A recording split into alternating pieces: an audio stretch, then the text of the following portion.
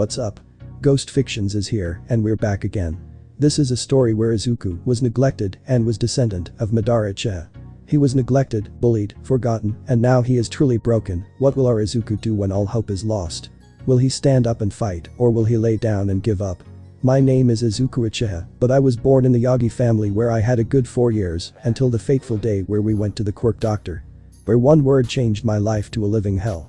The day I filled 10 years, I overheard conversation between my family, which I wish I didn't.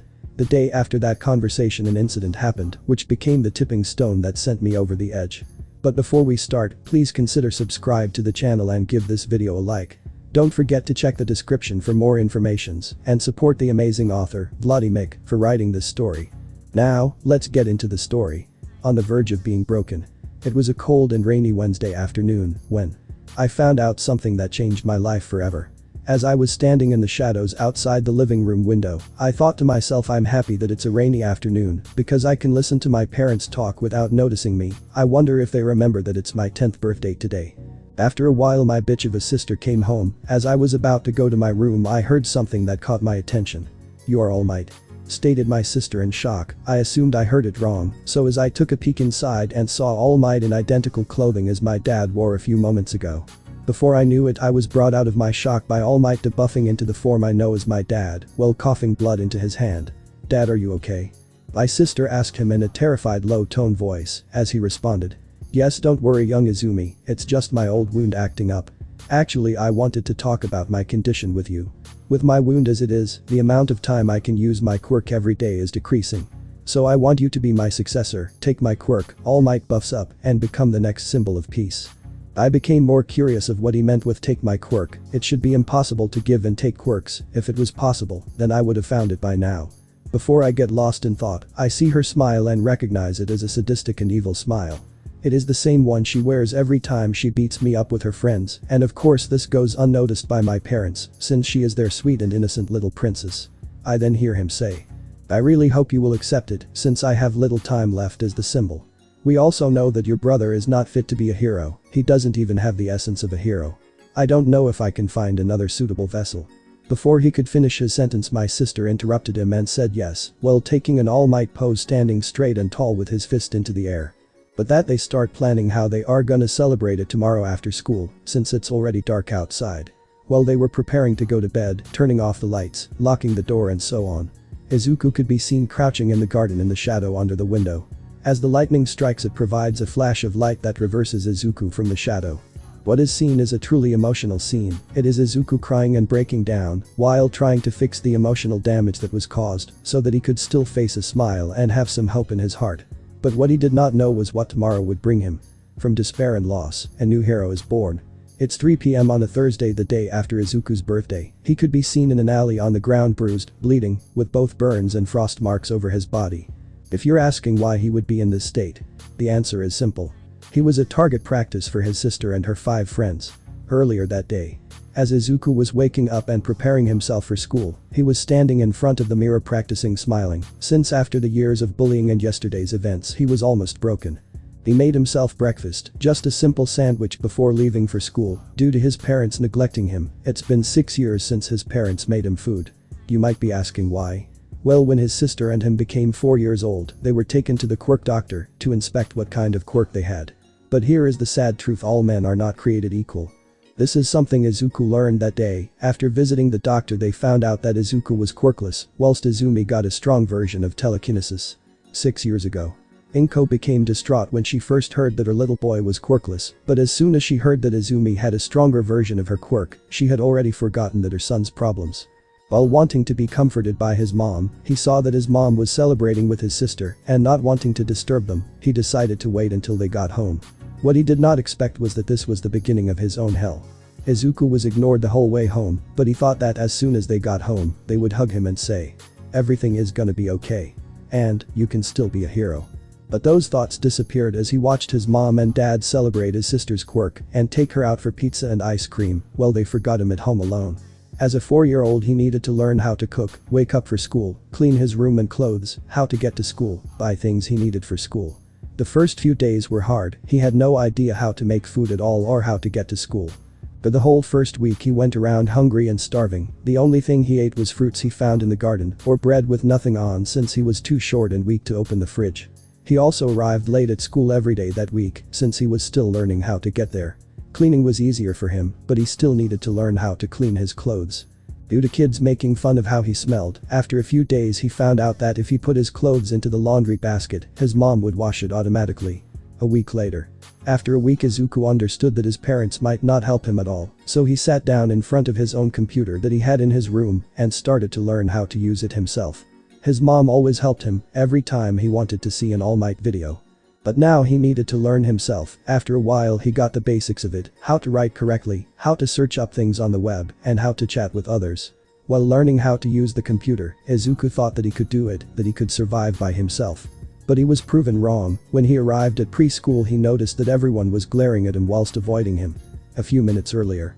Before preschool started Izumi walked up to her childhood friends, which were Katsuki Bakugo and Kitsumi Bakugo, who are twins, both have explosion as a quirk, they can ignite sweat from their palms creating explosion. Shoto Todoroki and Shota Todoroki, which also were twins, both have half cold half hot. Shoto right side of the body, generate ice while left generate fire, while Shota is opposite, and Ichako Uraraka, quirk.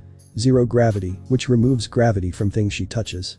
As they noticed her walking to them they noticed that she was sad, so Kitsumi asked Izumi with a soft and worried voice. "Hi Izumi, what is wrong?" As Izumi responded with, "It is Izuku, he is quirkless. I'm afraid that if he tries being a hero, that he will die. I don't want to lose Izuku, like we lost Memonana to a bad guy." Her friends understood what she meant, since her grandmother was a powerful hero who died to a villain. They knew that villains killed heroes, and if they could kill heroes with powerful quirks, then it wouldn't be hard for them to kill a quirkless hero. Kitsuki put his arm on Izumi's shoulder and said with a smile his idea. "We can scare him with our quirks, he might be too afraid to be a hero, since bad guys have more stronger quirks." In a stupid way it made sense to them, but what they did not expect is how much this would escalate over the years. While they were waiting on the playground, they spread the word of Izuku being weak and quirkless. They also asked others to help protect their friend. This is when Izuku arrived and saw that people were avoiding him, and some were glaring at him. When the day ended he went to the exit and saw his friends. As he saw them he thought, yes, at least my friends still remember me, maybe we could play together as we walk home. As soon as he was with them Izumi started to question him. "Izuku, what do you want to be when you get older?" With a cheerful voice Izuku answered. "I want to be a hero just like All Might, who saves all with a smile on my face." While closing his eyes and fist bumping the air. Everyone beside Izuku looked at each other and nodded. Kitsuki gripped Izuku's arm and activated his quirk which made tiny explosion, puff puff, this burned tiny holes in Izuku's clothes, while giving him small burns. Izuku looked at Kitsuki and said. "Akin, it hurt, stop it," while Kitsuki menacingly glared at Izuku and said. "If this hurts, then you cannot be a hero, you are too weak." Before Izuku had a chance to respond, he was hit with another tiny explosion to the back of his head. His right leg was freezing due to Shoto using his cold, and his back hurt due to Shota hitting Izuku while using her fire. Ichako used her quirk on rocks to make the lighter, and Izumi used her to throw them, and before they hit Izuku Ichako deactivated her quirk to inflict more damage. After a few more attacks they left him be, as Izuku lay on the ground crying and thinking, why me? What did I do? Is it because I'm quirkless? This day was the beginning of his hell. Back to present. While Izuku is at school he thinks back on his life, how he has lived with this torture for 6 years. No friends, no parents, he didn't even know any other family members. After they beat Izuku up for the first time, he went home to get help, but when he opened the door and looked for his parents, he saw that they looked at him and then looked back at the TV. Izuku remembered this day as if it was yesterday, because after he arrived at his room, he searched up how to treat his wounds, and to do that at the age of 4 sickened him to the core. After that he searched up how to get stronger, so that his friends could come back to him. Izuku learned later that week that however strong he might be, they would still bully him, but that did not stop him from training, since he wanted to be a hero. Every day for the past 6 years he had been training.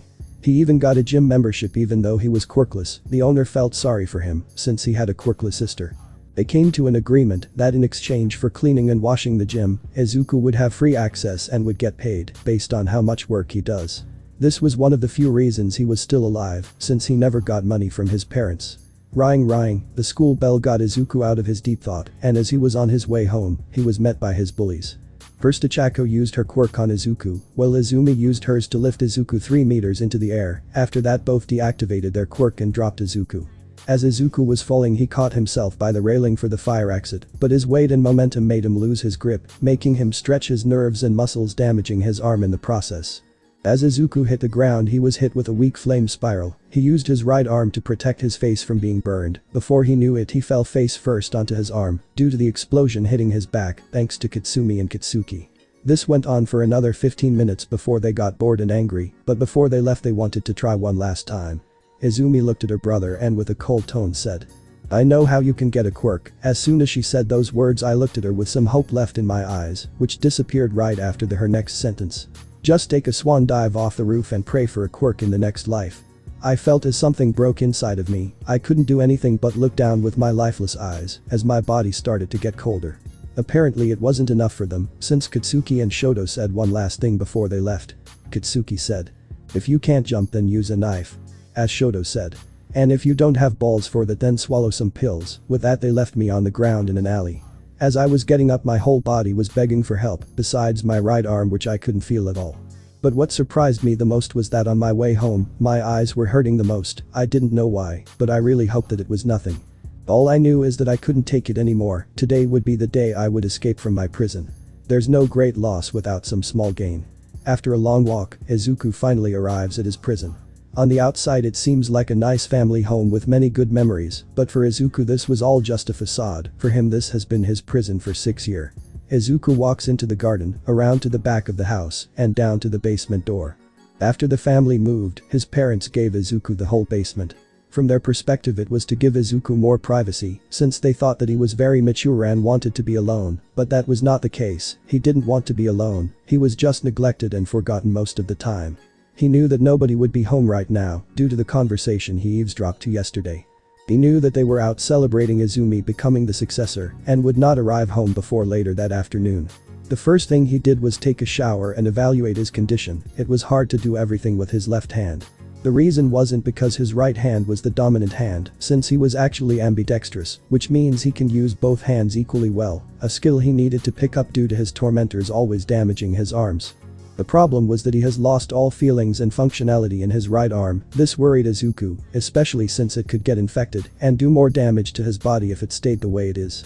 After Izuku had cleaned, bandaged and patched up everything but his right arm, he went to the computer and started to look up if his arm could recover. If Izuku wasn't broken right now, he would be pale and maybe throw up.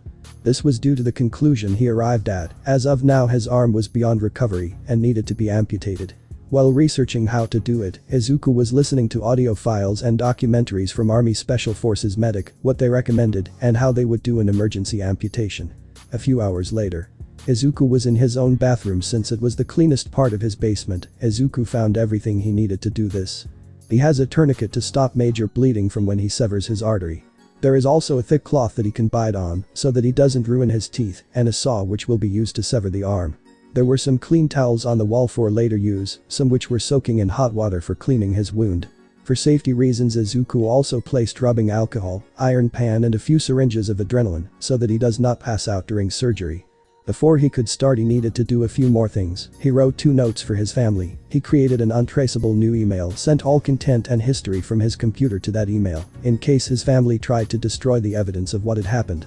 Izuku also took a picture in front of a mirror of his body, as he had been doing every day since he got a phone a few years ago, and sent that over to the email also. He then packed everything he needed into his huge hiking backpack. He tried to only bring food that could last long, like food in metal cans, and food that would not rot. He then packed survival tools he had. The last thing he packed was some books he had written and clothes he needed. When he knew he could leave right after the surgery, the only thing missing was to clean the equipment he would use and the stove with rubbing alcohol, to sterilize them.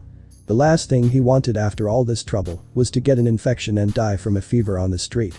After all was ready, he put the iron pan on the electrical stove, turned up the heat, and let it warm up while he removed the arm. Before Izuku started he thought to himself, is there anything I'm missing right now? Oh yay, I might need something for the pain. Izuku already knew he had a huge tolerance to pain, but a pair of painkillers might not hurt the odds. Before he sat down and went to work, Izuku pulled the computer camera and angled it in such a way so that it could capture the path from the bathroom to the stove. Afterwards he put his phone against the wall so that it could record all the action, because there can never be too much blackmail material. Just as he was about to sit down and start, he waved to the camera with his left hand and said, Hello morons, today you guys fucked me up so bad that I need to do this. I hope you enjoy the show, since you put so much effort to back me into this corner. As Izuku sat down on the bathroom floor with his back leaned against the bathtub, he placed his arm on the wooden stool and thought it's now or never, better get this over with. Izuku then proceeded to tie a tourniquet right below his shoulder and double-check the instruction. Find a break in your arm, since it's not easy to cut through bone. Izuku thought about the instructions as he was trying to check. The biggest break was right between his shoulder and his elbow. First he placed a few needles beside his leg for easy access, then he put the cloth in his mouth and bit down on it hard and began to saw his arm off. As he was sawing he saw the blood starting to pour down his arm, luckily it was not a heavy flow. When Izuku was halfway through he thought to himself, is it just me, or don't I feel the pain? But then suddenly he felt a lot of pain, although he knew he could handle this level of pain. Before he knew it he was done, and God, it was weird looking at his amputated limb just lying on the stool. Izuku had to be honest, as though I know this is normal, but seeing firsthand that my arm isn't connected to my body anymore, kinda freaks me out. Before he knew it he felt dizzy, and this was a wake-up call that he was on a timer. He then poured a lot of rubbing alcohol straight onto the wound as he flinched from the suddenness of pain. Just as he was done with it he crawled to the stove with the rubbing alcohol and a needle rolled in a towel in his left hand. As he was crawling to the other room, it could be seen that Izuku was leaving a blood trail behind him. The instant he arrived to the stove he put the needle and alcohol down beside him. He started to analyze if the iron pan was ready. He used the towel around the handle and lifted it, see if it was ready. If I remember correctly, the iron need to have a dull red glow. As he looked at it and saw that it was ready, Izuku proceeded to lift the iron pan and placed it upside down on the floor, as he thought, I would be an idiot to do this whilst holding it with one hand, especially with the stamina I have left. It would be better if I place it on the floor and use my body weight. With an adrenaline needle in the left hand, being ready to use it at any moment, Izuku proceeded to use his body weight, strength and agility to press his stump at the hot iron pan. As he was pushing himself above and beyond, he started to feel funny, as if he was falling asleep. This was the signal he was waiting for. The moment he saw his wound was cauterized, he rolled to the side, flipped off the safety cap on the needle and plunged it into his thigh. As he was about to pass out, but before he knew he shot up into a sitting position. After getting up Izuku removed the cloth from the mouth and while saying, almost forgot that I had this thing in my mouth, hahaha. Izuku proceeded to use rubbing alcohol to clean his stump, followed by applying antibiotic cream to the cauterized spot, soon after wrapping it in clean cloth and medical tape to keep it in place. Izuku was leaning against the wall while eating some snacks and drinking some soda to get his blood sugar up and so that he could replenish the blood he just lost. Izuku looked at the clock and said, they will be home in 3 or 4 hours, I better be gone by then. Izuku used the wall in the kitchen table to get himself to his feet. Afterwards he went to the computer and sent the file to his email and deleted all traces of the clip and the mail off the computer. He then proceeded doing the same thing with his phone, before removing the SIM card, snapping it in two, before putting it in the bag for disposing later. Afterwards he moved the blood-soaked carpet to the bathroom and cleaned all the blood from his room kitchen. As he saw that he had a lot of medicine left in his first aid bag, he packed it up and put it in his hiking backpack. He wrapped a thin towel around the cloth that was wrapped on his stump and taped it so it would be stuck to him and not fall off. Afterwards he changed his clothes and left the bloody ones in the bathroom. He then placed the first letter on his desk so that it would be visible to whomever would enter his room. As the last touch he went to his bathroom and repositioned a few things and left his second letter there. As he closed the bathroom door, he thought about something else he could do. He used a screwdriver to remove the handle on the door and put it in his pocket with his phone. On the way out he put on the backpack and opened the window to air out the smell and exited through the basement door, closing it behind him. As he was leaving he took a last glance of the house and a sudden feeling rushed through him. This feeling was new to him. Unbeknown to him, this feeling was freedom. The freedom he got as he broke the chains around his soul, body and mind. A broken soul just like me. Izuku Pav. As I was walking I thought to myself, where should I go? I should go to a place where it's hard to find me. I should pick a thick forest with mountains. Before I knew it I was on the edge of the city and was about to enter the forest. I looked one last time at the city before entering the forest. As I was going deeper and deeper into the forest, I started to hear someone's soft sound of sobbing. Without me thinking, my hero instinct kicked in like a sixth sense, and I started to search for where the sound was originating from. It was dark, almost too dark to see anything, but my eyes were starting to adapt to the darkness, while my ears were picking up the sound better, so I must be getting closer to it. After what felt like an eternity, with stumbling, walking in circles and almost falling, I was getting closer to the origin. As I looked towards a shed, I could see a small outline of a female that was crouching. I was squinting my eyes to get a better look at her. Just as I got close to her, I saw that she might just be my age, and she was crying her eyes out. Before I knew it, she started to sniffle a bit until she turned around and stared at me. As I got a better look at her, it looked like she saw sniffing like a bloodhound, trying to find the smell that her nose had acquired. As she saw me, she noticed that the smell originated from me, and before I knew, she was running towards me with a crazy look on her face, like she was ready to kill me. As I saw her running towards, I threw my backpack to the side and got into a defensive position, getting ready to deflect her attack. But the closer she got, the more I saw her eyes, and what I saw made me drop my guard and open my arm like a hug and close my eyes. Toga Pov. I had just run away from home. I could not take it anymore. I have no friends, no one trusts me, and everyone is disgusted by me and my stupid quirk. It's not my fault that I was born with this stupid villainous quirk. I'm sorry that I crave blood, I just can't help it. The more I thought about my situation, the more I cried. Sniff sniff. I did not have anywhere to go, and I know I don't want to go back there. They all treat me like garbage, everyone bullies me, even my parents did not want me. They became disgusted, appalled and outraged every time they saw my fangs. There was even one time when they tried to pull out my fangs by force. I was now sobbing, almost full on crying. I haven't had blood for months and it's driving me crazy. I feel like I'm losing my mind. I don't want to disappear and I don't want to go insane. All I ever wanted was to be a hero and save people, not hurt them. As I was contemplating my life choices and what to do, I started to pick up a weak scent of blood. Sniff sniff. Am I really going crazy? I'm starting to hallucinate the scent of blood. But as I thought that, the scent started to get stronger and stronger. I started to smell for it and noticed that it came from behind me. As I was turning around, I sniffed more and more after it. Sniff sniff. That is when I saw a boy. He had this emotionless look, but his eyes looked worried, as if he tried to find someone in need for help. The closer he got, the more my instincts kicked in. I don't want to kill him, but I can't control my hunger. Before I knew it, I started running towards him, ready to suck him dry for blood. As I got closer to him, all I could think about was, I'm so sorry, please run, please stop me, please don't let me take a life. At first he threw away his backpack, readying himself for a fight. He got into a defensive pose, preparing for the worst. The closer I got to him, the less tense he was, and in a blink of an eye he dropped his guard. Before I knew it, he had his eyes closed and his arm out like he was ready to hug me. This confused me so much that I stopped in my tracks.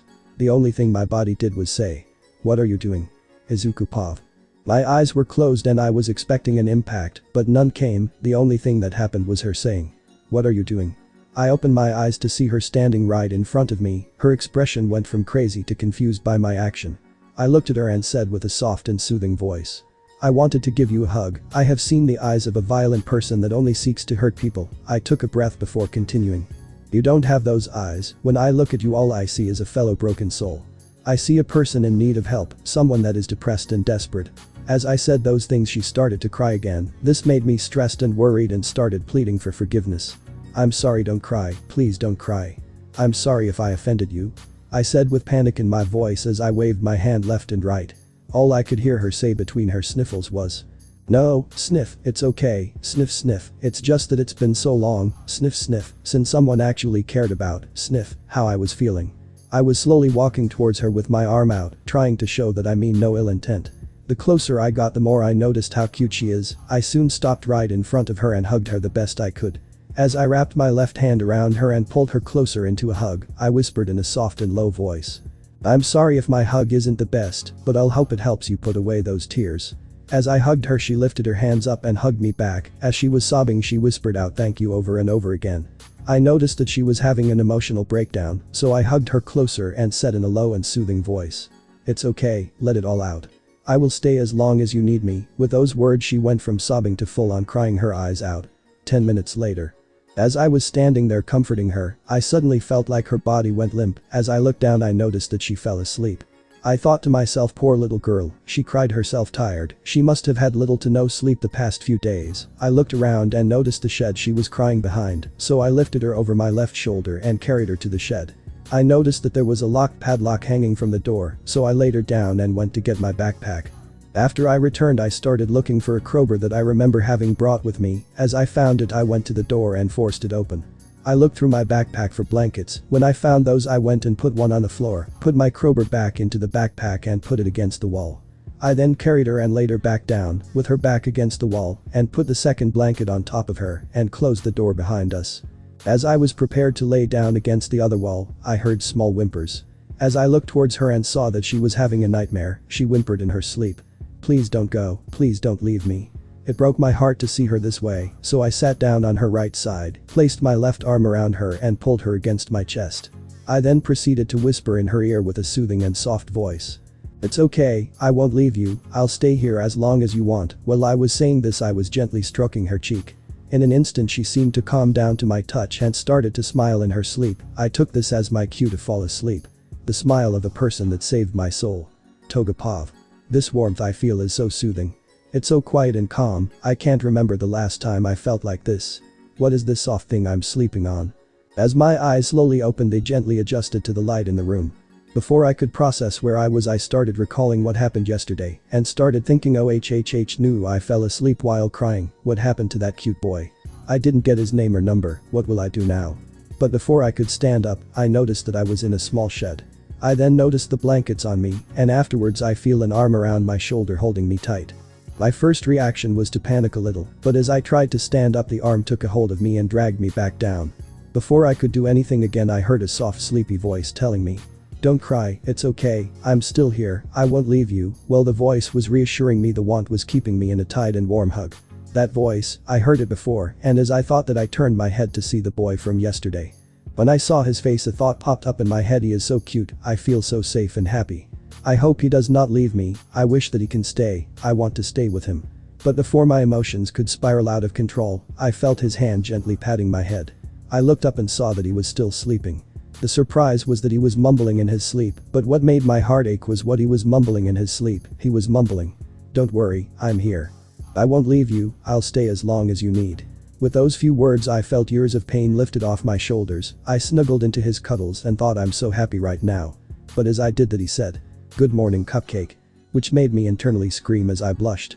I responded back with, "Good morning, my dark prince." And he blushed as hard as me. I asked him, "So you want to tell me what happened yesterday?" I asked him with a smirk. He responded in a shy, quiet voice, "Well, you cried yourself tired and fell asleep.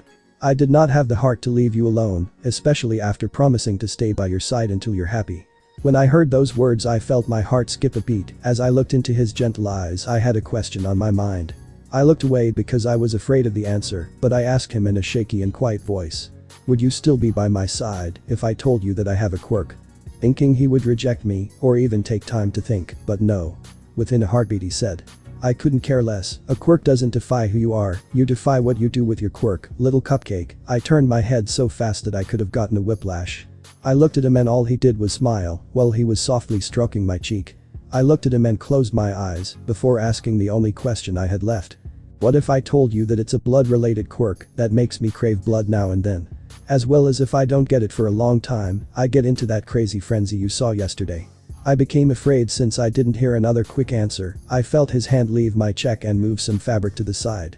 The only thing I heard was, "You can open your eyes." When I opened my eyes, what I saw shocked me.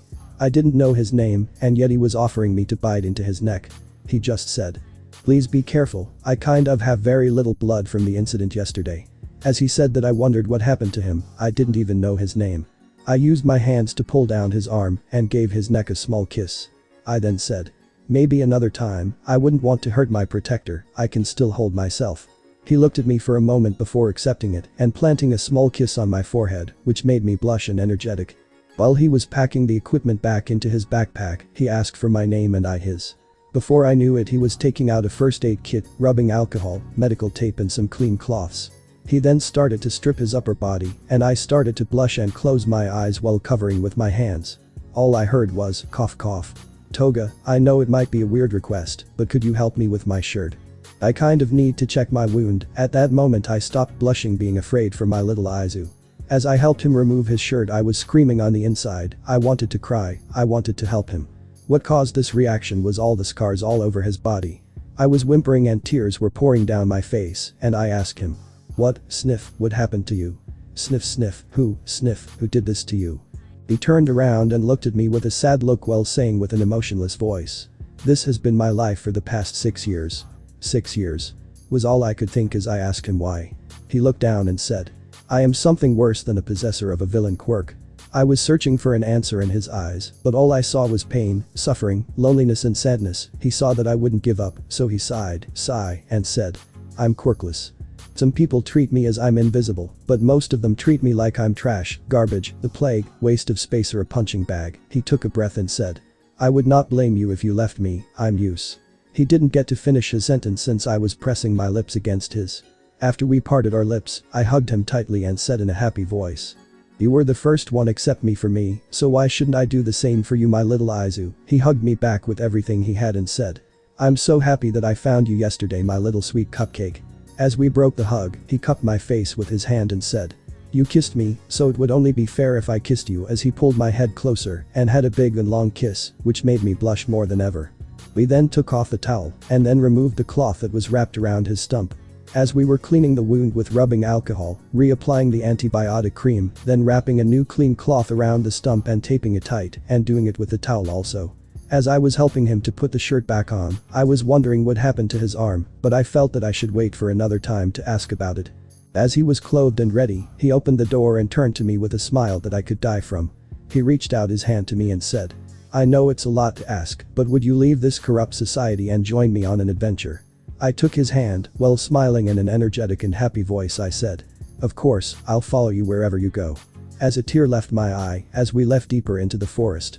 The snake hidden in the forest. Izuku Pav. It was Friday afternoon. Yesterday was the day I ran away from home, and also the day I met my little cutie Toga. Me and Toga had been walking deeper and deeper into the forest, and now we need to find shelter for the night. As we were searching for shelter, I had a weird feeling. It was as if something was calling for me.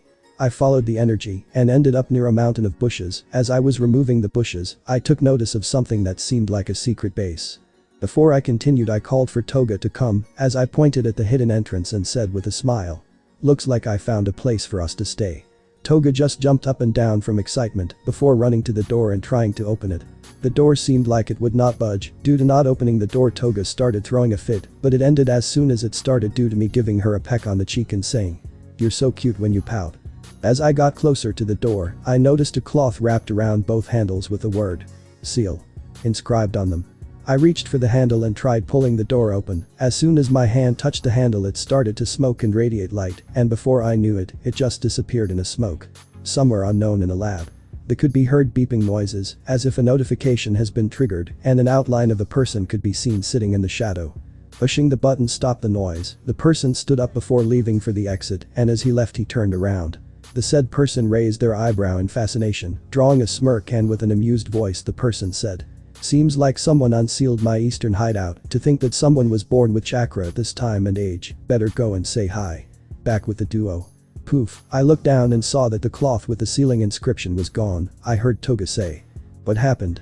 I looked at her while shrugging my shoulders and saying, "I have no clue, but it seems like we might have a place to crash for a while." With a light tug, the door opened and we entered into a long hallway. The corridor seems to go deep into the mountain. The deeper we went, the more light activated, and I thought must be a motion sensor. As we kept exploring the place, we both ended at the same conclusion. This was a research facility. After a while, we both agreed to sleep at the kitchen for tonight. I was unpacking the backpack, sorting things out and placing them according to their uses, while Toga was filling the furnace with wood and making the kitchen a livable place. After unpacking the backpack, I called out for Toga. "Hey Toga, could you come over here?" She jumped over to me and I showed her the flint and steel. I told her how to use it and helped her understand how to use it easily. Achieving a slight ember in the furnace made her very giddy and happy, as a proud teacher patted her head and said, "I'm proud of you, you did it on your first try, and it's harder than you think." It took us almost 1 hour to clean the kitchen and move some mattresses for the living quarters. The rest of the time was used to cook food while getting to know more about each other. I looked over to Toga and asked her, "Are you sure that you're okay with sleeping beside me?" She looked away while blushing a bit before saying, "Your warmth makes me feel safe and your heartbeat calms me down." As we laid down under the blankets, I leaned over and kissed her on the cheeks. I laid my hand around her, pulling her closer to me. Before we both succumbed to darkness, I whispered out, "I know we only have known each other for a day, but I could not ask for anything more than having you with me." She lifted my scarred hand to her face, and before she kissed my hand she said, "Don't worry, I feel the same way about you." Thus we both fell asleep in each other's love. Scene change. The sun was starting to rise over the mountain hills. It is dawn and I have been running the whole night. As I arrived at my hideout, I saw that someone had removed the bushes I used as a cover for the hideout. As I investigated outside, I thought to myself to think that not only did they manage to unseal the door, but they also broke through the genjutsu without knowing about it. Inspecting the seals that held the Genjutsu, I noticed that the chakra and Genjutsu I infused into it was gone. It was repealed, but not by a jutsu or a quirk, but by pure willpower. The willpower needed for this to work would be one of an experienced war veteran. Either that or one who had experienced death and survived, but still welcomed the Grim Reaper. This truly terrified me. I had no idea what to expect inside now. I activated my Sage Jutsu, pulled out my katana and entered the hideout. My senses were on full throttle. I was ready for anything they would throw at me. In the end of the corridor I saw a light coming from the kitchen. I walked over and opened the door and looked around. It would be an understatement if I said that I was shocked. I was utterly and fully stunned by what I saw. There I was expecting a deadly and dangerous intruder, but what I found was two children no older than 10 or 11 years old. Before I could underestimate them for being innocent, the boy with black hair shifted a little, resulting in removing the blanket from his body. What the actual fuck? Was all I could think. How could this child be this scarred and damaged? That was when I saw his arm stump covered in cloth. It seems it was recently amputated was all I thought. I lowered my guard before walking over and pulling the covers over him again. I then lighted the furnace to keep them warm. After that I went to his backpack and started to analyze what kind of a person he is. What caught my interest were the 13 books he brought with him. They were all titled Hero Analysis for the Future. Every book had a timestamp. The first book was from 6 years ago. As I opened it, I was expecting childish doodles and scribbles.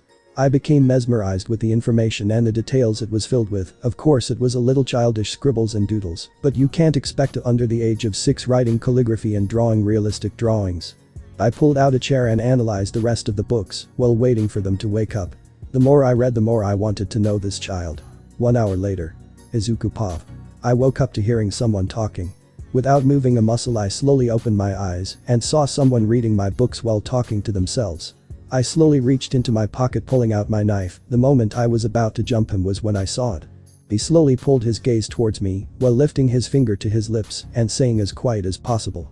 I mean no harm, I just wanted to see who was staying in my lab. In a blink of an eye he was gone from the chair. He reappeared right beside me whispering in my ear. I can feel your intent to protect the girl, so if you want to talk without waking her up follow me. Before he could leave I used sign language to tell him. Wait a moment. I was hoping he could understand my sign language. He signed, okay, removing my doubt. I wrote a note saying I would be in the lab room we found earlier, leaving the note in front of her. I stood up and followed him to the main lab room. After entering the lab, the stranger went over to the wall and turned on the lights, before turning and waiting for me to speak. After the light went on I got a closer look at the stranger. After I got a closer look, I noticed that he was a male. If I would guess I think that he was around 180 centimeters 5.9 feet. His skin was white as snow, he had black hair that hung a little lower than his shoulder. His eyes fascinated me the most, they looked like those of a snake. I was broken out of my analysis by him smirking while saying, "So could I know the name of my intruder?" I bowed down while lowering my head and said, "I'm so sorry, I didn't know anyone lived here. We stumbled upon this place when we were searching for a shelter." My mind was racing as I was expecting so many scenarios to play out, but after a few minutes passed I heard him say, "Stand up, I'm not angry with you, I'm just intrigued by you. I want to know your story and who you are." When I looked up to him I saw that he had brought with him a table, some chairs, a warm kettle and cups, and some snacks. As I was sitting down I told him our names. I told him Toga's background and why she ran, due to not wanting Toga to get a flashback. Before I could continue I heard him say, "As screwed up as her story is, I feel like you have been through something much worse." This made me flinch while holding my arm stump and for some reason feeling phantom pain. I then told him how my life changed when I was 4 and how the last 6 years have been. Everything from being neglected, bullied, ignored and so on. As I was about to tell him what happened a few days ago, I felt even more phantom pain after remembering the feeling I felt that day, but I pushed it down and went on to telling him what happened. Born from pain and hatred, the power of a god. Orochimaru Pov. After we sat down I asked the boy to tell me who they were, and as he was explaining their situation, who they are and then the girl's background. When he finished talking about her background, I stopped him by saying, "As screwed up as her story is, I feel like you have been through something much worse." As soon as I said that, I could see him flinch and feel some phantom pain in his missing hand, and as he was holding his arm stump before continuing telling me about his past. The more he told me about his past the more furious I became. I'm not the best person in the world. But even when I was at my worst, I was still more human than these people. To be honest, his background story reminds me of Naruto's, but so many times worse. At least Naruto had Iruka and Lord Third, and then gained more and more friends and mentors. But this boy didn't have anyone but that girl, which he met yesterday. What was worse was what happened to him a few days ago. He was telling me how his sister and her friends beat him up, how he lost feelings in his right arm, how he needed to amputate his own hand, and how he ran away from home. This kid performed his own amputation and cauterized it himself. As astonished and stunned I was by the story, what surprised me the most was his eyes. Mangekyou Sharingan, I haven't seen those eyes for centuries, and here sits a boy no older than 10 years old wielding them. I don't even think he knows that he has them. I then see Toga jump and hug Izuku from behind, scaring him in the process. I saw her enter earlier, but didn't want to interrupt the boy talking about his past. Toga hugged him while crying, telling him that she'll kill them all, and how she'll be his right arm. Seems like she didn't know that part of his past, but who could blame him? It's hard telling someone who cares about you that you cut off your own body part. As Toga looked at his face, she saw his new eyes and yelled, "OMG Izu. Your eyes, they have changed." I found it funny how dumbfounded and confused he was by the statement. I then pulled out a small pocket mirror and gave it to him as he looked into the mirror amazed by his eyes. Knowing Izuku, he is going to analyze his eyes and write notes. I then turned to Toga and said, "Good morning, my name is Orochimaru, it's nice to finally meet you. I've heard so much about you from Izuku." She was shy at first, but then shook my hand while saying, "Hi, my name is Toga, I'm sorry that we broke into your lab." Knowing her quirk and now seeing her eyes I saw that she was in desperate need of blood. I pulled Izuku out of his thinking by saying that both of them need to follow me. After arriving at the medical ward of the hideout, I asked them to wait while I was looking for something. They were staring at me bewildered when I came back with a glass and a scroll. Rolling out the scroll, putting my hand on it and infusing chakra in it. Poof, smoke appeared in the middle of the scroll. When the smoke disappeared there could be seen a small container with red liquid. I removed the lid and poured it into the glass, turning to Toga I said, "Izuku told me earlier the side effects of your quirk. This is fresh blood, drink as much as you need." As she was gulping it down and taking more from the container, I turned towards Izuku and said, "Now let's take a look at your injury." Me and Izuku went to the operation table, while Toga followed us while drinking blood. After a quick look over I looked at Izuku and said, "To be honest, there are very few people in the world that would be able to do what you did and still wondering how you did it yourself, but I guess you can just tell me later." Before I could talk to his condition he interrupted me and said, "If you really want I can show you. I did record it for if I would need to blackmail my parents." I looked at him with a surprised look as I thought not only is he an Uchiha, but he is a genius and strong. After I nodded he asked if I had access to the internet here. I bought a laptop, turned it on and gave it to him. He then went to his email and showed me 2 videos, both the bathroom and kitchen. The kid had already impressed me a lot, but seeing it just made me more sure about my decision. I then looked at him and saw that he was comforting Toga. She just saw her savior dismembering himself. I didn't want to stop him, so I just kept talking to him. "Izuku, I have 3 things I want to ask you." He looked at me and nodded at me to continue while comforting Toga. "I don't know if you know it, but you do know they can trace an email account." He responded with, "I used the neighbor's Wi-Fi to plant a malware into their computers. The malware allows me to seize control of their operative system. I then used their computer and with multiple proxies and made this email. I then used my main email and sent everything over. After that I deleted all my online presence, main mail included, and after used a program to override all deleted data with blank data." I looked at him with wide eyes and thought, how smart is this kid?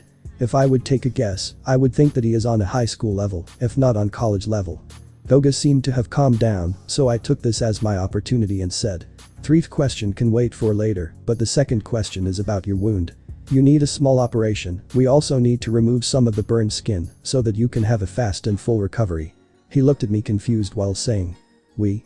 Gaining a smirk I said to him, "Yeah, I can heal your wounds. I have a vast amount of knowledge and resources. If you trust me we can deal with it right now. It shouldn't take more than 10 or 20 minutes." As he heard this he just nodded and I started the preparation. 10 minutes later. After removing burned and ruined flesh and fixing his blood vessels, nerves and muscle, I now were attaching a skin graft onto his arm stump and then used mystical palm to close up the wound. With the operation, I proceeded to clean the equipment in awkward silence. Izuku then broke the silence by saying thank you. As I placed the equipment back into the shelves I turned back to Izuku and said, "The third question I have is, would you want to come back with me?" Izuku looked at me and asked, "Why?" I then looked at him with a smirk and said, "Those eyes you have are called Sharingan, or to be more correct you have the Mangekyou Sharingan. I can teach you how to use them." He looked at me like he was trying to find answers to all his problems, then he asked in a curious tone, "How strong can I become?" I looked at him and with a straight face I said, "If cultivated correctly you could become a god, and I mean that on a biological level." With that power you could either rain death and destruction on everyone or bring peace and tranquility to the world. Izuku followed up with a question. Can Toga join? And can she also gain that power? As I looked at her she said. I want to join, I want to stay by Izuku's side no matter. With that I looked back at Izuku and said. Yes she can join, and no she can't get that power, but I may teach her other things. While Izuku and Toga went to pack their things, I turned around and packed a few scrolls and important things that we would need. After reactivating the Jinjutsu traps outside and putting a stronger seal on the door I came back to them. I then placed a technique formula on the main room before turning to them. I told them to hold my cape, and as they did we arrived in a whole new room. This suddenness made them fall backwards which made me laugh a bit. Izuku Pav. After standing up I went to the window to see that we were beside the ocean. This bewildered me since we were in the middle of the forest a moment ago. Once I looked at Orochimaru the only thing he said was. I teleported us. And I just accepted it.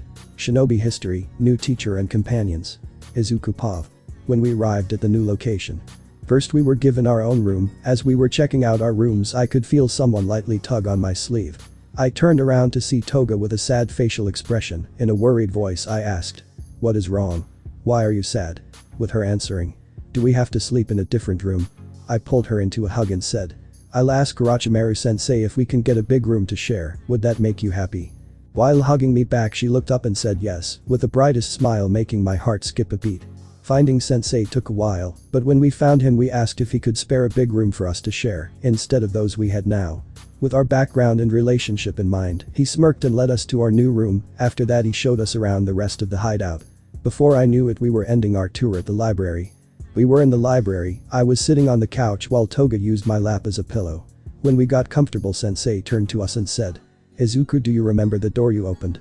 The one with the seal on it? After I nodded he smirked while looking at me saying. Well that seal had been intact for almost a millennia. Which shocked me and made me wonder, is he saying that he is immortal? Without asking out loud he stated. You're quite a clever one picking up on that. Yes I'm immortal, me asking surprised. How are you immortal? Quirks have only existed a few generations. Sensei then answered. It is the same way I healed you and teleported us. It was the power of chakra and you have the same power. The reason I arrived at that hideout was due to you unsealing it. For some reason you have unlocked the power from your ancient heritage. After a short explanation of what chakra is, what people could do with it, he told us about some clans and tailed beasts. He also told us stories about how the world was when chakra was a thing. How he became immortal and that he was repenting for the sins he had committed. Before we knew it the sun had already set and it was dark outside. I looked down at Toga who fell asleep during the stories. I looked at sensei and asked if he could help me carry Toga to our room since I didn't want to wake her up by lifting her over my shoulder. Orochimaru smiled and compiled. After putting Toga in bed, I looked at Orochimaru and before he could leave, I took a chance and hugged him. As I hugged him I said in a grateful voice. Thank you so much for taking us in. I've drowning in darkness for the longest time. I can't remember a time before Friday where I was truly happy. As I started to shed tears I said. At one point, sniff, I even forgot how to smile, sniff, so thank you so much for taking us in. Even though Toga is sleeping I know she is feeling the same way. Orochimaru hugged me back and said. Don't worry young one, your darkest time is behind you now. But don't expect me to go easy on your training. I looked up at him giving him a million-watt smile while saying. I wouldn't have it any other way sensei. After saying our goodnight, I went to bed under the covers and pulled Toga closer to me before falling asleep. Sunday morning. After our breakfast me and Toga followed sensei to his lab where he ended up collecting a vial of our blood. He ran tests on our blood while explaining why. He told us it was to find out our heritage and to find out which abilities and chakra natures we can unlock. Results showed that I am a descendant of Uchiha. Not only that but apparently I have an affinity for all 5 chakra natures, which was water, lightning, fire, earth and wind. He also said that I had 2 Kekkei Genkai beside Sharingan, with another one that is sealed. While Toga showed no affinities or elements of Kekkei Genkai, but he did say that he had a jutsu that could grant a person affinities, but the affinities were based on their heritage. Finished with the explanation we were led to the library again. He looked around a bit before taking out a scroll and took us to the garden. Where he started to make the preparation, drawing a jutsu circle and reading up on the scroll. Suddenly I felt 2 unknown presences. No matter how much I looked around I couldn't find them. That was until I heard a deep gruff voice. Hey boy, what are you looking for? I yelped in surprise and looked to the voice and saw an orange-looking fox with red eyes and 9 tails. I crouched down to the fox and said. It's nice to meet you. My name is Izuku, if I am correct you must be Kurama. Kurama looked at me in confusion and said. How do you know me? But me telling about how Orochimaru told us about the shinobi world, including the tailed beasts, how me and Toga are gonna have chakra, which powers I have, and how we are performing a jutsu to grant Toga chakra nature. Kurama then stated. Well, I'll be damned to think that the Uchiha bloodline is still active after so many years. I activated my Sharingan to prove it, he looked at me and said with a sorrowful voice. To be honest, looking at you makes me nostalgic about the past. I looked at his eyes and they told me everything, he had lost someone he really cared about. I got next to him before sitting down against the wall while saying. I just wanted to say sorry in advance, but it seems like you needed. Kurama replied with. What do I? But before he could finish his sentence I had already lifted him into my lap and started to give him cuddles and scratches behind his ears, trying to lift his beard. I then said. I'm sorry that I can't give you a hug, but I hope this helps. He looked at me with tears escaping his eyes and stated. It's fine, this helps a lot. While leaning into my pants. Orochimaru then said. It's finished. Earlier when we came outside. Toga Pav. Sensei was in the middle of the garden, drawing up the jutsu and reading up on the scroll. That's when I heard something around the corner. As I turned the corner I saw a blue kitten with 2 tails, but when I got closer I saw that it was wet and shivering. I took off my hoodie and wrapped it around the kitten. While I was lifting up the kitten I said to it. Well, hello there little cutie, my name is Toga, what is your name? While being scratched under the chin it purred while saying. Hi human, purr, my name is Madatabi, pure, nice to meet you. After a while I heard Orochimaru say.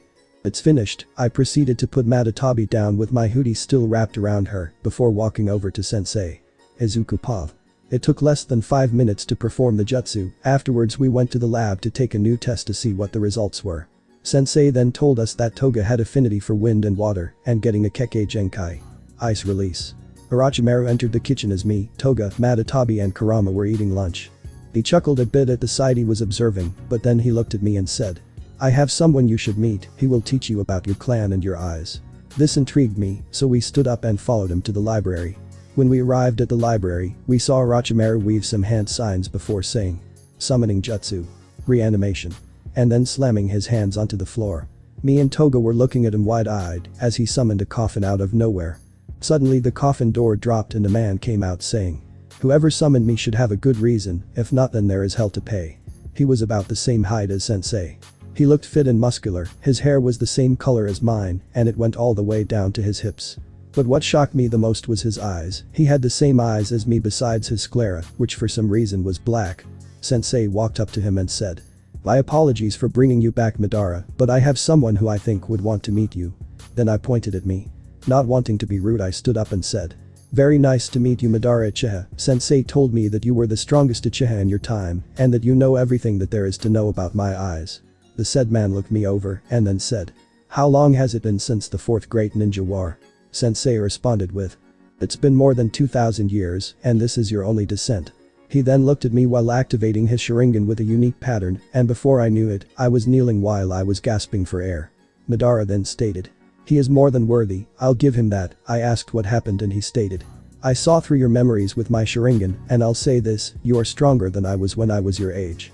The power of Uchiha and the shame of the Yagi. Madara Pav. As I was sitting there telling Izuku of our great clan, what's the difference between Sharingan, MS, Manjukum Sharingan, and EMS, Eternal Manjukum Sharingan. I then went into everything a Sharingan can do. After dinner I pulled Izuku to the side and said that I'm gonna teach him how to activate Sharingan on will. I proceeded with putting him under a Jinjutsu, where I made him feel how it is to activate and deactivate Sharingan and MS. When he exited I told him to go and practice in his room until it became second nature. I turned around seeing Orochimaru, he came to me asking. Madara, could I ask you something? I responded with a nod making him continue. I was wondering if I could give your old eyes to him, those you discarded when you took your brother's eyes. Without a reaction I said to him. Sure, but you might need to find them first. I then noticed him smirking then saying. You didn't make it easy to find, but I did find them a while ago. Orochimaru went on stating something that made me smile maniacally. It's my belief that the boy will awaken Rinnegan, and I hope you and the other can teach him how to use those eyes. Last part of his statement made me curious as I thought to myself who the others were. As if on cue, Izuku comes running toward us, saying. I'm done. While activating his Sharingan, then changing to MS and then back to normal. After seeing his performance, knowing he loves analyzing quirks I ask him. So? Do you know what kind of ability you have gotten? He activated his MS and went to the wall, but before he hit the wall he started to phase through it. He then followed it with throwing a ball up into the air, and as it fell it phased through him. Before I could react I saw him pick up the same ball and then throw it. The ball went through the first wall, through the second wall before bouncing off the third wall. This was like Obito's ability but better. Obito could make himself and things he touched intangible, while Izuku can do that and make things he had touched become intangible. Izuku Pav. Madara signaled me to come over, and as I arrived he ruffled my hair and said with a smile, "Welcome to the clan, young Uchiha." He then said, "Do you remember me telling you about the side effects of the MS?" I just nodded, making him state, "You might not like it, but are you up for implanting my eyes to gain EMS?" I was nodding while saying, "What kind of an Uchiha would I be if I would back down from a challenge?" While I was waiting for the operation, Kurama was snuggled in my lap telling me stories of his previous partner Naruto. When Sensei and Madara were ready, I stood up and was walking towards the medical bay. Halfway to the medical bay I spotted a nervous Toga, which was standing beside Kurama and Madatabi. She was visibly worked up and I could see that she was almost crying. She came up to me and pulled on my sleeve saying, "Are you sure you need to do this?" I responded with, "I need to get stronger for both of us, and if I don't I might eventually go blind anyway." She hugged me while saying, "I just can't handle seeing you getting hurt." I patted her on the hair before pulling away from the hug. I then looked down at the sweet beautiful face and said, "I'll be alright, and remember I'll always be there for you, you ain't getting rid of me that easy." Giving her a big kiss before looking down at the other two.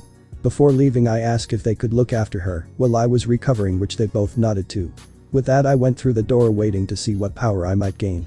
After the operation, Izuku could be seen laying in his bed with a bandage wrapped around his upper face covering his eyes. He was told to relax so that his eye could recover. For the rest of the day he told stories of Obito's powers so that he could learn them faster when he recovers. At night Izuku could be found laying in his bed with Toga clinging to him with her head on his chest. On their bed there can be seen both Kurama and Madatabi. Without Izuku's knowledge, Kurama was giving him a small amount of chakra non-stop so that Izuku could recover faster.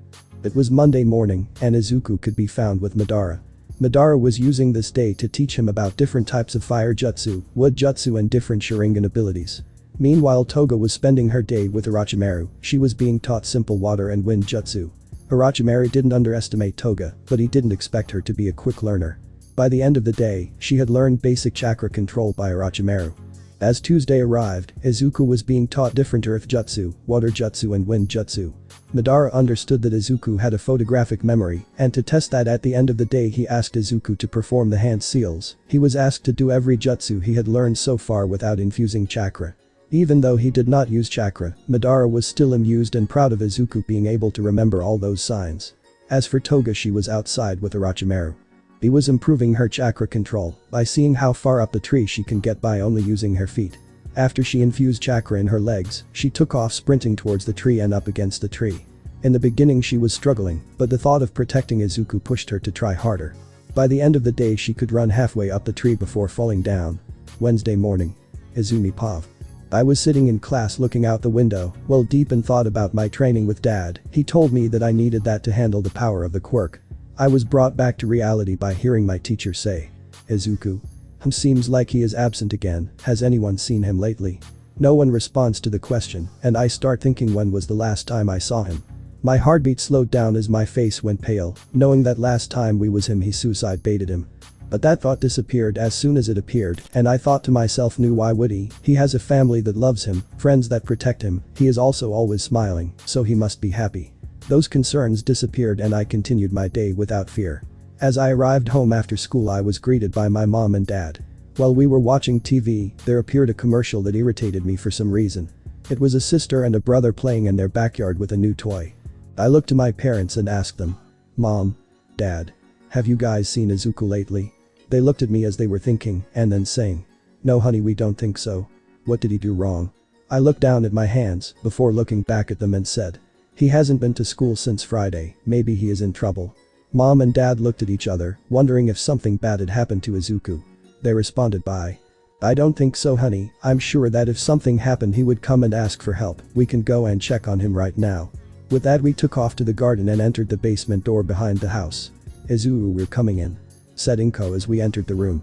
When we entered the room and looked around we became surprised. The room seemed so empty, so dead, it seemed like it was devoid of all emotion.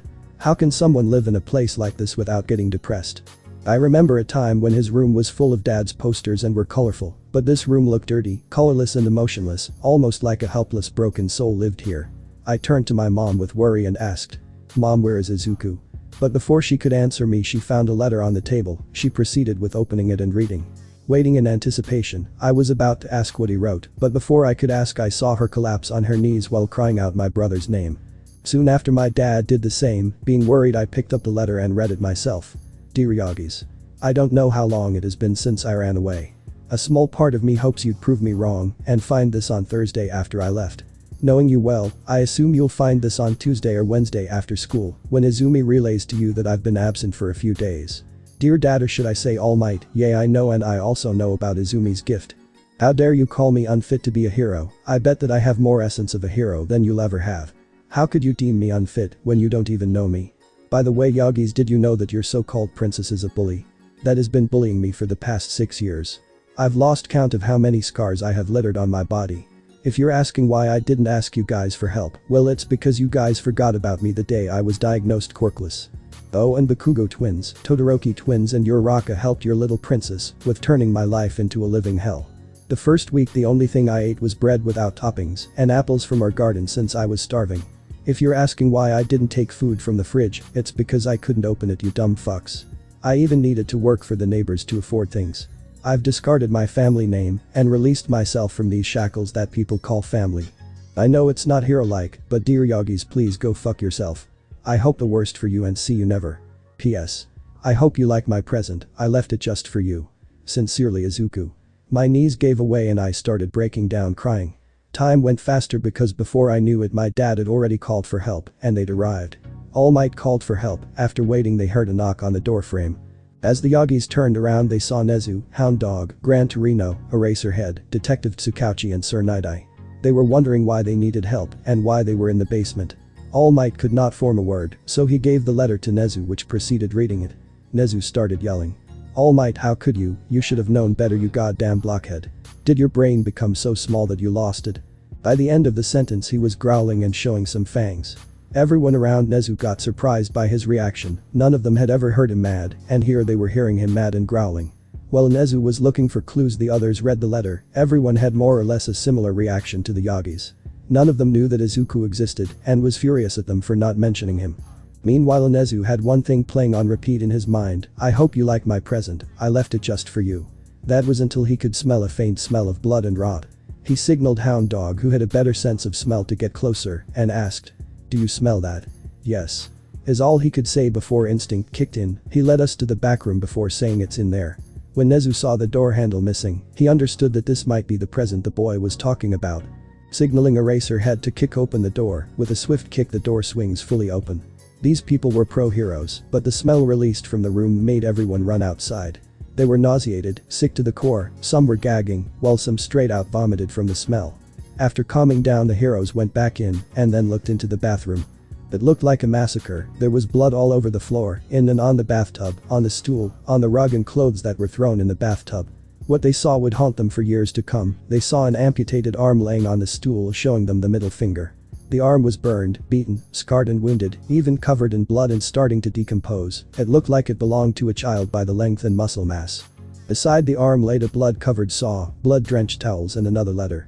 Nezu picked up the letters and joined the heroes that were outside in the garden for fresh air. Nezu opened the letter and read it out loud for everyone to hear. "Hello again, looks like you found my surprise.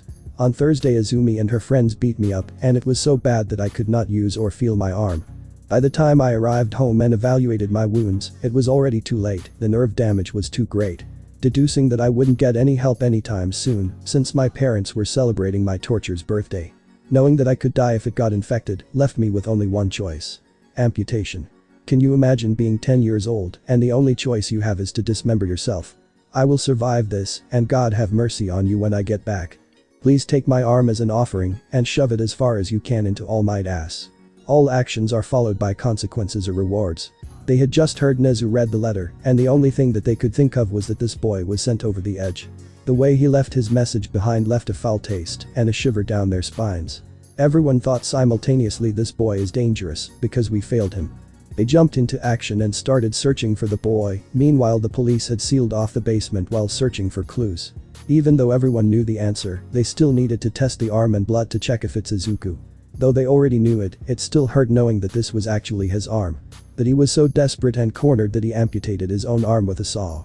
All the heroes in the investigation got continuous updates, and one of the updates brought up that he used his iron pan to cauterize his own wounds. The detective asked the family for a recent picture so that they could open the missing person report. The detective felt awful for the boy, since the most recent picture he got from the family was when the boy was 5 years old, which pissed him off even more. Meanwhile, the Yagis were getting skewed up by Nezu. God damn it, what is wrong with you guys? Especially you, Izumi, like what the actual fuck? Why did you bully your own brother? While Izumi was sobbing and crying, the only thing that was heard was, "I was trying to protect him," Nezu responded with, "Well, good fucking job, your brother might be dying out there right now." He then continued with, "All Might, even though it hurts to say it, we won't throw you all to jail, since you are the symbol of peace. Call it my animal instinct, but I feel like karma's gonna bite you in the ass soon." With that, Nezu took his leave, leaving the Yagis to pick up the broken pieces of their family. Meanwhile, far far away on a small island, the same boy is seen gaining more power so that he could become a god. Izuku and the others could be seen sitting in the kitchen, they were eating dinner with Toga feeding him. Suddenly there was a news report interrupting the show they were watching, besides Izuku, since he could not see yet so he was listening. Breaking news.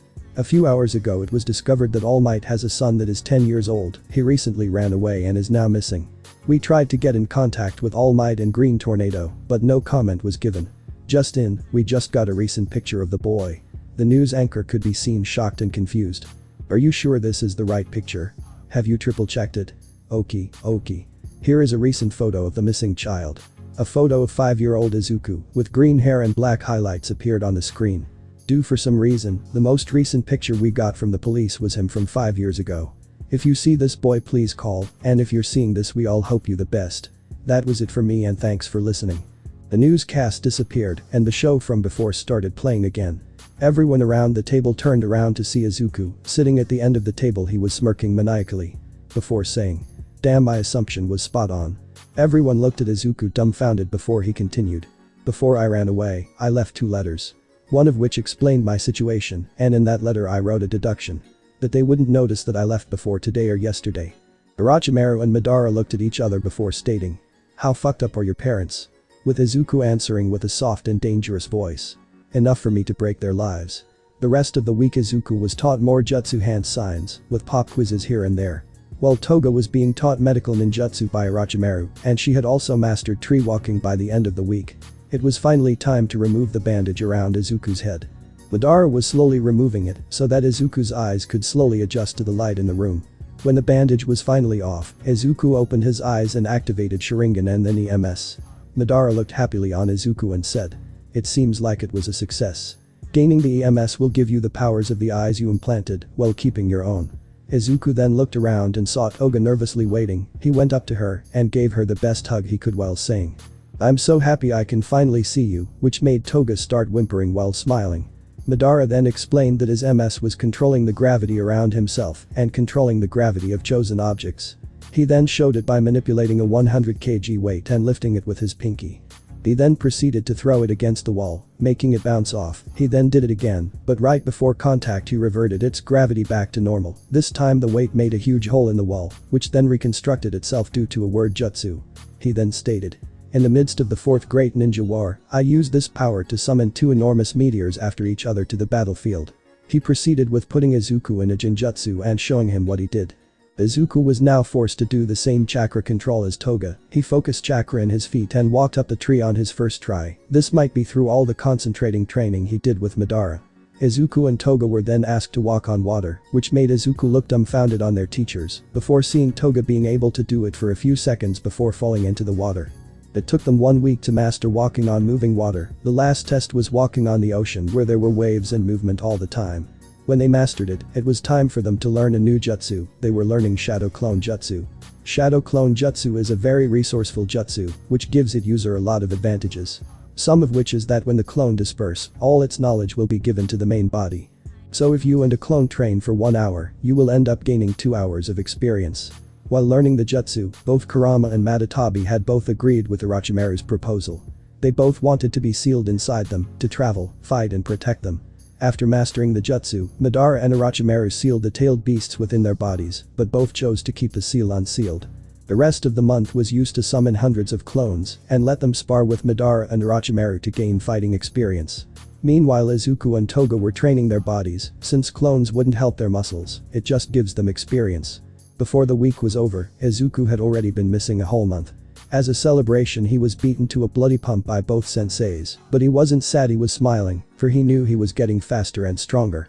Welcome to the family. Although Izuku was growing at an incredible rate, what worried his teachers was that one day his handicap would get him killed. Orochimaru then told Izuku. Izuku, I wanted to talk about your missing arm. You see, I can create a prosthetic arm from the same cells I used to create the skin graft that I used on your arm stump from when I healed you. Intrigued by his sensei, he nodded to continue. The cell's origin is from a person known as Hashirama Senju. He was the only one who could stand toe-to-toe against Madara and still win. But back to your arm, it seems like your body is very compatible with the cells, so much that it has somewhat increased your regeneration and chakra. As I sat there listening with wide eyes, he kept going. The reason I think you will unlock wood release is due to my research into cells. So I want to ask you if you wanted to replace that arm with a new one. As much as Izuku would have liked that, he for some reason felt like it was wrong. Due to being mature for his age, he knew that the decision was not his alone. So he asked his sensei to wait for a bit, and with that he went to look for Toga, which was in her room reading some book. Izuku walked up to Toga and sat down beside her before saying, "Hi Cupcake, I wanted to talk to you about something." Knowing this was something big, she placed the book down while signaling him to continue. Izuku proceeded to summon Chibi Kurama out and then stated, "Toga, whom I love, you're the light which lifted so much weight off my shoulders and helped me with overcoming so much pain." Making Toga blush and hide her face in her hands while whispering, "I love you too." He chuckled and continued with, "Kurama, whom I share my body with, I knew you helped me heal after the operation, even though you never said it." Shocking Kurama a bit while continuing. "Even though I know I will never replace Naruto, I still feel a deep connection to you and hope that one day you will trust me as you trusted Naruto." Touched by Izuku's words, Kurama released a few tears while smiling and thinking, he never treated me as a monster. Even though I never said to him that I was sad when I missed Naruto, he always knew it by looking at me and always comforted me. He jumped into his lap and rubbed his head against Izuku while saying, "No need to think that, even though I miss Naruto, I'm still honored to be your partner in crime." This made Izuku smile before saying, "The reason I'm saying this is because you're a big part of my life. So I can't make big decisions without getting your consent. Sensei said that he could replace my missing arm with a new prosthetic one, but I don't want to, a few reasons." Interested in what he was saying, Izuku continued. "Every time I look at my missing arm, it reminds me of how much pain I've endured and what I have survived. It also reminds me of what and whom I've gained in my life, and it pushes me to work harder towards things I've yet to gain." Izuku looked away in shame while saying, "I know it's selfish of me to ask you guys for this, but would it be alright if I decline the offer?" Toga and Kurama were both surprised by his maturity, that Izuku took their consideration in such a huge decision. They looked at each other before turning to Izuku, who was still looking away in disgust of his selfishness, and proceeded to jump at him, making all three of them fall backward onto the bed. They both said with a bright smile, "We trust your decision no matter what it is." Toga continued with giving him many kisses, while Kurama licked his face, making him laugh and smile with happiness. Unbeknown to them, Madara and Orochimaru saw the whole thing while recording it. They both thought the same thing, "I'm so proud of him. This sensation, it almost feels like I'm watching my son grow up." Izuku, Toga, Kurama and Madatabi were using the rest of the day bonding. Meanwhile, Madara and Orochimaru were in the library, working on a few things to surprise Izuku with tomorrow. Following morning, Izuku and Toga were hiding outside the kitchen entrance, looking inside confused. There were 6 new people that they've never seen before, and on closer inspection, they noticed that all of them had the same black sclera as Madara. Izuku walked into the kitchen and said, "Sensei, who did you reanimate this time?" All 6 of them turned to look at Izuku and Toga, who was shy and hiding behind Izuku. Orochimaru blankly without looking up from the newspaper stated, "They are your new teachers." Orochimaru then started to introduce them to Izuku and Toga. On the far left, the guy without an arm and with a purple eye is Sasuke Uchiha. Beside him is his brother Itachi Uchiha. The woman beside him is Tsunade, she is the granddaughter to the guy on her left side. His name is Hashirama Senju, the one that rivaled Madara's power. Beside him stands his brother Tobirama Senju, and at last the boy beside him is Haku. Izuku and Toga introduced themselves and joined them at the table to eat breakfast. After breakfast they all went outside to observe their skill level. They stopped after a few exercises so that their teachers could agree how to proceed with their training. Izuku was petting Kurama when Sasuke approached him and said, "Hey Izuku, I heard that you declined Orochimaru's offer yesterday. I did the same to atone for my sins, but I might do something you would like. I can teach you to temporarily summon an arm for as long as you want." The only thing Izuku could do was nod in excitement whilst making Sasuke smile at the way he was acting. All of the teachers agreed that today Sasuke would be teaching Izuku. With that, Sasuke proceeded with activating his EMS and then summoning his arm. As Izuku spent the rest of the day with Sasuke learning about Susanoo, Toga could be seen with Haku learning about ice release. Everyone else went inside to talk to Orochimaru about those two. I was late at night and Toga was changing into her pajamas. She was waiting for Izuku to come back so that they could go to sleep. She heard someone enter the room, but before she knew it, she felt someone grab around her and hug her tightly. She was surprised when she felt two hands wrap around her and hug her, but she recognized the heat right away and said, "Izu, don't scare me like that." Toga then turned around to see Izuku with a glowing arm where he was missing one. Izuku looked her in the eyes, and with the brightest smile she has seen on him he said, "I couldn't stop myself. I have dreamed so many times holding you in my arms, and I can't believe that I can finally do it." Toga was in tears as she smiled back at him. They hugged again and stood there for a while. Unbeknown to them, Orochimaru had heard Izuku's plan from Sasuke and was now standing behind the door. He took a picture of their moment before leaving. Teachers from hell. Izuku and Toga were eating breakfast alone. They were wondering where everyone else was. When they were finished, they decided to look for them and found them outside talking about something. When Orochimaru saw them, he told them that they were planning how to train them most efficiently. After telling them their hellish strategy, what they saw wasn't someone who gave up or complained. What they saw was that their eyes were brimming with passion and that they were ready for whatever they threw at them. First month was used to train their body to the limit, so they focused their training on Taijutsu, meaning hand-to-hand combat, as well as speed and strength. The exercise would last 17 hours a day, giving them 7 hours to rest. They were forced to summon 100 clones each and made them spar with their teacher's clones. While their clones were sparing, they themselves were told to train their bodies, due to the fact that the shadow clones would not increase their speed or their strength, just their experience and knowledge. After that month they had accumulated 6 years of experience in Taijutsu. They had more or less mastered the art of Taijutsu, but they were still novices when it came to actual combat, where their target would go in for the kill without hesitating at the last moment. During this time their strength, speed and reaction time had greatly improved. They had also trained off their excessive fat, as well as gaining new muscles.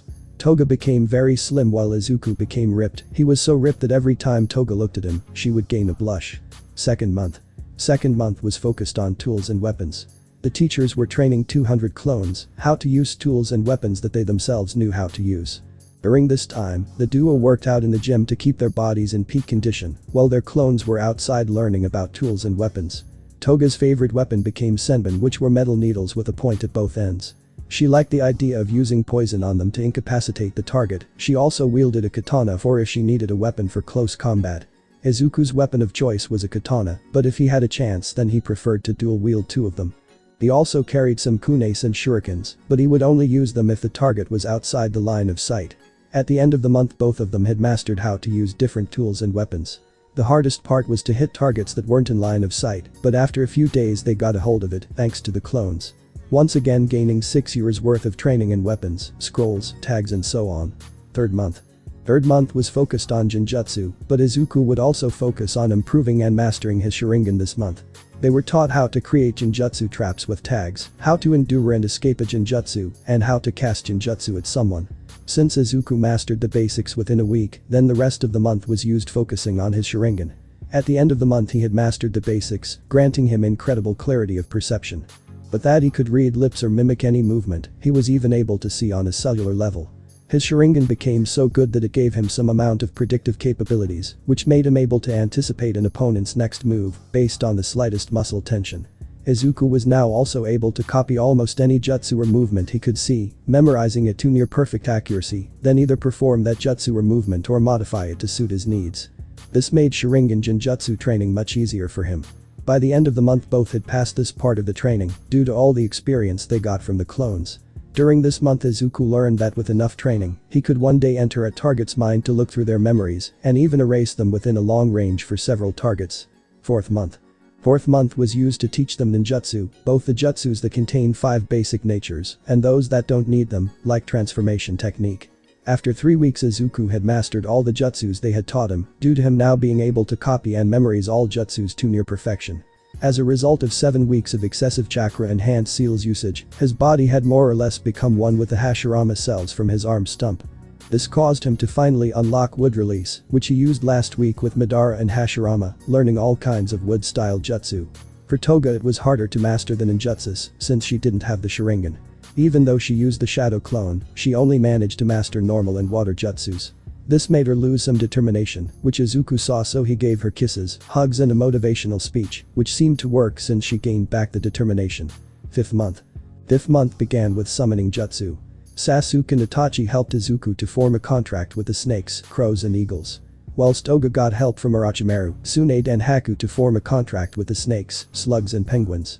From the 2nd day they were taught calligraphy and how to create scrolls and tags, which he once again mastered faster than Toga. Thanks to the Sharingan he finished this training within the 1st week of the month. The Uchihas used the 2nd and 3rd week together with Izuku. He was taught how to use his EMS abilities and how to control his Susanoo. He learned how to evolve it throughout the different stages and how to keep it on one evolution. The last week was used to learn medical ninjutsu from Hashirama and Tsunade. Hashirama taught him how to heal wounds without forming hand seals. Whilst slow it still worked, but with Kurama's help, it went much faster.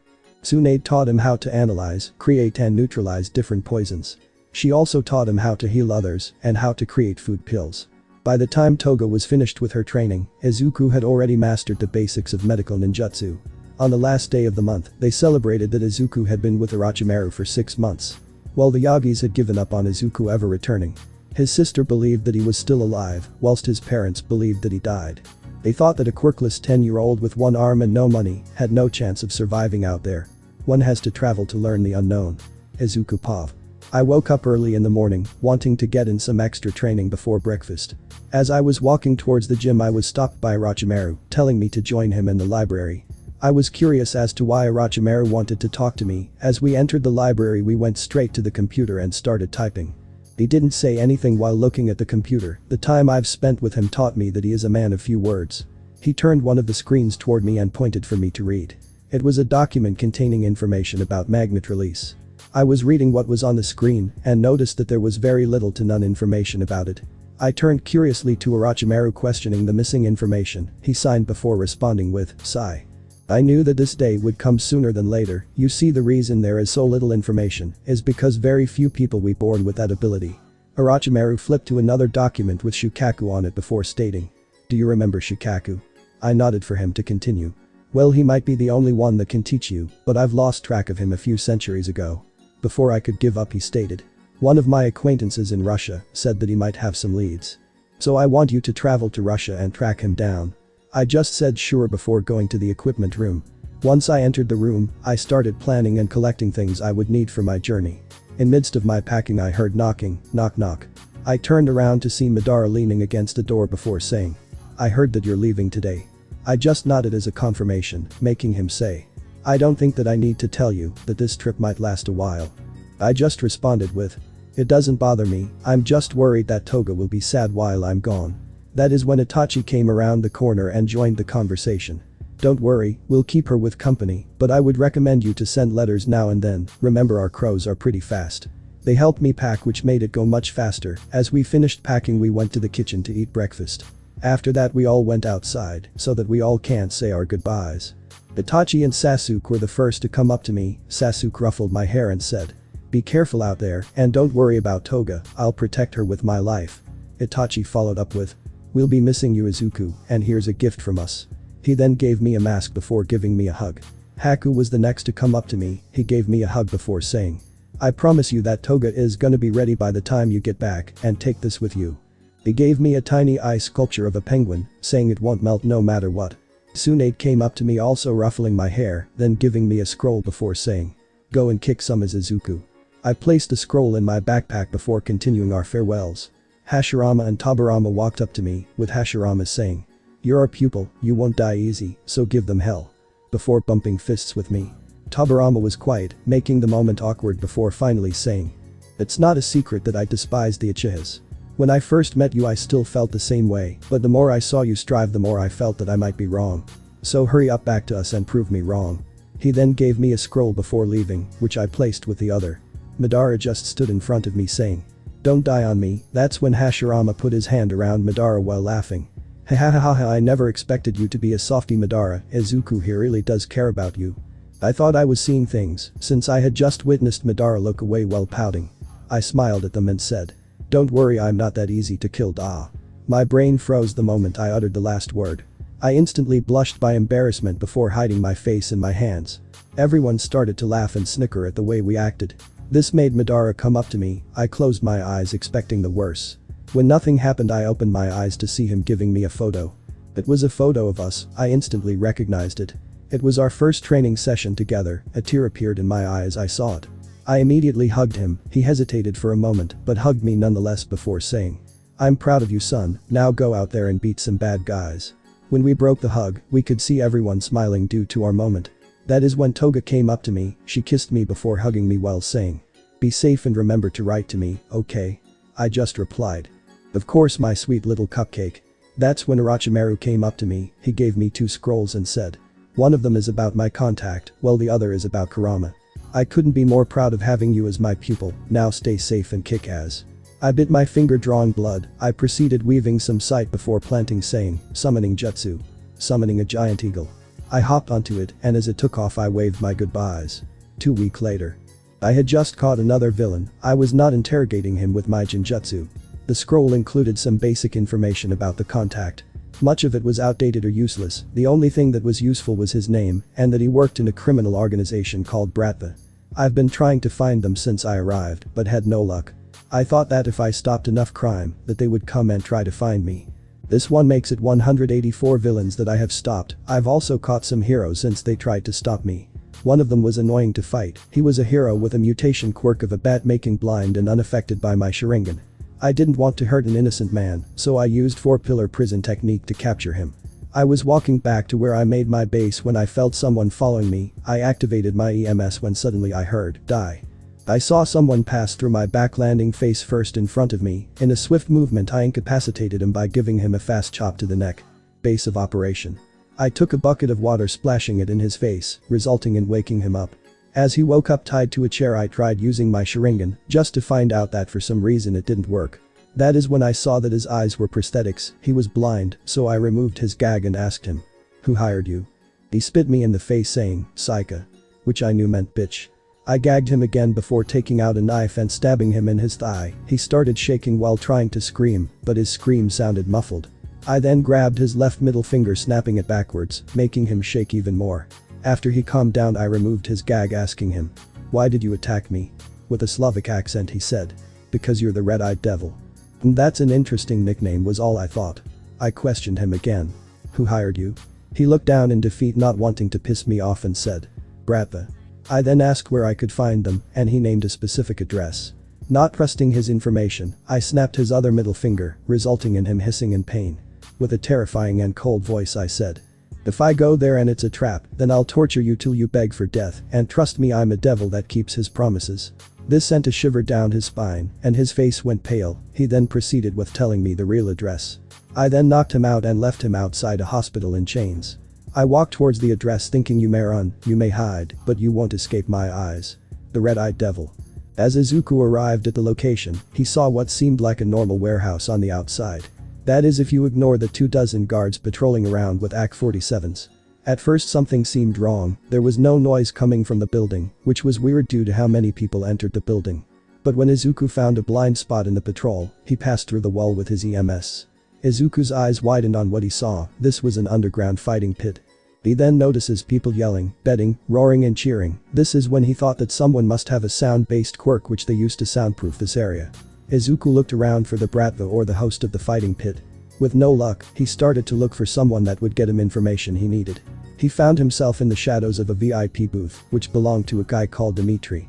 Dimitri did not notice that Izuku had entered his room, but he was surprised when he heard a cold voice say, "Hello Dimitri, I was wondering if you knew a way to get in contact with a member of Bratva."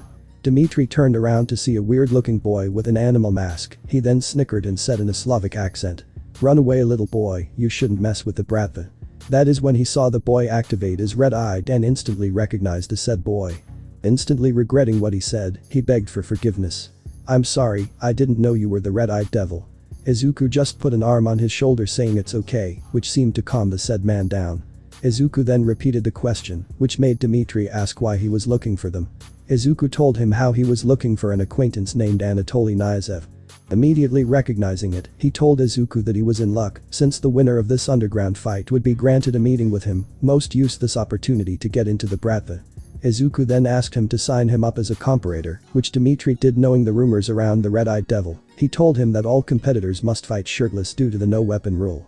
The tournament was a 1 versus 1 King of the Hill competition, which meant that the winner of a fight would stay in the ring until he lost, and the person with the highest score won the tournament. He knew he was next, so before he went he told Dimitri in the most intense voice. "Since you were so helpful, I'll do you a favor. If money is what you seek, bet all of it on me every round." Since I'm leaving here as the winner, Dimitri did as he was told while Izuku was walking to the ring. "Fighting pit." The announcer yelled out in an exciting tone. "Give it up for Big Igor, this makes his 22nd win. Our next opponent is a newcomer called the Red-Eyed Devil." Everyone cheered in excitement, but when they saw Izuku enter the ring, they started to boo and yell things like, "I didn't pay to see a child beaten, this isn't Red-Eyed Devil, get this kid out of here." Everyone had their eyes wide open and their jaw dropped, making them stop yelling, when Izuku started to take off his clothes. They saw that his body was littered with scars and that he was missing an arm. Collectively they all thought, has this boy been through hell and back? Izuku was pissed, no, he was furious. They underestimated him, that means that they underestimated his clan. He first thought of just casting Jinjutsu on every opponent, but now he will show them that they should fear him. Izuku was standing in the ring wearing nothing but his sweepants and his Anbu mask. On the other side of him stood a 2-meter (6.5 feet) tall male called Big Igor. If Izuku would take a guess, we would think that he had a strength enhancement quirk, and a pretty strong one at that. But the smirk on his face, Izuku summoned his Susanoo arm and thought that he would win with nothing but hand-to-hand combat. The fight lasted just a few minutes. You could see the crowd speechless. This young man had decimated his opponent, broken his arms, his left knee and half of his ribs, before proceeded with smashing his face into the floor, creating a crater beneath them. The crowd went wild, and Izuku went on and destroyed 68 more opponents before winning the tournament. After he put on his clothes, he was led into a car that drove him to an undisclosed location, which he was now waiting at. Tournament over. A door opened and a man came into the room where Izuku was waiting. This man was called Anatoly Nyazev. Anatoly looked over to Izuku and with a thick Slavic accent said, "Who would have thought that the rumored red-eyed devil was a kid with such strength? So do you wish to join Bratva?" Izuku looked at him and said, "Sorry Anatoly, but I'm here on behalf of Orochimaru." His eyes widened by the name. Izuku then said, "We heard you have some leads regarding Shukaku the Sand Spirit. I'm here regarding those leads." Anatoly looked the boy over and had an idea and said, "I'll gladly give you the leads, once you help me with something." Izuku raised his eyebrow in curiosity, but due to the mask Anatoly could not see. Izuku asked what he wanted for the leads. Anatoly wanted to overthrow the current leaders of Bratva and take over its leadership. Once Izuku heard it, he asked Anatoly, "Why should I help you become a leader of a big crime organization?" He told Izuku how the current Bratva was operating, how they had left humanity behind and were involved in any crime, regardless how awful it was. Though he was a criminal, he wanted to Bratva not for an evil deed, he wanted to lead them so that he could tighten their leash. Seeing his conviction, Izuku decided to help the man. He thought that Anatoly was the lesser of two evils and greatly better than the current leadership. For 2 weeks Izuku was taught about explosives, guns, Russian, how Bratva operated, who was in charge and how about Anatoly's idea. After those 2 weeks were over, they started their operation to overthrow the Bratva. 1 month later. It had taken Izuku more time than would have liked to dismantle the Bratva. Today was their last operation. Them and Anatoly had overthrown Bratva's branches all over Russian and other East European countries. The reason it took so long is due that they were so well hidden, but now they had only one more target left. Reputation about Red-Eyed Devil spread throughout all of Europe. Villains feared him, civilians thanked him, and authorities put a bounty on him. He was now worth 10 million euros dead or alive. Anatoly hasn't learned a lot about Izuku, just his age, and that he was from Japan. One time, one of Anatoly's commanders had gotten a huge unrecoverable wound on his leg that if it went untreated, he would have lost his life. They did not have access to a medic due to being in the midst of an enemy territory. Anatoly was about to give a prayer for his fellow comrade when Izuku had removed his shirt and bound it about the wound, stopping the blood flow. Izuku then commanded one of the officers that had a fire quirk to heat up a metal plate that they found laying around for him to use later. After that Izuku said to the commander that he will save his life, but that it will hurt like a bitch. Before the commander could ask what he meant by that, he felt like he was missing something. That is when he saw that his leg was cut off. Izuku then shoved a cloth into the man's mouth and proceeded using the iron plate to cauterize the wound. For everyone around it felt like this took an hour if not more, but in reality this took less than 5 minutes, but due to shock they perceived time differently. When Anatoly recovered from the shock, he went out to the balcony to find Izuku smoking. Anatoly then asked how in the world did Izuku know what to do. Izuku whilst shirtless turned around and looked Anatoly directly in the eyes. Izuku with an emotionless and clear voice said to Anatoly, "Did I ever tell you how I lost my arm?" Anatoly looked at Izuku's scared body, then to where his missing arm should be, before thinking I'm still not used to seeing his scared body or his arm stump. With the thought in mind he shook his head signaling a no to Izuku.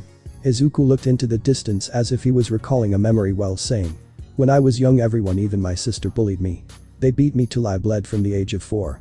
Day after I turned 10, my sister and her friends beat me so badly that my arm went totally numb. After evaluating my wounds I found out that it was beyond recovery." Anatoly was focusing deeply since this was the first time Izuku had opened up to him. Izuku continued by saying, "Since I had no one to help me and my parents ignored me I was left with one option." Anatoly wide-eyed knowing where this story was going. "I amputated my own arm before cauterizing it and then ran away." As soon as the story was done Izuku went inside, but as he passed Anatoly, he could be seen in a state of shock. Anatoly had been fighting by Izuku's side. No, he had been observing by his side. Izuku didn't want Anatoly to die since he was needed at the end. So Izuku always went head first into a battlefield. That is when Anatoly knew that this boy in front of him wasn't normal. He even predicted that Izuku would achieve great things. But now he knew that the world had created a monster, something that will grow beyond anyone's prediction. He felt like he was standing in the presence of a growing god. This is what it truly means, to be unworthy of life. Anatoly was holding a meeting about tomorrow's operation. If everything went as planned, then Anatoly would become Bratva's new leader. He had promised Izuku that he would change Bratva for the better. Izuku knew they would still commit crime, but he accepted it since he could trust Anatoly's judgment. Meeting room was filled with their top executives and intelligence unit. Everyone was sitting around the table, with Anatoly and Izuku sitting in the middle of the table facing each other. No one questioned Izuku's presence anymore. They had witnessed his power firsthand and knew that he wasn't someone to fuck with if you wanted to see tomorrow. He had become highly respected by all of them. Everyone knew that Anatoly had high regards towards Izuku. One would say that he trusted the kid with his own life without a second thought. So much that Anatoly himself stated that he regarded Izuku as his younger brother, a brother in arms, and saw him as his equal. Meeting. Anatoly stood up as the meeting began and stated, "Brother and sisters, tomorrow will be our last fight and a beginning of a new age for us. Now down to business." Anatoly opened a holographic screen for all to see. He looked toward the intelligence unit and stated, "Thanks to the information our intel unit has gathered, we now know that Konstantin Kovar is staying at his castle on the outskirts of Moscow." He looked at the one in charge of the intelligence unit, signaling him to talk before sitting down himself. Vladimir stood up and started. "From what we have found out, Konstantin has become paranoid and afraid due to us disposing off everyone that stood besides him at the table." Vladimir proceeded with, "This has made him reinforce his castle and the surrounding area. He and his team has placed tons of traps outside his fence. The fence itself has been enhanced with indestructibility and electricity, shocking whoever touches it." Vladimir then points on the screen at the area within the fence surrounding the castle stating, "From what we know he still has 5,000 whom are loyal to him. They are all patrolling and surveillance the area 24/7. We checked for blind spots, but had no luck." Thereafter he points to the castle and says, "We also know that he has hired villains, vigilantes, mercenaries and corrupt heroes to protect him all the time. We tried finding out all of their quirks, but found very few. Those we found made us conclude that all of them have a quirk that is ranked between A and S rank. For those that don't know how to evaluate that, just know that All Might quirk is a SSS rank." This news made many lose their confidence. The first obstacle was hard, but not impossible due to the quirks we were possessing. The second obstacle seemed almost impossible, they might lose many among their ranks. But the last one seemed like a hopeless obstacle to overcome. Vladimir looked at me with a worried look before stating something that always made my blood boil towards Konstantin. "As we know, Konstantin obtained his wealth from kidnapping children and child trafficking. From what we learned he still had 50 children when he stopped his operation, due to him fleeing to his castle." Finishing his report he sat down. Izuku then stated, "I can get in the area easily, we just need someone to throw this onto the castle." Showing them a dagger with a formula inscribed on the side of it. When Izuku left for Russia Tobarama gave me a scroll. The scroll contained a description on how to use Flying Thunder God technique which he had learned during his time in Russia.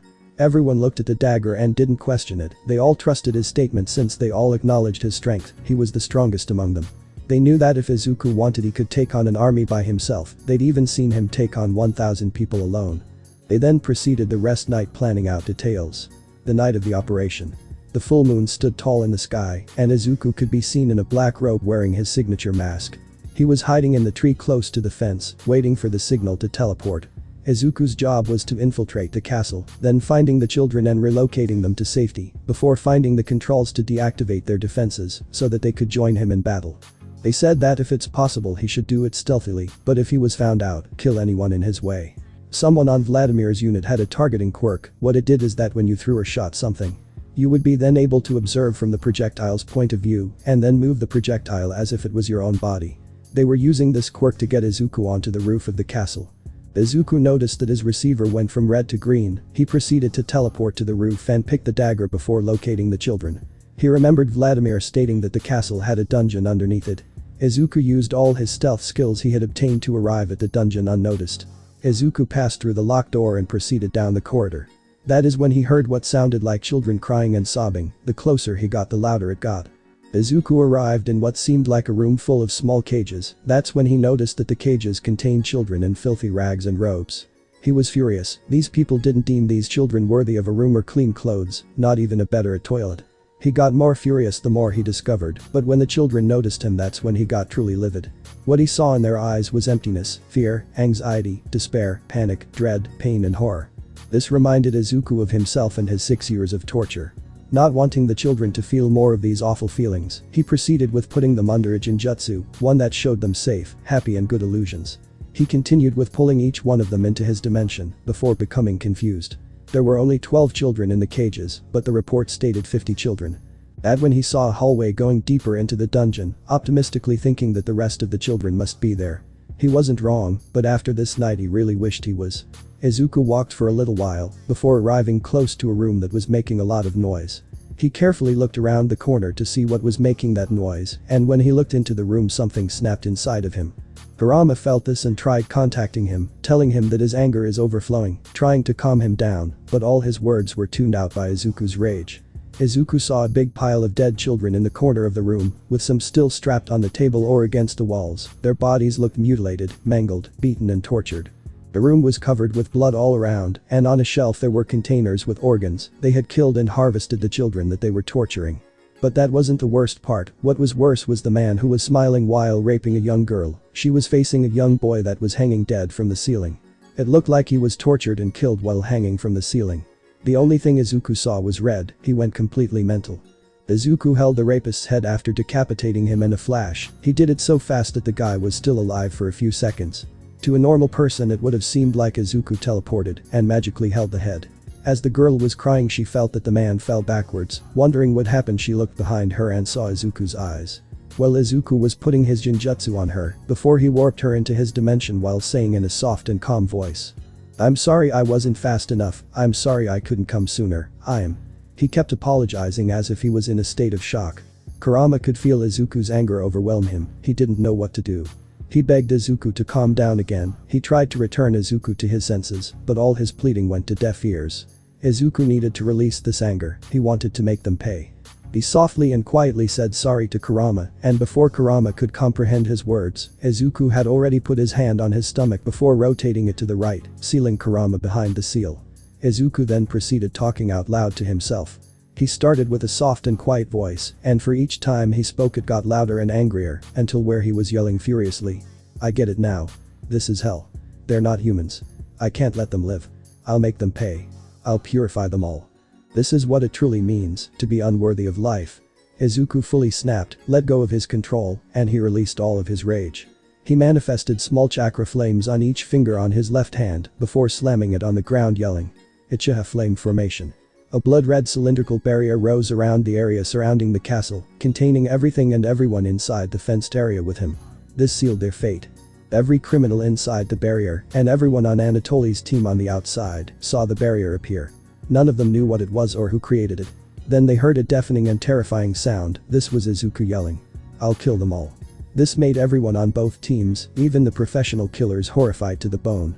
Izuku was exiting the dungeon when he saw his first prey. When the prey felt Izuku's bloodlust, his whole body started to shake from fear, as it went completely pale.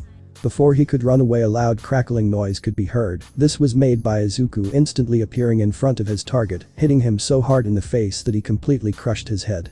Everyone around Izuku were horrified by what they had just witnessed, begging it to be a nightmare, but God had no mercy since he was standing right in front of them. One of the people closest to the barrier tried to escape, only for him to get burned alive by the barrier. In that instant, all of them realized one huge thing, making them all think the same thing: I don't want to die today. Seeing his prey trying to escape made Izuku run towards them with so much force that craters were appearing beneath his feet. When Izuku came close enough to them, he pulled out his swords and started to slaughter all of them. 0:20 a.m. 1:19 a.m. A moment ago, on the other side of the barrier, everyone on Anatoly's team had gathered nearby the barrier, trying to figure out if they could pass through it. That's when they started hearing people scream in pain and agony. They heard people dying on the other side of the barrier, they heard people crying, puking, begging for forgiveness, but whatever they did didn't stop their horrifying screams. They all knew that this was Izuku's doing, he was the only one who could do it. What they didn't know was how gruesome and horrifying it was on the other side. Izuku continued the massacre at an extremely fast pace, killing everyone without mercy. Some tried to defend themselves, and some tried to attack him, but it all passed through him. It all was in vain, it was only giving them false hope. An hour later, which seemed like an eternity for Anatoly's group, the barrier finally came down. This is when they finally understood that Izuku snapped, countless corpses lying on the ground, mutilated, crushed, dismembered with limbs everywhere. There was so much blood that the whole area was drenched in it, the whole place was red with blood from top to bottom. That is when they understood that this wasn't a fight, it was a brutal one-sided massacre. The closer they got to the castle, the more sick they felt. They found people impaled to the wall, some were sliced down the middle, making all the organs fall out. There was even one that had his face crushed so hard that it was completely destroyed. That's when they saw a kid without a mask, sitting near the entrance that led to the dungeon. They carefully approached him, not knowing if he was a friend or a foe. When they were just a few feet away, Izuku looked up to them and said in a calm and emotionless voice, "It's done, the children are safe in my pocket dimension, and everyone else is dead." No one dared to move an inch when they saw his face, thinking that one wrong move would be the end of them, like the countless bodies around them. Anatoly, still shocked seeing his face for the first time and with that expression. After the shock had diminished a bit, he looked at Izuku and asked him with a horrified tone, "Izuku, what did you do?" "Oh." Izuku without blinking stated, "I purified them for their sins." While pointing his thumb behind his back towards the dungeon, telling them that the reason for their punishment was in there. Knowing that Izuku wouldn't explain more in depth, they all went inside to see what happened. They were petrified at what they saw. They found the cages the children were living in. They proceeded down the hall, finding the room where the children were tortured. They saw it all, the bodies, organ containers, blood, children corpses, everything. But what truly terrified them was sitting in front of them. It was Konstantin Kover's dead body. His whole body was tortured, all but his face, so that they could recognize him. His toenails, fingernails and teeth were pulled. All of his joints in his arms and legs were twisted in a horrifying angle. There were needles shoved into the tip of his fingers. He had cuts and bruises all over his body beside his head. He had broken bones all over, and his penis and balls were laying right beside him on the table. They all went pale from the view. Even though he was an awful man, he didn't deserve this. That's what they were thinking, before they became even more horrified. Konstantin Kover was still alive, mumbling in a low and hopeless voice. "P.I.A.C.C. Kai. M. Please kill me." It was hard to understand him due to no teeth or energy due to the torture, but they all knew what he was asking for. Anatoly picked up his gun and shot him in the heart, sparing the man from more despair. The rest of the night was used to recover Konstantin's wealth and resources, while disposing of the bodies that were scattered around and inside the castle. Everyone that was there or heard the story would always remember the day as the Devil's Red Dance. Meaning that if you're fighting with the devil, you might as well kill yourself because the floor will be stained with your blood. Radva's new leadership and missing teacher found. When Izuku arrived back at the base, the first thing he did was to warp the children out of his dimension. As Izuku was looking in their eyes to break the Genjutsu, he noticed that his Sharingan got stronger while fighting. While staring in their eyes, he saw that their minds were broken. He then remembered his father's saying from when he was training. Flashback. Madara approached Izuku when he was taking a break from his Genjutsu training. Madara then started a conversation. "Izuku, your usage and knowledge of the Sharingan is increasing every day. With enough training, you could one day enter a target's mind to look through their memories and even erase them within a long range for several targets." Izuku jumped up and down in excitement and asked Madara, "Can't you teach me that now?" Madara signed before answering. Sign, unfortunately your Sharingan is still too inexperienced, but one day after you have strained your eyes enough you might unlock it, but I can instruct you on how to do it once your eyes are mature enough. Present. After Izuku remembered those words, he activated his Sharingan and looked deep into their eyes. The children fell to their knees after they looked into his eyes, they became afraid after not knowing where they were. Izuku thought at least they seemed to be emotionally stable. The woman that was in charge of being the children's caretaker arrived, but before she could leave Izuku stated. I just wanted to say one thing, after I saved them I erased all their memories from the time they spent with that group. She stared at Izuku wide-eyed, then she smiled and thanked Izuku on behalf of the children. Izuku turned around and was about to leave, but before he could do that he felt a small tug on his sleeve. Turning around he saw the same broken girl that was being sexually assaulted, feeling like he failed her he avoided looking in her eyes. The little girl then said, "Hi mister, thank you for saving us." Before giving him the biggest smile and tight hug. It was as if the girl never experienced those events, this warmed Izuku's heart and brought a smile to his face, while a tear fell from his eyes. Almost everyone from the raid group saw this happen and felt like a weight had been lifted from their shoulders. They were afraid that Izuku would never be the same after what he had witnessed, but now they had some hope. After that little encounter they went to the meeting room to hold a briefing before they celebrated their accomplishment. The briefing was mostly Izuku telling his side of the story, hearing his point of view made them all understand Izuku's actions so much better. They proceeded with reconstructing the leadership with Anatoly on the top. After their meeting, Izuku and Anatoly's companions received their Bratva tattoo, marking them as a part of the Brotherhood, giving them access to receive help from any Bratva branch in the world. People that weren't at the raid were first confused why a young kid got marked with a tattoo whilst getting a rank of a captain. They all got surprised when they found out that it was Izuku, since no one before today had seen him without a mask. Once everyone got their tattoo, they brought out the vodka and started celebrating. There was a huge feast with music, dancing, people telling stories from their battles or struggles. While the partying continued, Izuku went outside to the balcony to have a smoke. Anatoly while holding a folder approached Izuku. Izuku noticed his presence, turned around and said, "It's finally over, so how does it feel to the top dog?" Anatoly let out a chuckle stating, "It still feels surreal, but I'll do my best to lead Bratva in a new direction." Izuku then raised his eyebrow and asked, "You do remember our deal, right? To never involve those who are truly innocent around Bratva." Before Anatoly could answer his question, the balcony they were standing on became filled with horrifying aura, making it hard to breathe. Izuku aims all the killer intent he could muster on Anatoly before stating, "You do know what will happen if Bratva involves any more kids in their crimes." Not able to utter a word due to the aura surrounding him, the only thing Anatoly could do was nod. The aura immediately disappeared with Izuku saying, "Good." After Anatoly could catch his breath, Izuku said, "Sorry about that, just needed you to know that there would be big consequences if you broke your promise." Anatoly, understanding his words, said, "It's okay, that was the deal we made.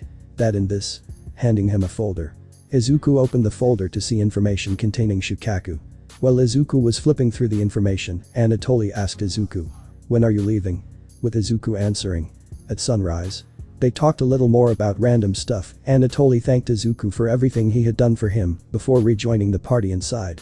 Izuku looked up at the sky with a smile and thought, "Soon, I'm coming back soon, my sweet little cupcake." With that he went inside and told everyone goodbye before retiring for the night. When Izuku arrived at his room he unlocked the seal on his stomach and summoned Kurama out in chibi form.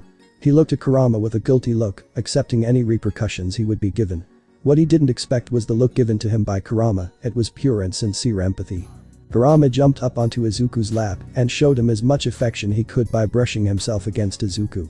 Izuku hugged Kurama, he became a sniffling and tearful mess while saying, "I'm sniff, I'm so sorry Kurama, I never, sniff, wanted to lock you up. I promise I'll never do it again." Kurama comforted him while saying, "I don't care that you did that. I care about you too much, I don't think my emotions could handle it if I would lose you too. Thus promise me that you'll let me help you next time. It's not your burden to carry alone anymore." After Izuku cried himself out, with a smile and tear marks down his face, he looked at Kurama and said, "I promise. After all, we are partners in crime." Kurama decided to stay and cuddled up to Izuku as they fell asleep together. The sun was standing tall. As a suspicious cloud could be seen moving fast against the wind. It was Izuku that was flying on his eagle looking like a cloud. How, you may ask? Well, Izuku found a way using water style. Cloud control. Izuku used the water particles in the cloud to move it around. He found it very useful for surveillance or for traveling undetected on his eagle. It was midnight when Izuku arrived at his destination. In front of Izuku was an ancient abandoned temple that was located in the middle of the Sahara Desert.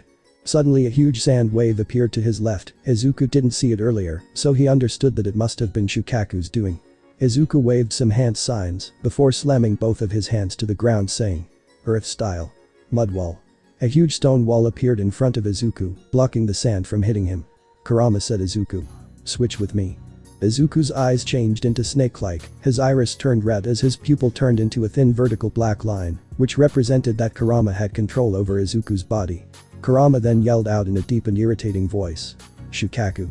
Stop your foolishness at once, you damn sand raccoon."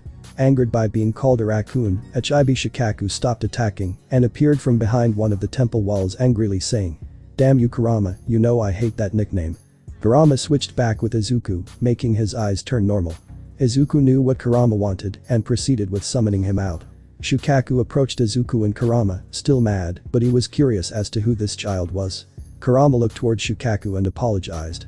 "Sorry Shukaku, it was the only way I knew to make you stop instantly." Shukaku hasn't seen Kurama in centuries, so it surprised him seeing Kurama apologize to him, especially since both of them fought all the time before. With a confused voice Shukaku asked Kurama. "Kurama, are you okay?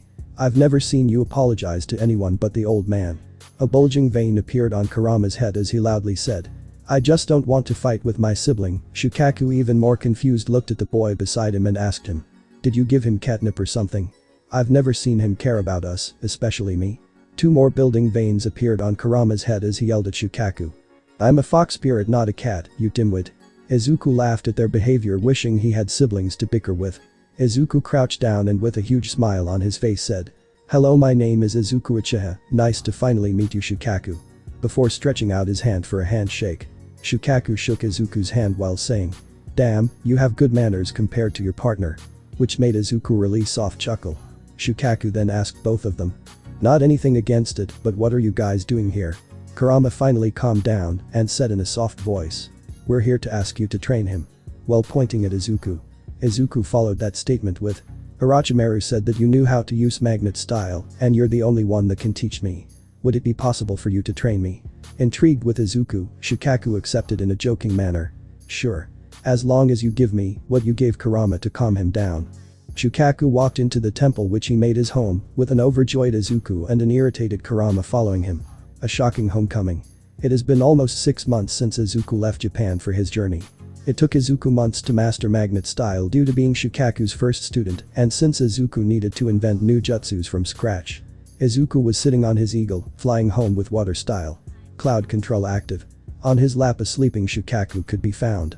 One night whilst Izuku was sleeping, Kurama talked to Shukaku and apologized for all the times he looked down on him, how Kurama made fun of Shukaku for just having one tail, how he called him a sand raccoon and everything else. He noticed that Izuku had influenced Kurama to a certain degree, and even though he made fun of Kurama all the time, he would never tell anyone that Kurama's change made him very happy. Shukaku was glad that they finally could bury the hatchet and become siblings like they used to when they were younger. Due to this, Shukaku had also grown attached to Izuku over the months. When Izuku arrived home, he landed the eagle in the garden and thanked it before it disappeared.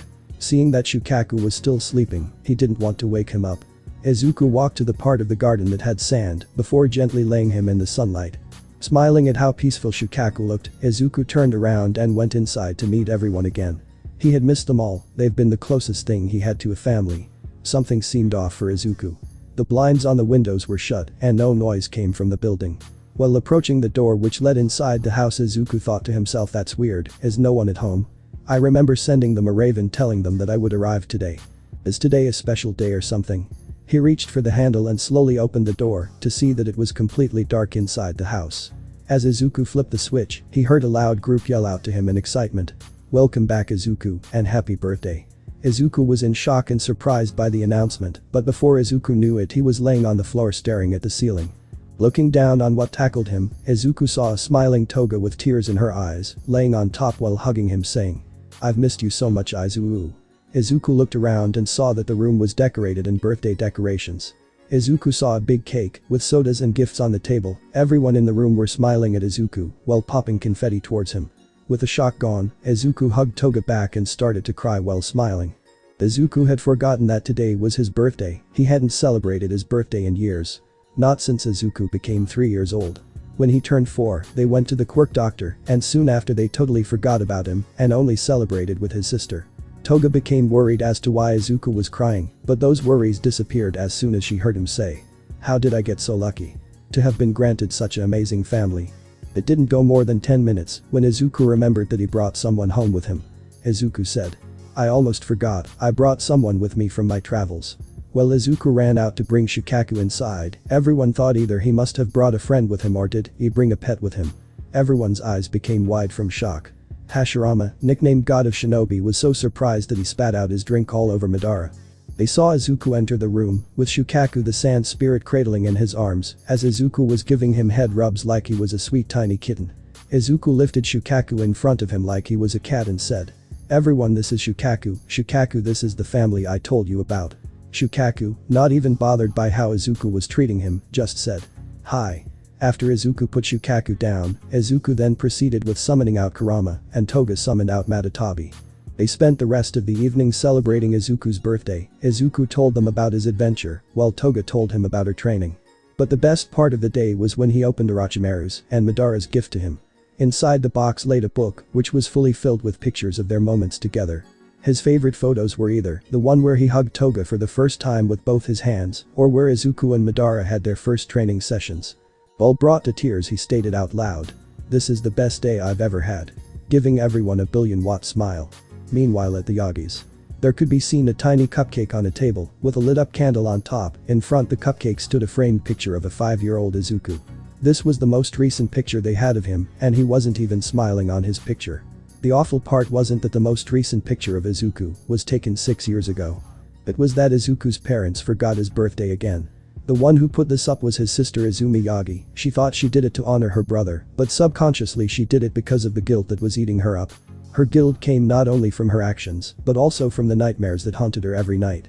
Some of them were him killing himself in front of her, some were finding his dead body in the area after stating he would survive. There were so many that she'd lost count of how many times she woke up crying, with cold sweats while her heart was racing.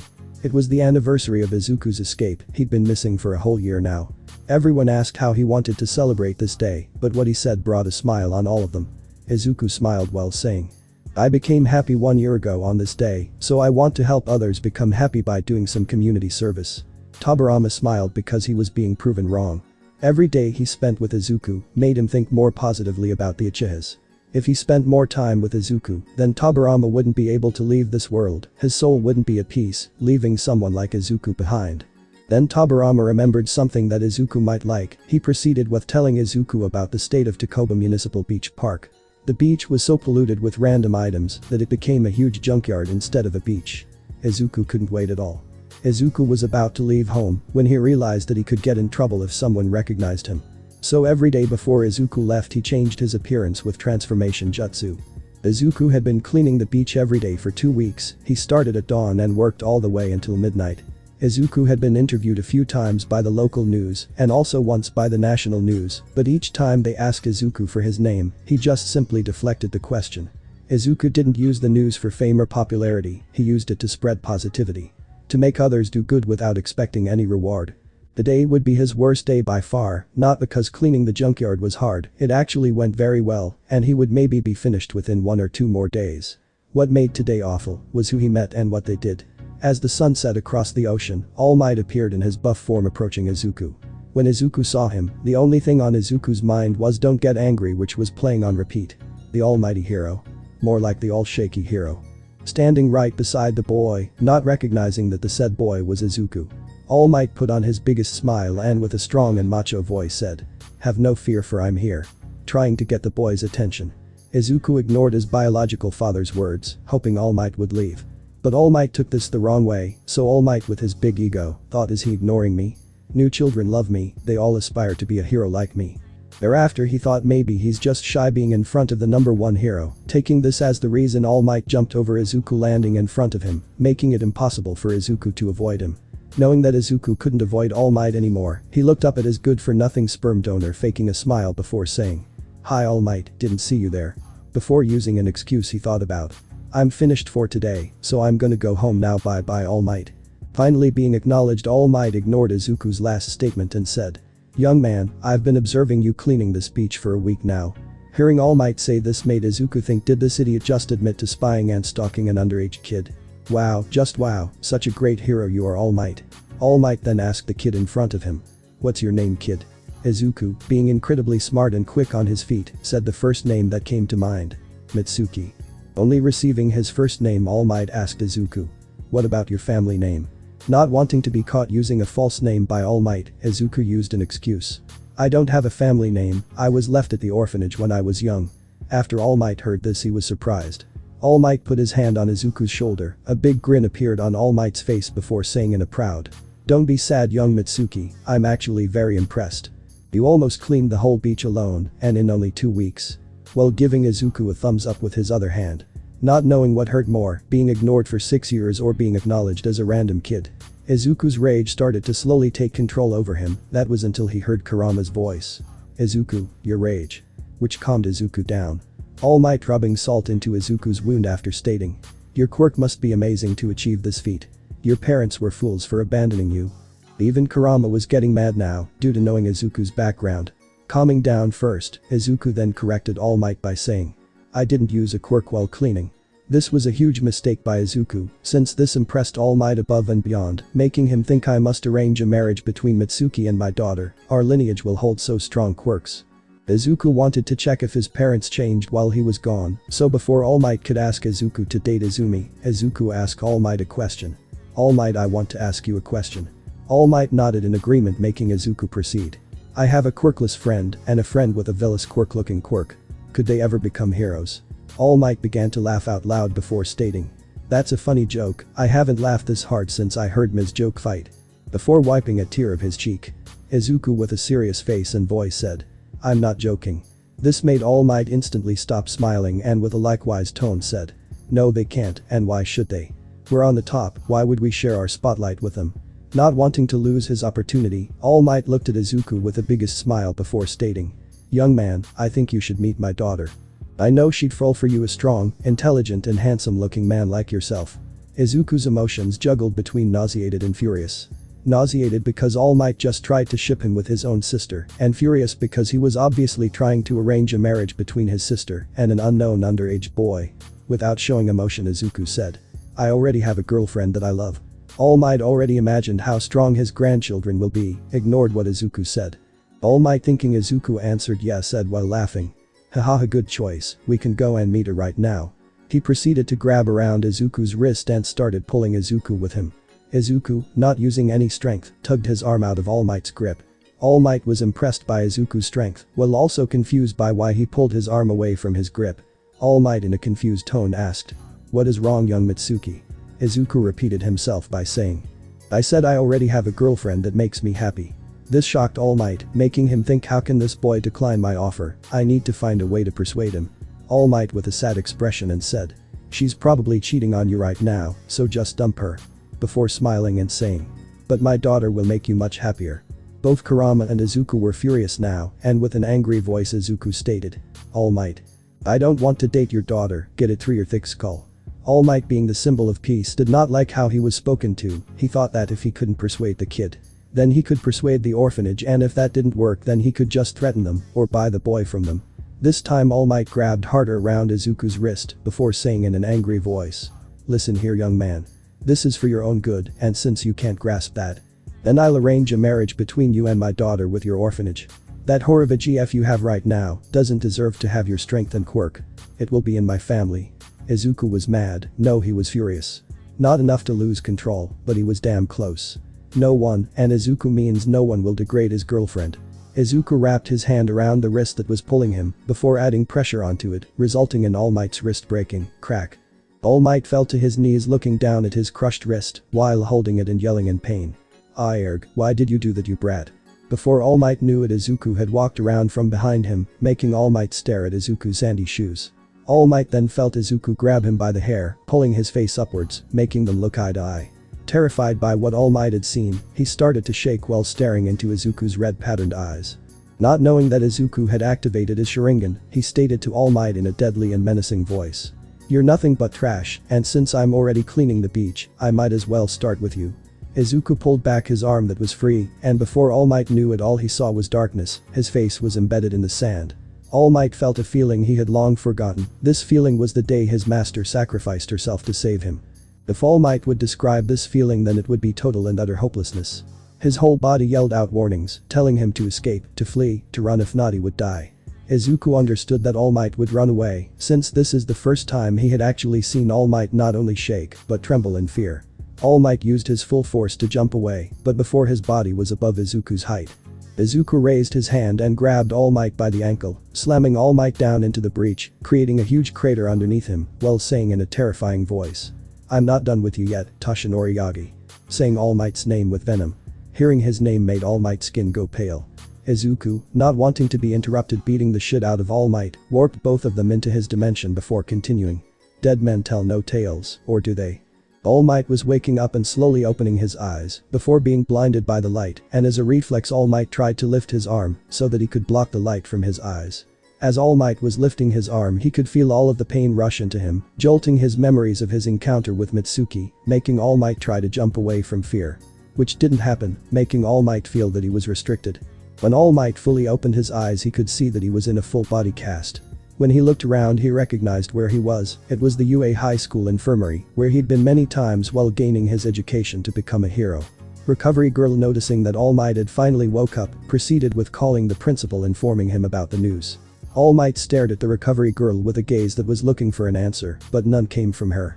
All Might had so many questions that bothered him, like what happened after he passed out. Did they catch Mitsuki? Who found him? While she was wondering how All Might got so beat up, and by who. After a while All Might heard the door open and heard a group of people walking in.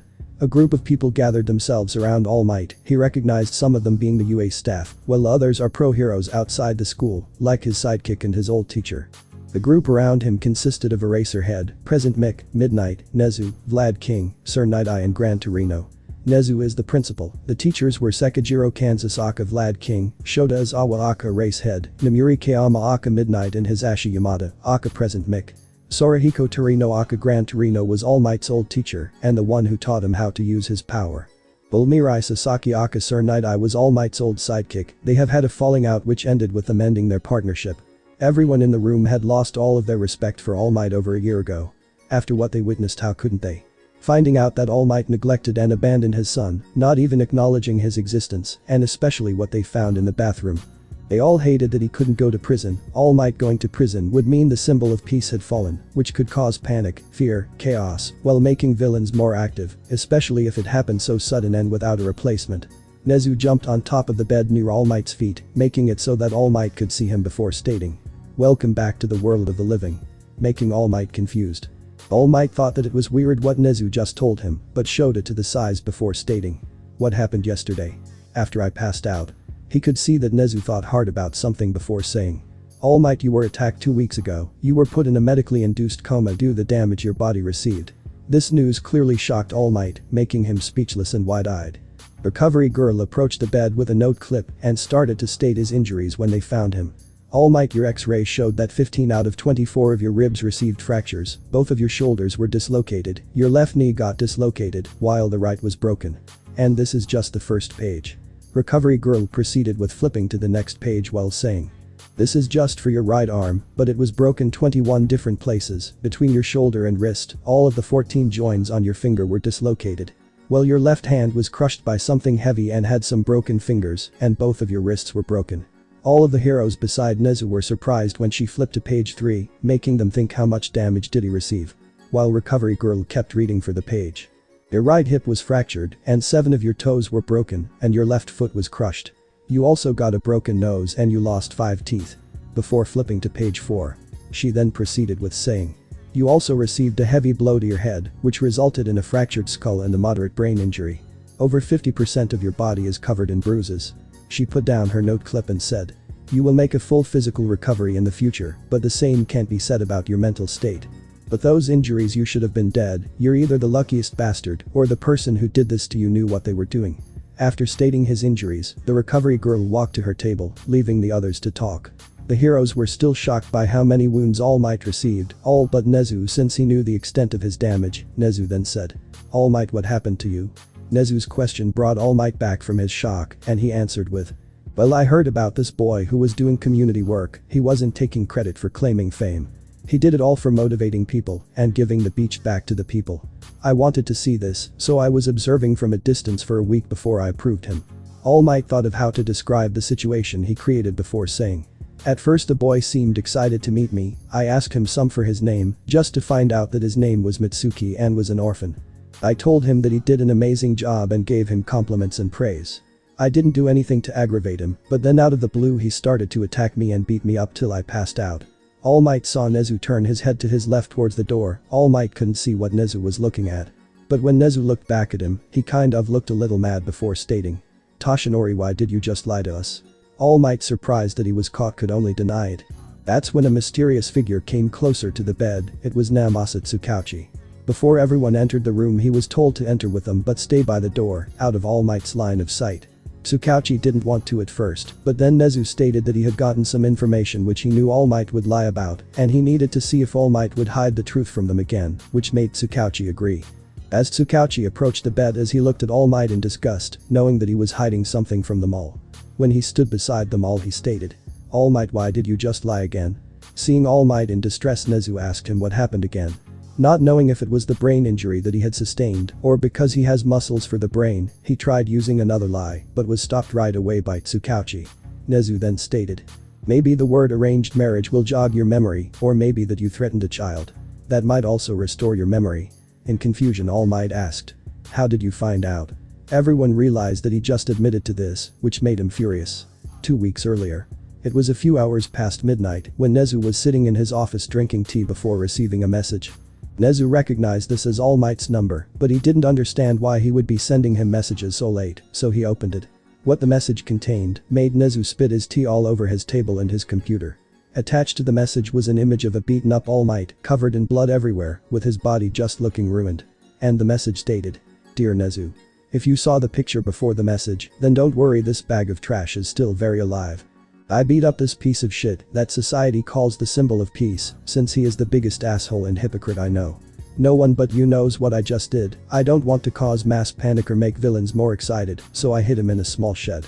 You can pick up your trash near Takoba Municipal Beach Park close by the address." Message part 1 of 2. After Nezu read the address, he sent only the people he could trust to the location, before jumping in a car with Aizawa and driving there also. That is when he received another message. Nezu took up his phone reading the message. Message part 2. "Just wanted to increase his chance of recovering, don't ask me why since I won't answer. But yay, the reason I taught him a lesson is because he'd been spying and stalking an underage kid for a week, and he also threatened the kid for not wanting to date his daughter, while also trying to arrange a quirk marriage between those two. He also made fun of people with quirkless people and people with quirk that look villainous, before stating that he didn't want them in his spotlight. So I taught him a lesson. You don't need to believe me if you don't want to, but because I'm just a good Samaritan, I taught his ego a little lesson. If you want to confirm it, then just ask him while having someone use a truth-telling quirk. I think a man of your stature would know someone with that kind of an ability. I would also recommend editing pictures of him on vacation and leak those to the local presses somewhere in the world, making it seem like he's on vacation and not in a hospital beat up. With regards, your neighborhood's good Samaritan." Shota Aizawa saw Nezu get a little pissed while he was reading his message, and when they arrived at the spot Nezu told them about. What they saw shocked them. It was All Might beaten and fucked up beyond belief. Not wanting the press to find out about this, they snuck him back to UA, where they brought in surgeons and medical staff. Nezu, being one of the smartest beings on earth, used the information from the damage caused to All Might and the 2 messages to deduce that this stranger might be someone who knows about Izuku's past. Present. After All Might asked, "How did you find out?" Nezu with an irritated voice just said, "From a hidden source." Before calming down and asking, "So what truly happened, All Might?" All Might told them the truth about what happened before he was teleported. After that he became pale from recalling what happened, but continued telling anyways. All Might told them how he was used as a rag doll. He was utterly useless and defenseless. How every time he would pass out from the pain, the said boy would wake him up with an adrenaline shot, not letting him black out before he was done. Everyone became nauseated from what they heard, some of them even felt his pain just by hearing it. Present Mick was the first to throw up from the story, before requesting if he could wait in the teacher's launch due to having a weak stomach. All Might then remembered something he heard after the boy was done with his right arm. He looked at Nezu and said, "If I remember correctly, after he was done with my right arm he stated this is just a fraction of how your son felt before continuing beating me up. I think he knows my son." This information just confirmed Nezu's deduction. This Mitsuki knew who Izuku was and knew what happened to him. In a way Nezu was happy, since this meant that Izuku survived after amputating his arm. Then All Might remembered the eyes and said, "BTW, before I forget, the kid had the most interesting eyes. They were red and had a unique black pattern. They terrified me to the core. But those eyes just reminded him of the end." All Might's body shook a little from fear, while his skin started going pale again. Even the machine that showed his heart rate started to peak faster, and this caught their attention, so they asked him what he remembered. All Might in a truly terrified voice said, "When he was finished with me, he said one last thing before I passed out. Don't worry Yagi, you won't die yet. I'll first fully destroy you both mentally, physically and symbolically. Then you can rest, you hypocrite." And then I woke up here. This scared Nezu, this so-called Mitsuki. He wasn't just stronger than All Might. He was so many times scarier than All For One that he permanently carved fear into All Might's soul. Izuku's adventure to his hometown. Izuku woke up earlier than normal and saw that today was the 6th of August. It's been a week since he'd beat up All Might. Izuku carefully got up out of bed while trying to not wake Toga. He silently went to the library, where he and the others were planning Toga's birthday party while she was sleeping. After all of the preparations were done and everyone knew their tasks, the only thing that was missing were the gifts. Izuku's gift was in the city he was raised. He planned to buy something precious that fit perfectly for Toga, but before he left he transformed back into his Mitsuki form. When he arrived at the city he noticed a huge screen on the building, which was broadcasting some trending news. With his curiosity piqued, he stayed and listened to the broadcast. The news was stating something about All Might being on vacation somewhere in Japan, and while being there he never stopped working, stopping a few crimes and robberies before going back to relax. There was even a picture of All Might in some casual clothes sightseeing. Izuku heard people talking around him, stating things like All Might is so down to earth, even on vacation, he is still the #1 hero, and he still looks cool in his casual clothes, acting like a civilian. Knowing the truth he thought to himself, haha, if they only knew the truth. Looks like Nezu took my advice. Still I'm impressed how realistic it looks. Before walking towards the store he was looking for. Izuku was carrying a bag with Toga's gift when he felt hungry. Craving the local cuisine, he went to a nearby restaurant that he used to visit a lot when he was younger. He sat down in one of the booths closest to the widow and ordered his favorite food, which was katsudon with a bubble tea at the side. While Izuku was waiting for his food, he was looking out the window absorbing the scenery. It had been over a year since he was in this city. He saw some parents window shopping with their child, a young couple kissing, a pair of old people playing chess, a group of teenagers with what seemed like interesting quirks, some of which were mutation quirks like shark head, 4 arms, rabbit attributes, gorilla-like arms and so on. Izuku was eating his food when he heard the door open while making the bell ring, notifying that someone entered the restaurant. He'd ignored it until he heard some familiar voices he could impossibly mistake for others, making him look down at his food to avoid eye contact. People that entered the restaurant walked past Izuku, sat down in a booth across from him, before looking through their menu list. To confirm his suspicions, Izuku looked up from his food to see them sitting in a booth in front of him while talking. He was so glad that he used his other appearance, since he didn't know if they would recognize him. Sitting in the booth were all his tormentors, his sister Izumi and her friends Katsumi, Kitsuki, Shota, Shoto and Ichako. He wanted to finish up his meal so that he could leave as fast as he could. That was until their conversation made him curious, making him eavesdrop on them. Katsumi asked Izumi in a comforting voice, "Are you still getting nightmares about your brother?" Making Izumi only nod. Ichako asked her, "If you ever want to talk about them, then we're here for you. And if you still can't tell us, then you need to tell someone else." Izuku was wondering why she wasn't sharing with them, they are her best friends. Kitsuki in an irritated and angry voice said, "It's probably because Deku ran away." Before Katsumi with the same voice stated, "I don't understand why he would leave, his parents are awesome." Shoto and Shota simultaneously said, "It's not like they are like our father. They always did nice things for us, they even brought us with you on your vacation." This made Izuku a bit angry while thinking, don't they know what happened when I ran away? They must have heard it from them or the police. Ichako asked Izumi in a curious while sad voice, "I know we've asked you before, but are you sure he didn't leave any notes?" Izumi's answer confirmed his suspicion. She lied while avoiding eye contact. "No, he didn't leave any note. When we entered his room, all we found was that he'd packed up some stuff he needed before leaving." Izuku couldn't blame the police or the heroes for their decision. They wanted to avoid mentally scarring young children, since when he looked back on it, he knew that it was a very gruesome scene he left behind. Even though they were children, he promised that he would still get his payback on all of them. His thoughts were interrupted when he heard them change the topic. Ichako in a worried voice asked Izumi, "BTW, how is your dad doing?" With her answering, We visit him every day, but he is still in a coma. We still don't know how he's doing, but the doctors keep telling us that he's out of danger. Making Izuku think that's what you think, but I've barely started. Shoto, who was always emotionally neutral with a scared voice, said. I can't imagine the monster who did it. Our dad has used his whole life to become better than him, but then a mysterious person arrives and not only beat him, but utterly destroyed him his whole body. Katsuki, being the arrogant person he is, stated in a prideful tone. I ain't afraid of no monster. I'll beat that monster and become the next #1 hero. This made his sister beside him pull her arm back before hitting him hard on the head. She then stated in a mad tone. You goddamn idiot. If her father can't beat it, then what makes you think that you can? Before saying in a laughing manner. Last I checked, you wet your pants when you heard what happened to her father. Everyone in their booth beside Katsuki started to laugh while Izuku was trying his best to hold it in him.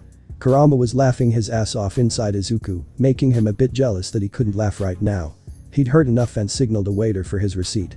After paying, he took a last look in their direction before leaving the restaurant. Izuku wanted to put a technique mark in the city so that he could teleport there faster. So he thought of a park where he could easily teleport to without being noticed by others. While walking to the park, he heard some girl pleading for help, making his hero reflexes kick in, which made him run her direction while pulling out his mask from his dimension. When Izuku arrived at the scene, he saw 3 people in their 30s beating up on a girl. One was holding her against the wall, the other one was on the lookout for heroes, and the last was beating her up. Before Izuku could leap into action, he heard one of them say in a sadistic voice. People like you, people who have mutation quirks, should all die. You are all abominations who tainted our species. The girl was crying while being held against her will. She looked at the one that was beating her and saw that he was about to punch her again. Preparing to take another hit, she closed her eyes and waited for her pain to arrive. Like a lightning strike, Izuku within a flash incapacitated all 3 of them, releasing the girl from their grip, making her fall down with her back against the wall while saying, ouch. The moment he got a better look at the girl, he recognized her from the group of teenagers he saw earlier that day. Izuku saw that she was still afraid and had her eyes closed. He crouched down in front of her and in the softest and sincere voice asked her. They won't hurt you anymore. Are you okay? She opened her eyes and looked around. She saw a worried masked male in front of her, with 3 passed out around him. She wanted to thank him, but no words could come out due to her shock, so the only thing she did was to nod to his answer. Izuku saw that she's in a state of shock and recovering from fear. So in a soft tone he said. It looks like you're still too afraid to talk, so I'll ask you questions that you can answer without speaking. She looked at him in awe. Not only was he strong and quick on his feet, he was also smart and considerate. Without hesitation he thought of a plan that accommodated her problem. Izuku started questioning her. Nodding means yes and shaking means no. Did you understand? Yes. Are you okay? Yes. Do I scare you? If so, I can leave. No. Are you hurt? Yes. Where? She pointed at her rabbit ears and tail that her abusers pulled at trying to tear them off before pointing at her rabbit feet, her face and ribs. He quickly started applying his healing mystical palm technique to her wounds. This made his hands emit a glow-like green glow which fascinated her. After healing her, Izuku stood up and asked her. Do you have any more wounds?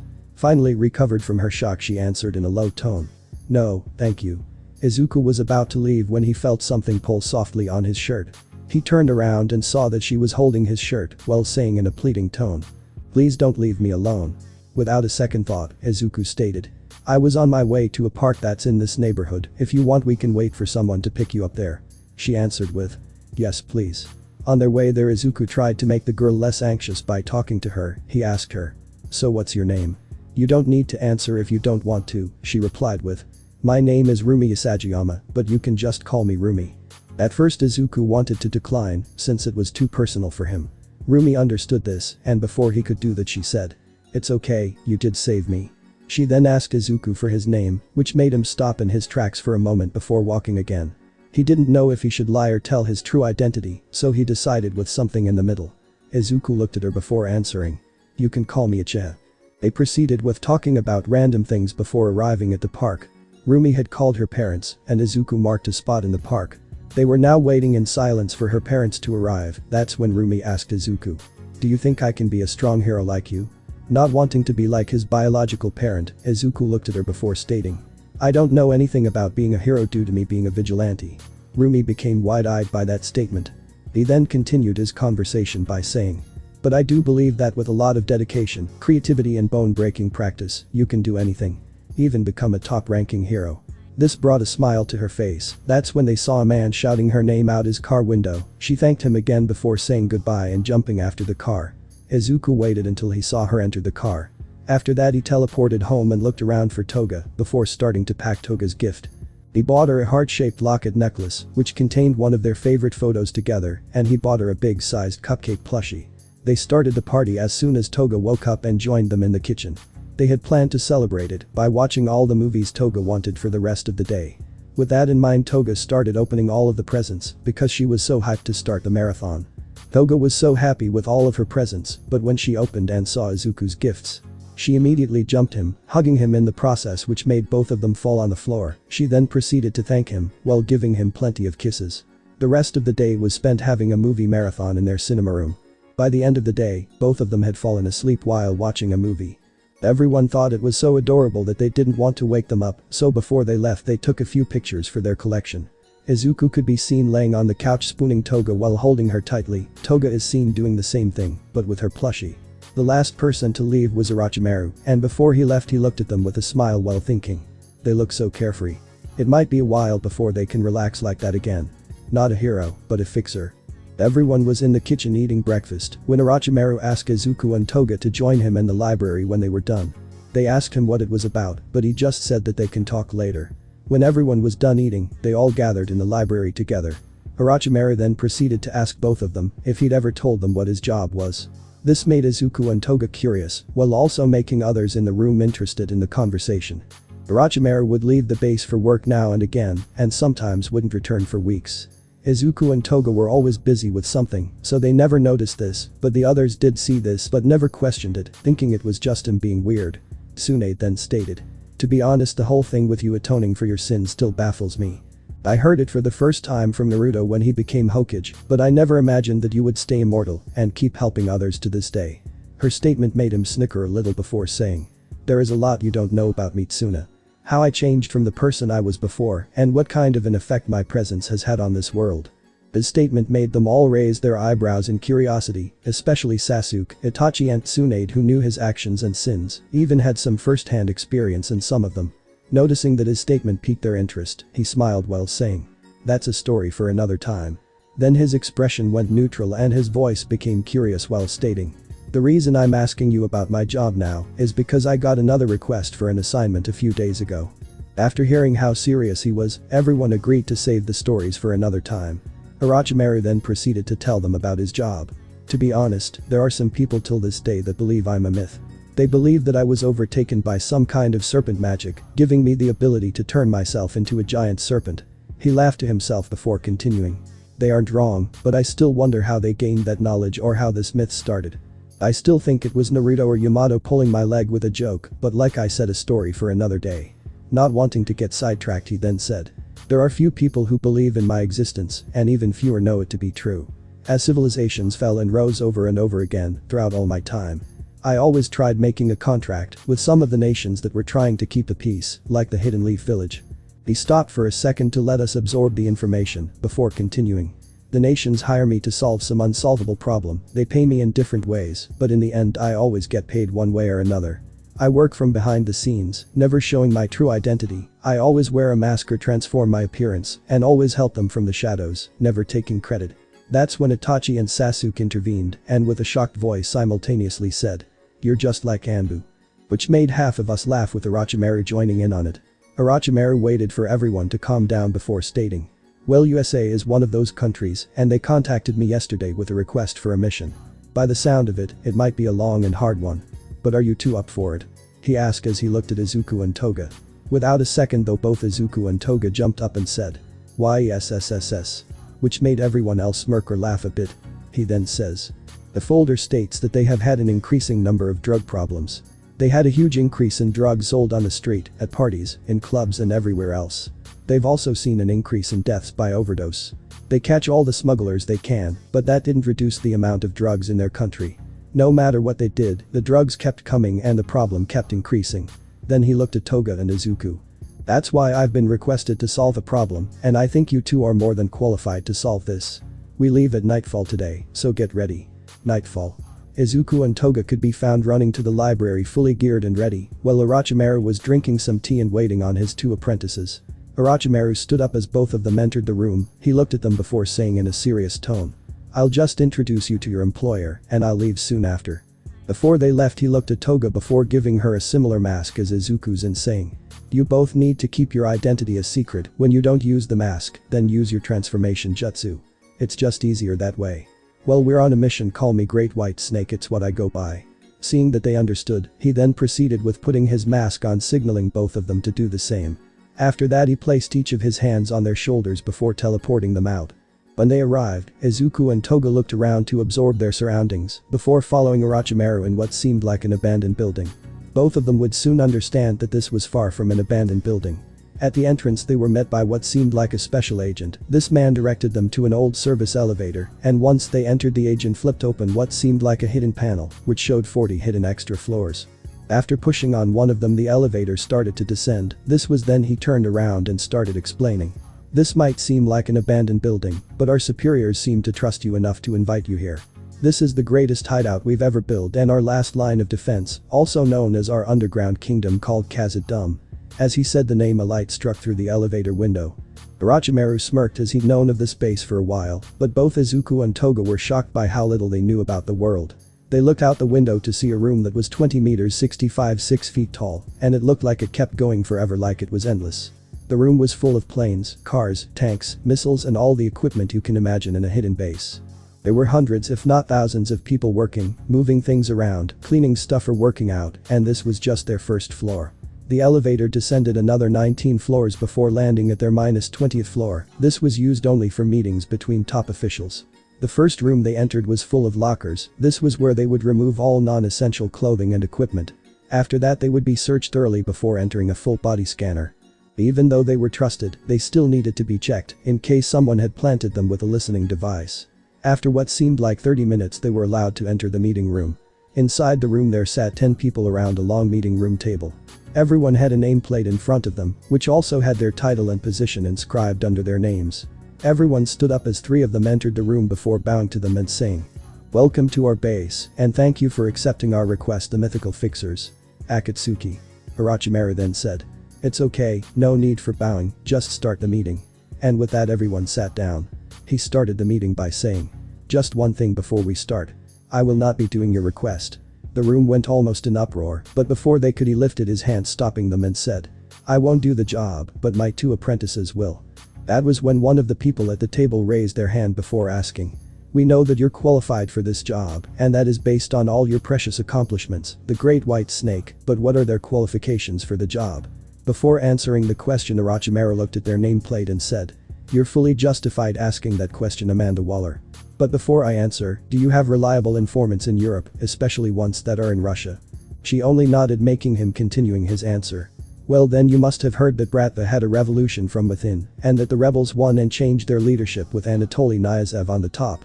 Amanda nodded again, not knowing where this was going. He then said, "Have you heard of the red-eyed devil that plagued Russia for months, or the day they dubbed Devil's Red Dance?"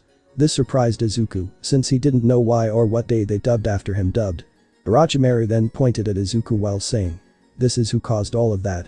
His answer shocked everyone in the room. The ones that were drinking spat out what they were drinking. Those who were holding stuff lost it on the floor of the table. It was so quiet that you could have heard a needle drop. Amanda, still in shock, could only ask in a frightened tone, "Are you the one who killed 5,000 people within 2 hours?" Izuku nodded before saying, "If I remember correctly I think it was 5,500, but yay, it was me." Regaining from the shock, everyone agreed that those 2 were more than qualified for the job. That is when she stood up and stated in a serious tone, "Your job will be to eradicate the drug cartels in Middle and Southern America. Your payment will be based on the results. You are free to take everything you find that belongs to them, be it jewelry, money, drugs, cars, you name it. We don't care what you do with them, just end the cartels, do you understand?" Both Izuku and Toga nodded. The rest of the meeting was spent on giving them all of the information they had before ending the meeting. When they were outside they said their goodbyes to Orochimaru before Izuku summoned his eagle and activated his water style, cloud control, and flying towards Mexico. The deadly absolute zero. It has been 2 years since Izuku and Toga had started their assignment, and now they were both exiting Khazad-dûm after getting their rewards. Izuku looked at Toga with tired eyes stating, "Hit me next time we agree to such a long mission." Toga hugged him while saying, "It wasn't that bad, it took us a while, but can you blame us? We had way too little information to begin with." The last time you did something like this, you had a whole army behind you, with almost all intel gathered beforehand. Hearing her statement made him just pout before saying, "When you're right, you're right. Let's just never have a repeat of Brazil." The last statement made Izuku nauseated while reaching his hand for his mouth so that he won't throw up. Bringing up Brazil made her jump up and down from excitement while saying, "Izuku, you know you had fun, just admit it."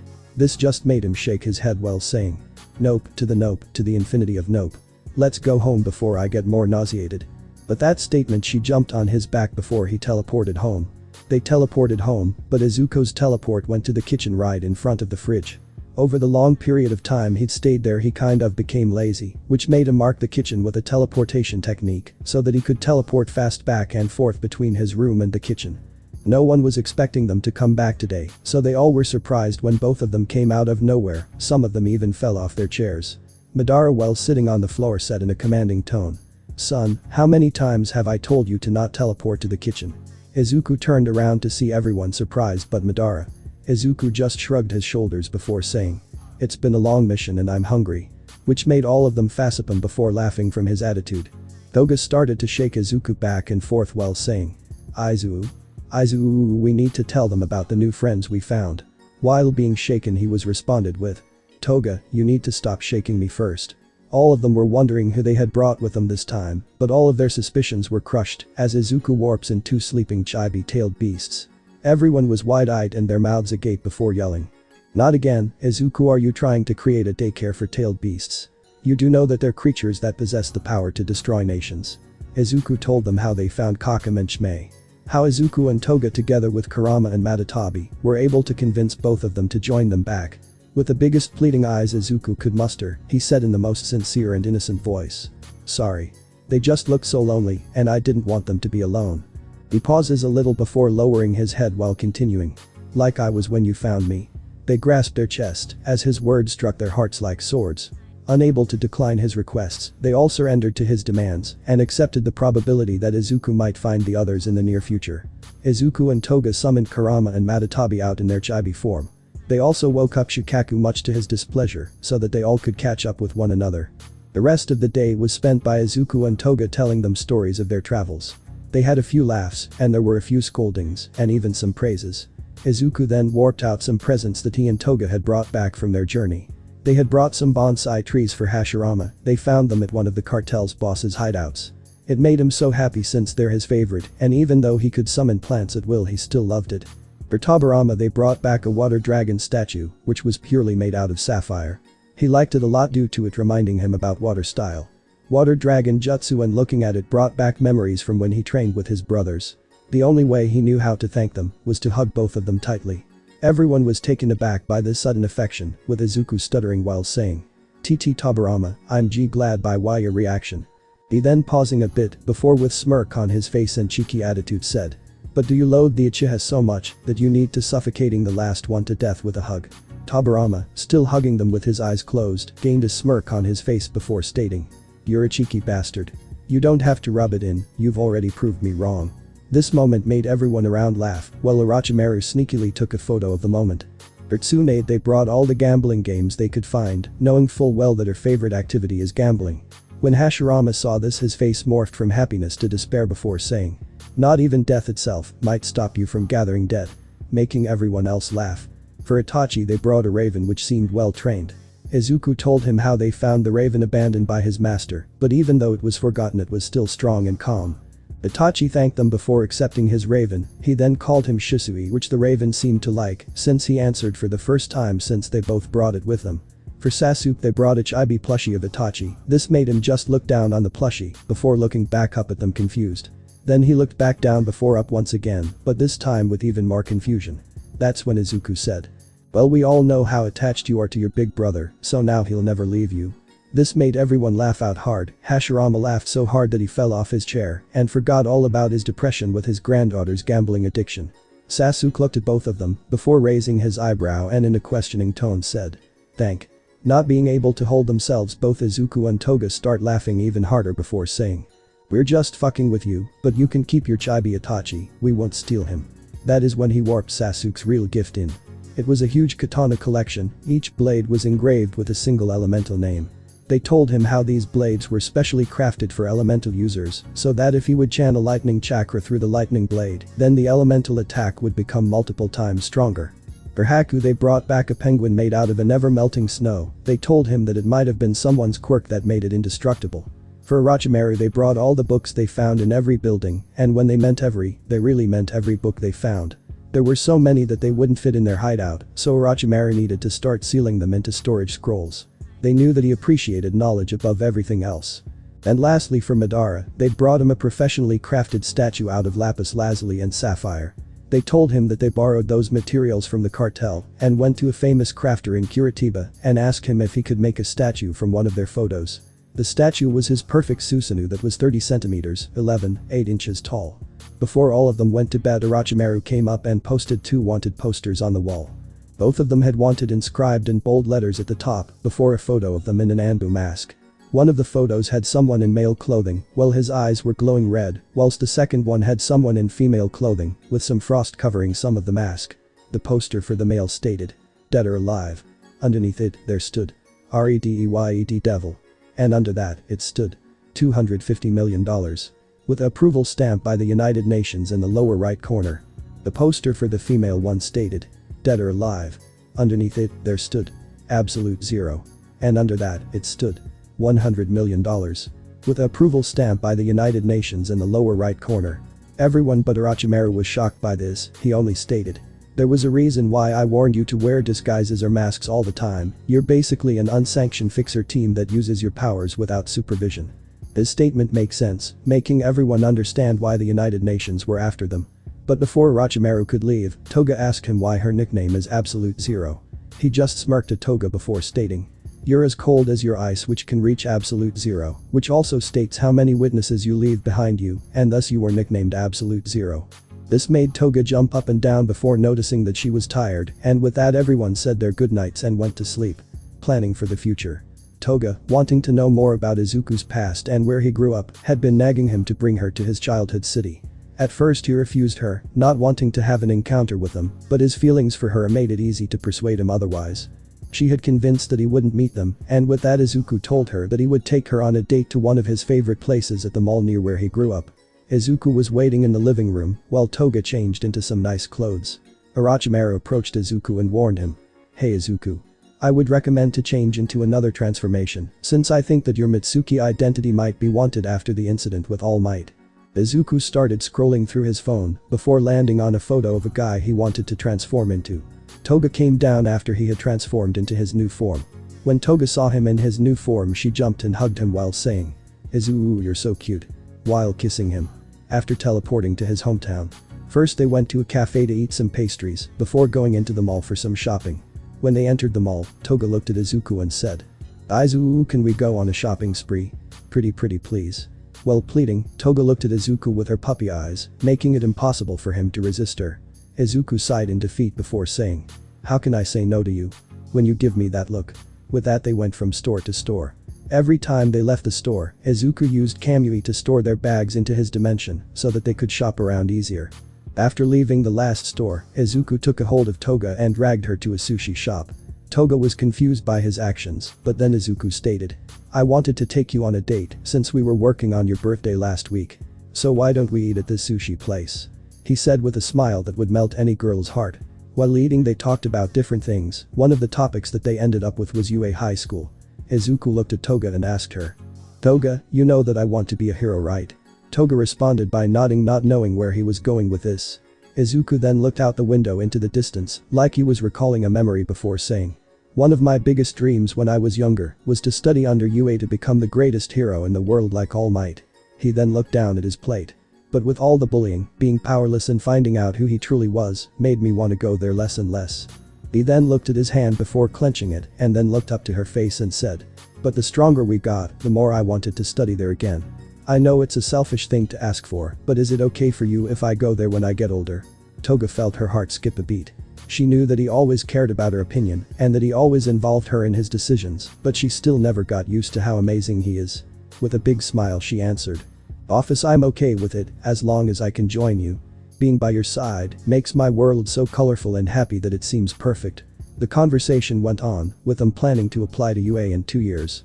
On their way out of the sushi shop, Izuku saw something that made his blood boil. Toga and Kurama noticed that Izuku started to release a small amount of bloodlust. While they were trying to calm him down, they asked him why he was mad with him just pointing to a direction. In the direction he was pointing, you could see a group of 8 walking into the mall.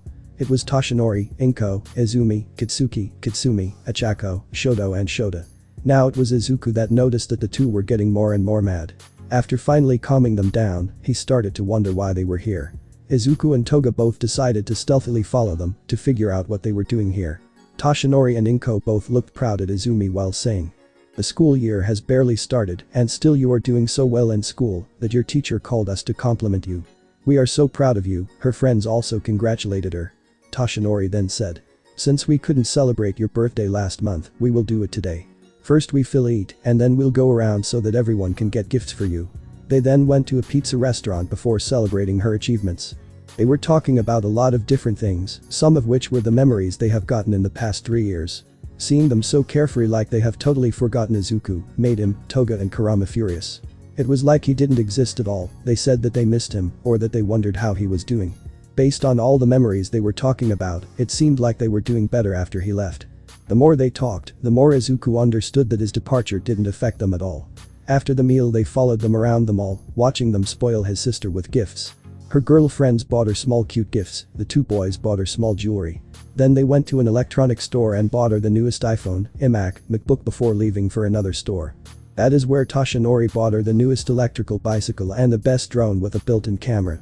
Once they were done they left for home, and the last thing Izuku and Toga heard was Toshinori with an ecstatic voice say, "Life couldn't be better, you're the best teenager a parent could ask for." With everyone in the group nodding in agreement, Toga was about to run and attack them until Izuku stopped them. She looked at him with teary eyes while saying in a low voice, "Izuku, they hurt you, and they don't even acknowledge that you existed, I need to make them pay." Izuku looked at Toga with an intense and scary look in his eyes, his voice was filled with anger and hatred while saying, "Don't worry Cupcake. What I'll do to them is so much worse than any wound you would inflict at them." His look told you that he was the predator and you were his prey. It was so intense that a normal person would pass out due to feeling like they would die at any moment. Even someone experienced with killing like Toga became scared. She had known him for 3 years and never seen this side of him. Accepting that they were his targets, she turned around and gave him the softest and heartfelt hug she could. Before pleading to him to turn back, it's not that she felt like her life was in danger, it's just that she wanted to see him smile again. After a moment she could feel a tear touching her cheek, which made her move her head a little backwards so that they would be face to face but still hugging. He looked at her with a tearful but smiling expression before saying, "I don't know if I say it enough, but I love you above and beyond." Toga looked away while blushing before saying, "I love you." He asked her to look at him, which she did. Izuku then Eskimo kissed her before kissing her on the lips, which made her almost faint from his actions. Toga then asked with a curious voice, "So what is your plan? What are you gonna do?" Izuku gaining a huge smirk before saying with a happy voice, "You'll just have to wait and see." As soon as they teleported back, Izuku told her that he would pull an all-nighter so that she wouldn't need to stay awake for him. He then went into his office and locked the door behind him, where he started to plan his little revenge. Everyone around Izuku wondered what happened, since every time Izuku came back he would greet them. But this time he didn't even acknowledge them. Being curious they asked Toga what happened in the city, which she told them. Orochimaru had to use his binding technique for reanimated people so that he could stop them from going on a murderer's rampage. Even though Hashirama could still move and was furious at Izuku's past family, he still helped Orochimaru with keeping Madara there. They both knew that Madara would decimate the whole town with his anger, not caring the slightest for casualties or civilians. That was when Toga said something that stopped everyone. "Izuku had this intense aura that I've never felt before, and he has an idea he didn't want to share with me." She said the last part while pouting. Everyone started to wonder what Izuku had in store for his torturers. They heard a terrifying laughter with Izuku yelling, Yes, that is perfect." Not knowing what he will do, everyone became a bit afraid of Izuku. They knew that he had sharp intelligence, and with the power and economy he had, he could easily bring a country down to its knees. Even though they heard stories about the RD. Devil's Red Dance. From Orochimaru's network, they still weren't there to see firsthand what he was capable of. Some call it blackmail, some call it justice. It was 6 a.m. in the morning when Orochimaru saw Izuku leaving his office. Izuku went to the kitchen to refill his coffee for the 12th time. That is when he noticed Orochimaru's presence and greeted him. "Good morning, sensei." Orochimaru, without looking away from the newspaper, said, "Morning, Izuku." Then Izuku said something that caught his attention. Hey sensei, do you know if there are any bratva branches here in Japan? He thought for a bit before saying. Yes, there should be one at XXXXXXX close to XXXXXX shopping mall. Why do you ask? Izuku showed him a small flash drive and with an evil smirk said. Well, I kind of need to mass spread a message without getting it traced back to me, so the best solution is to use the bratva, since I have their trust. With that, Izuku changed his clothes and said. I'll be back in an hour or so, see you later. He teleported to the closest mark he had to the location before running the rest of the way. When Izuku arrived at the area, he knocked on the door before entering. A man in his late 50s came out of his office and asked him what he was doing here. Izuku looked at the man and then said in Russian. I'm looking for bratva. Izuku saw him flinch a bit. The man thought Izuku was a spy, so he told his co-worker to kill him. The Russian ran at Izuku preparing to kill him, but before he could even touch him, Izuku put his hand on the man's face, slamming it against the table, making him go unconscious. Before anything could go out of control, he lifted up his shirt, showing the older man his bratva tattoo while saying in Russian. I'm a bratva captain, you dumb fucks. Witnessing his co-worker on the ground made him rethink his actions about attacking, but he still didn't trust this Japanese person to be a Russian mafia captain. He then brought out some vodka and said. I will first need to confirm your identity, so while we wait you can have some of our best vodka. Izuku just shrugged his shoulders, pulled the vodka bottle to him and opened it. But before he poured a shot, he said something to the older man that almost confirmed that he was the captain. If you want to figure it out faster, then just call your new leader Anatoly Nyazev and tell him that Izuku sends his regards. The older man called Anatoly's second-hand man. Beep, beep, beep, beep. Someone on the other side picked up the phone. The whole conversation is in Russian with a deep Slavic accent. Hello, this is Vladimir. To whom am I speaking? Hey, this is Dmitry from Japan. I need to talk to Anatoly. He is busy. What has happened? We have a bratva captain here. I need confirmation that he is who he is. We don't have any captains in Japan. Just kill him. We tried, but he was very confident that he is a captain. He even said that I should call Anatoly. And say that Izuku says hello. The line was quiet for a few minutes. That was until Dmitry could hear Vladimir stress out and run. Dmitry then heard some doors slam on the other side of the line, before hearing Vladimir yell. Anatoly. I need you to take this call. Hello. This is Anatoly, what is it? Hey boss, it's Dmitry. We have a Japanese person here. Claiming to be a bratva captain. That can't be right. What is his name? Well, we didn't believe it either, so we attacked him. But he beat them in a flash and showed us the tattoo. He said his name is Izuku and that he says hello. Anatoly's face went pale, knowing who this was and that his subordinate attacked him. He feared for the worst. Even though Dmitry couldn't see it, he could hear Anatoly's voice shake a bit while he was breathing. Anatoly kept talking in a terrified voice. Do you have any idea who you just attacked? Which scared Dmitry a bit.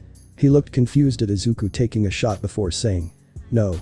Anatoly recounted the nightmare he experienced that day, and with even more fear in his voice he said. Have you heard of the DRD incident? Which Dmitry just said yes to. Dmitry's face went pale as soon as he heard. That is him, he is the red-eyed devil that the whole world is looking for. He then slowly approached Izuku and apologized, with Izuku just waving it off and said. No problem. Izuku then signaled to give the phone to him, which Dmitry did, while Izuku just gave him a vodka shot to calm him down. Hello Anatoly, it's been a while. Uchiha Izuku, I'm so. No problem, it's okay as long as it does not happen again. Izuku could hear and almost feel over the phone that all the stress and fear Anatoly had just disappeared. So yay, this is not a pleasure call. I'm here for business. This intrigued Anatoly, since Izuku had so much power, so why would he need their help? And with a curious tone Anatoly asked. What do you need our help for? Well, if you remember what my torturers did to me. Nothing happened to them, and they escaped justice.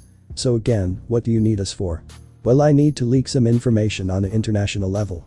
While also making it so that they can't hide it or buy it of. Hahaha.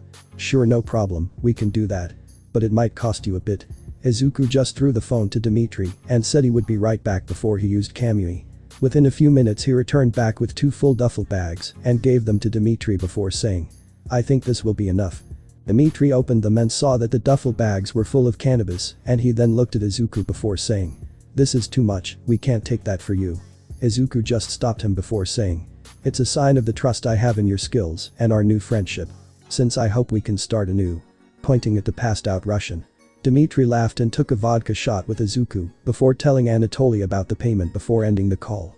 After that they talked for a bit before Izuku gave him the flash drive. He then marked the place with his teleportation and then teleported home. It was afternoon when everyone in Orochimaru's household was eating and watching the news.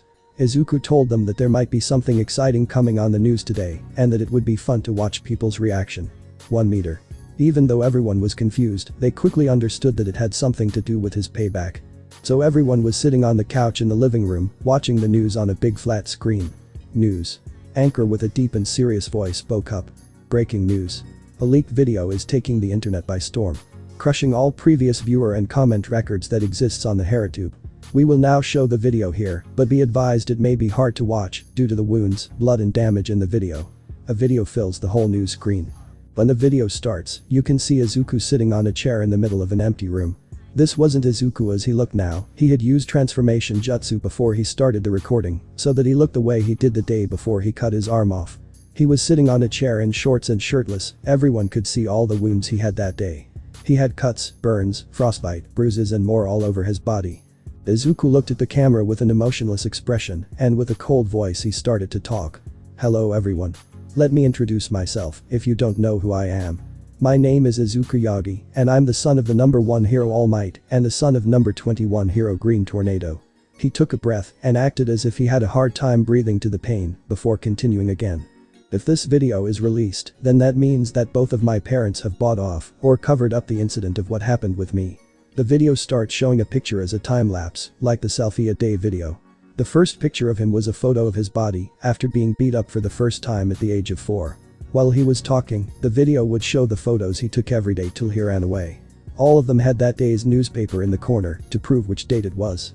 All Might always say that everyone can be a hero and try to support the weak and the quirkless, but what if I told you that it is all a lie? They were in the pictures of him when he was 5 now.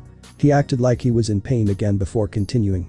When I was 4 I went to the quirk doctor with my sister and my parents, and with one word my whole world was turned upside down.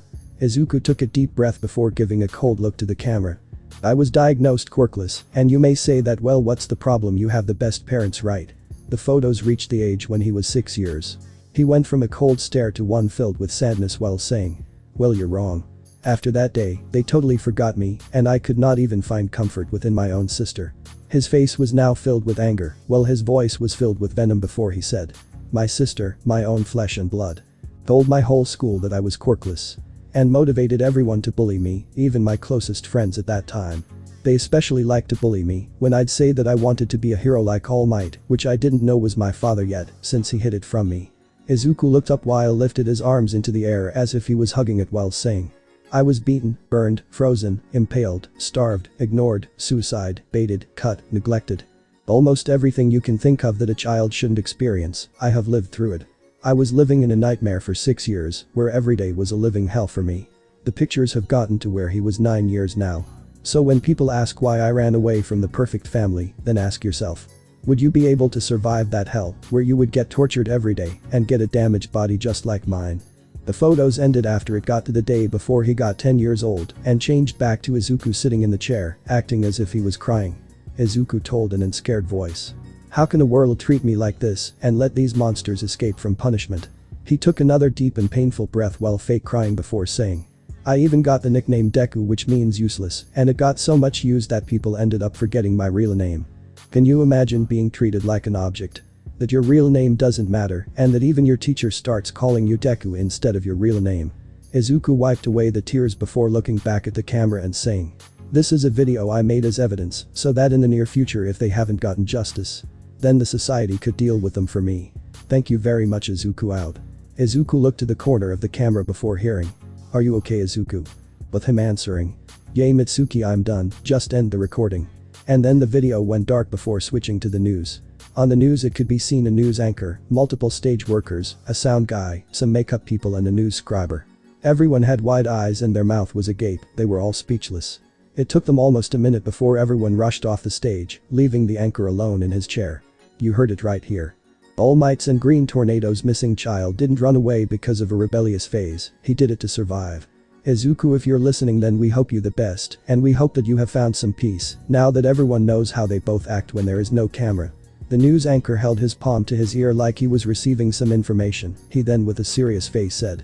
This just in, a new trend has started. People from all around world has started to show their support to Izuku with the tag, Justice for Izuku. Please, I beg everyone that watches, show your support with tagging so that Izuku could see that we all care about him. That was it for me, and thanks for listening." The newscast disappeared and the show from before started playing again. News over. Everyone on the couch beside Izuku were speechless. It took them a few seconds to recover from what they had just seen. They all turned around to look at Izuku, who was sitting on the couch with a big bowl of popcorn. Earlier, while they were watching the news, no one had noticed that he had gone and made it. That is when everyone beside Orochimaru, Toga and Madara, who knew his full past, started to ask him questions like, is it true? Are they really that fucked up? Where do they live? And so on. Izuku just shrugged his shoulders and said, "Yes, it's all true, but I think their life will get a bit harder now, so no need to pay them a visit." That is when Toga with a surprised voice said, "I never knew you could act that well, Izuku. I think you deserve a fucking Oscar." Her statement made everyone nod before they all erupted into laughing, which Izuku joined in on. Izuku was now wondering what tomorrow would bring for the Yagis. This thought brought some comfort to his mind. Izuku then put on a movie so that they could have a marathon until bedtime. Every action has an equal and opposite reaction. Next morning, when Izuku and Toga woke up, they went to the kitchen to have breakfast. That is when they saw that everyone else was awake. As soon as the others noticed Izuku, they all looked at him with a look which he couldn't understand what meant. They all asked Izuku if he had seen the effect that his video had on the world, which he just shook his head, signaling that he had no idea what they were talking about. Orochimaru picked up the TV remote and turned on the flat screen that they had in the kitchen. He then flipped through all of the channels, showing him that every channel in Japan had been taken over by the news. Every channel they had showed one or another newscaster, which were either talking about his video or about him. Orochimaru then changed to the satellite channels and started to show that it was happening all around the world. USA, Germany, Russia, Norway, China, and so on. Almost every country was covering this event. Izuku had to be honest with himself, he didn't expect such a result. Everyone in the room was looking at the TV before turning around when they heard someone laugh. It was Izuku who was laughing. He was laughing so much that he fell on the floor while saying, "Oh my god, my sides hurt. This is way too funny." Sasuke just looked at him and with a soft but shocked tone said, "Dude, you literally broke every channel in the world. I assume that you didn't know that every radio frequency is also like this." This just made Izuku laugh harder. That was when Orochimaru with a monotone voice said, "Izuku, your video trended too much. The surge in web traffic is so huge that most websites weren't prepared for it, resulting in crashing websites like Twittero, HeroBook, Instahero, HeroTube." Itachi held in a chuckle before saying in an amused tone, "Your justice crashed the internet, even the New York Quirks, CQNN, BQBC, BuzzQuirk and other big news websites has crashed." Izuku was laughing louder while holding around his stomach. He had also started to hit the floor with his Susanoo arm while begging, "Stop, stop, you're killing me. This is too fucking funny, guys." That is when Haku looked at his laptop with a shock and with a surprised voice said, "Guys, do you remember that tag justice for Izuku?"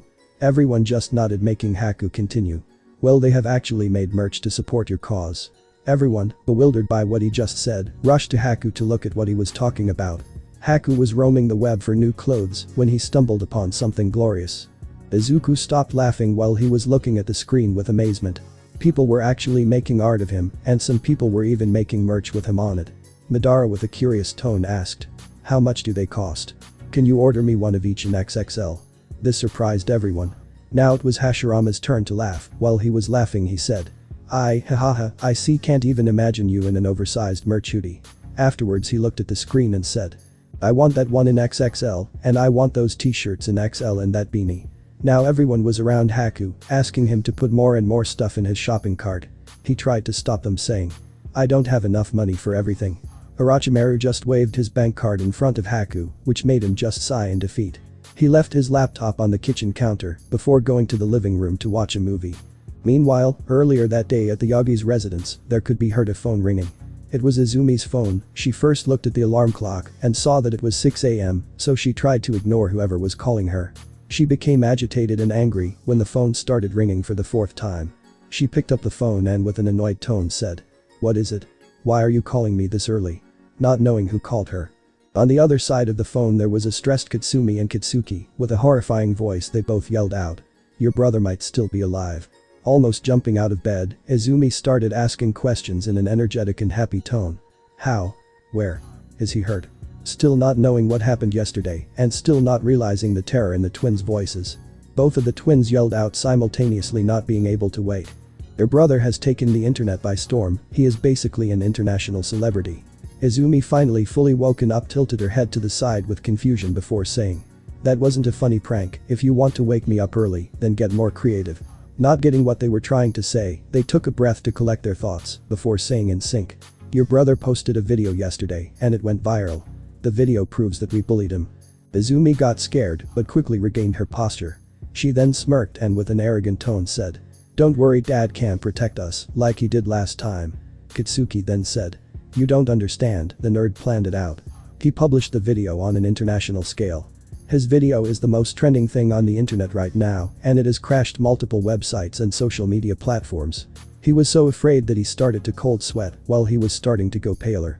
Itsumi had already passed out by shock of how fucked they were due to not being able to handle the stress her body was under. Katsuki then wiped sweat of his forehead and drank some water before continuing. "Izumi, every fucking TV, radio and news channel in our house is covering this. FFS, they even made merch to support his movement." That is when Izumi could hear through the phone that their mom was coming into their room yelling and hitting them. The phone call ended and Izumi started to go pale. She then ran out of her room just to see that her father also ran out of his room and was now looking at her with the same expression and colorless face. 25 minutes earlier in Toshinori and Inko's room, both of their phones were ringing and ringing. They both looked at the clock and thought it was too early. That if it really is so important, then they will call them back later. All Might gives up at ignoring his phone after their phone had been ringing for 5 minutes continuously.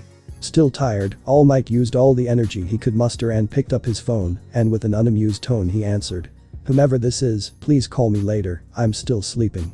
Before ending the call and going back to sleep, his phone started to ring again, which he picked up, and before he could say anything he could hear Nezu yell, "You fucking meathead, don't you fucking dare end the call on me again." Hearing Nezu not only yell but curse made All Might understand the gravity of the situation. Nezu then with a voice that sounded that we was on the verge of growling said, "You're so fucked."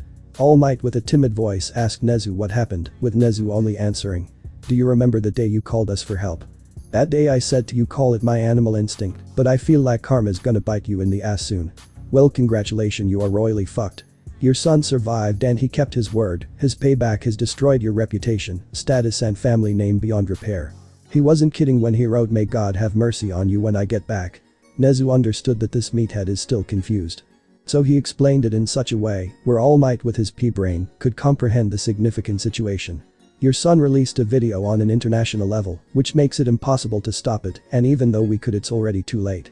The video shows more or less 2,000 pictures of which state his body was in, from when he was 4 years and diagnosed quirkless, till he became 10 years old." All Might became so horrified that he went pale that he started coughing up blood. Nezu then continued, "The news has reached all corners of the world and people are after justice and want to send you to court for multiple law violations. If my calculations are correct, which they are, then you will end up with life in prison without parole, unless you can convince your son, which is still missing." Scenarios of him being imprisoned, sharing a cell with people he has captured, his family name dragged through the mud, and much more awful things went through his mind right now.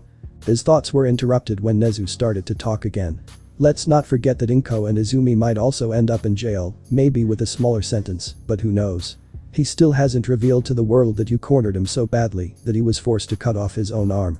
So I don't think he is done with you yet." All Might didn't want to imagine what could happen to his wife and daughter if they went to jail. Nezu gained a smug face and with a happy tone said, "But hey, there is at least a silver line to everything," to which All Might then asked what it was. Nezu then in a calming manner said, "1. We now know that your son is alive. 2. We know that Mitsuki and Izuku have a connection.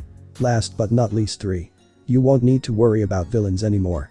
Confused about the villain thing, he asked Nezu what he meant by that, which he just replied with, "What better way to defeat the unbeatable symbol of peace than letting the whole world to tear him down? To be honest, I think that the villains will just buy a camping chair and a few 6-pack of bears and just watch your world crumble piece by piece." Nezu then laughs maniacally due to his sadistic side before saying, "To be honest, what scares me the most is how intellectual your son is. Without even trying, he got the whole world to go from praising you to calling you a villain in BTW. That is the nicest thing the society is calling you. So yay, I'll try to do some damage control, but it's mainly your mess to clean up." After that, Nezu ended the call. All Might was in a state of shock, his whole life's work just crumbled within a day. He got brought back to reality, his phone shattered against the floor. His first thought was to have a family meeting, so he left his room only to see Izumi open her door while being as terrified as him. Meanwhile in a dark room, a hidden figure smirks in the shadows only revealing his smirk. He was surrounded by screens with news and medical tubes to heal him. The unknown figure chuckled a bit before saying, "Damn, I've been trying to take down All Might for years. But then comes his son and does a better job than I could have ever done. We need to find Izuku fast and try to recruit him. If we can't convince him, then we need to kill him. He's too crafty and resourceful, which makes him a huge threat to my plans." In the meantime, Izuku the genius mastermind could be seen laughing as he ordered a justice for Izuku plushie. Even though he could not stop laughing, he understood that he had started something that was too big to stop now. Justice delayed is justice denied. The video only talked about the Yagis, but due to people being curious, some took it upon themselves to investigate Izuku's previous schools. Some journalists came upon Izuku's ex-classmates or teachers who told them about Todoroki's, Bakugos and Urarakas so that they could save themselves from the onslaught that was incoming. The journalist could not blame them, so they promised to keep some of their informants anonymous as long as they would give up the names of who treated Izuku the worst. Some investigators took it upon themselves to write a different side of the case where they tried to find everyone who helped the child in his time he needed it. They found some neighbors who helped Izuku with different things. They also found a store cashier that would give Izuku some extra supplies, and since Izuku was too nice and would decline free stuff, the cashier would always need to lie to him, saying that they had too many and he could take it for free, and only then would he accept it. There was even an owner of a training center. The owner said that he once found Izuku beaten up in a park, and since he was unconscious, the owner took him to his gym to patch him up. After that he would train Izuku once in a while. He also gave him a cleaning job so that the kid could earn some money. There were so many good people in Izuku's past, which warmed people's hearts. Through a Kickstarter and merch sale, a lot of money was donated to them as a sign of thanks. The same thing could not be said for those who hurt Izuku. His primary school was shut down due to an investigation into his past, which resulted in firing almost all of the staff, to which the principal, his homeroom teacher and the nurse got the worst of the punishment. They all got prison time for child endangerment, child neglect and so on.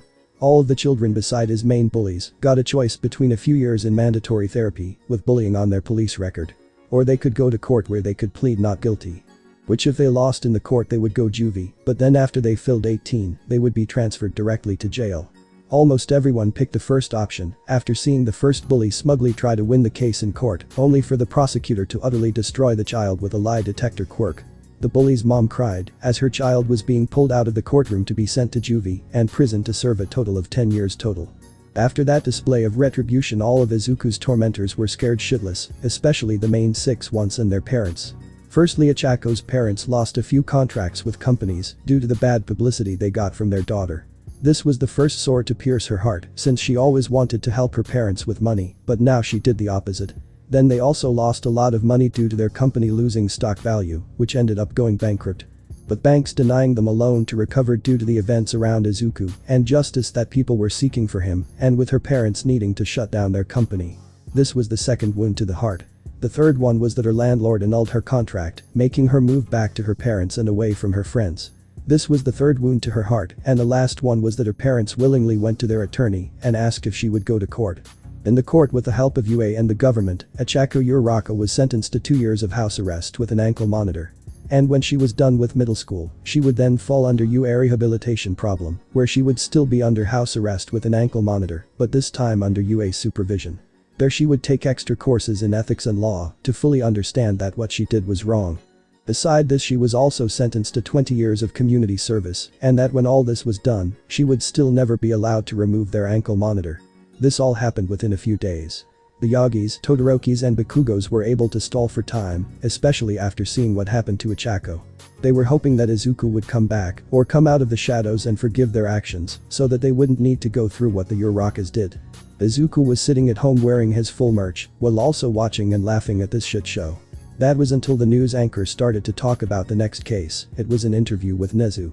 Nezu, with his normal attitude, started to say, "My name is Nezu, I'm the principal of UA, and I'm here today to talk about Izuku. During our investigation we found out someone that might know Izuku's location." The photo of Izuku's transformation of Mitsuki was put on the screen. It was a photo from when he was cleaning the beach. While the photo was up, Nezu continued talking. "With the help from the police force, we have found out that Izuku knows or is seeking shelter with this Mitsuki. If anyone sees either one of them, please contact our helpline. And before everyone misinterprets, no, we're not doing this to return him home, we just want to know if he needs help and if he is okay. After that the news continued on, but Izuku was too lost in his own thoughts to notice. That is when he gained a specific little smile, to which Tobirama recognized and commented. "Whatever you are thinking of, don't do it," Izuku innocently said. "I have no idea what you're talking about, uncle," to which Hashirama snickered before saying. "You only smile like that when you're planning on pulling off a stunt or a prank. Which always gives my brother a headache, haha." Izuku reacted as if he was offended and dramatically put his hand on his chest before saying. "I would never do something like that." After that he quit acting and he smiled again before saying. "I'm just thinking of visiting the Nezu as Mitsuki." And with that said, Izuku transformed into his Mitsuki form while he was running to his room to get his mask. A few hours later Nezu could be seen walking into his office before shutting his door behind him. Afterwards he poured a cup of tea before sitting down and with a tired tone said. "I really don't get how some heroes. How can they love the spotlight so much? It's too exhausting." He then heard a sound as if someone was already sitting in the chair in front of his desk. Nezu looked under the desk seeing a pair of shoes near the chair. He then understood that someone was sitting there and waiting for him to notice them. Nezu knew no one who dared to take a step into his office without asking him first. So while Nezu was jumping onto his chair, he pushed a hidden SOS button underneath his desk while acting as if he didn't notice the said person already. Almost everyone who had worked with Nezu could say that they have almost never seen him confused or perplexed. But what he saw sitting in front of him confused him so much that it took almost a few minutes for him to process. The sitting figure in front of him was wearing Justice for Izuku merch from top to bottom and his face was covered with a unique kitsune mask. That was when Nezu heard a calm and chilling voice say. "You were looking for me? Well, here I am." Nezu didn't want to admit it, but he was afraid. The said figure then with an arrogant but proud tone said. "The great and intelligent Nezu is silent. Cat got your tongue?" Before laughing and saying. "Don't worry, I'm not here to hurt you. If I wanted I could have done it ever since you were on stage giving the speech. I'm here because you wanted it. A little visit to UA. PS. If you guys forgot how his Mitsuki transformation looks like, then just look at the top photo." Nezu didn't know if what the figure said was true or not, but he knew from his animalistic instinct that this person had no intention of hurting him right now. Nezu then calmed himself down before asking. "From what you've said, I can then assume you're Mitsuki." Izuku nodded before he asked with a calm tone. "I know I just broke into your office, but in my defense you did ask for me." Nezu then tried to be welcoming and asked. "Would you like to have some tea?" He then pointed at the newly brewed teapot. Nezu received a casual nod from the mysterious figure and started to pour into another teacup. He then passed it to Izuku, which picked it up and put it down on the table beside the other empty chair. Perplexed by his actions, Izuku warped his hand into his dimension and took out his own cup, telling him to pour it into the new cup. Before Nezu could ask him why he did that, Izuku signaled him to stop before removing his mask and taking a sip from his cup. He then nonchalantly stated. "You should also start a brew of coffee." Confused by why he said that, he asked. "Why?" Izuku looked at Nezu with a carefree expression before stating. "Well, I presume you've already pressed the button sending out your distress call." He then took another sip before continuing saying. "I know that Eraserhead is one of the heroes, since your trust in him is above and beyond, someone might even say that he is your vice principal. I also know that you wouldn't be so stupid to just have heroes on your distress call, so I also assume that it's connected to the police station in the city, or to be more precise, Detective Tsukauchi." Nezu looked at him with a shocked expression while thinking. His assessment was spot on. But why did he let me do it then? Isn't he afraid to get caught? Or is he just so arrogant that he don't know the situation he's in? Izuku knew that Nezu was trying to solve some questions, so before Nezu could ask him, Izuku just answered what he thought Nezu was wondering about. "I let you do it so that you'd feel more safe. I really don't care if you summon 100 or 1000 heroes. I would still be able to beat them all without getting hurt. I also want Tsukauchi here so that he can confirm my statements to you." As soon as he said that, the door flung wide open and a scarf aimed at him flew towards him to bind him to the chair. Izuku put his cup down on the table before the scarf could reach him. Within a matter of seconds, Izuku was bound to the chair and a man came into the room. Aizawa was out of breath but still asked Nezu if he was okay. Nezu just nodded to him to calm Aizawa down, letting him catch his breath. With a smile on his face, Nezu then said. "You're all talk and no action. I guess I greatly overestimated you." But his smile disappeared as soon as it appeared. This was due to Izuku gaining a huge smirk. He then let the scarf pass through him, making it seem that he sat on top of the scarf. Izuku then picked his cup back up before stating. "I didn't hear you correctly, what were you saying?" He stood up while taking a sip of tea before turning around to Aizawa. Aizawa had already gotten his scarf back and was in a fighting stance. Izuku just looked him over before sighing and stating. "Really? Fine, I'll give you a taste of my power." Aizawa sprung into action. While running towards him he noticed that Izuku was still holding his teacup, and his stance showed that he wouldn't even move from the spot, and the way he was sipping his tea showed that he wouldn't even attack him. Underestimating your opponent isn't something Aizawa did, but he really didn't know how many levels, no leagues Izuku was over him. Aizawa used his quirk on him thinking that his quirk must be similar to the one Mirio's quirk. Aizawa's eyes went wide as his fist still passed through Izuku, before his whole body proceeded to pass through him also. Before Aizawa could turn around and reposition himself, Izuku bumped his butt against him, making Aizawa lose balance and ending up with face planting into the floor.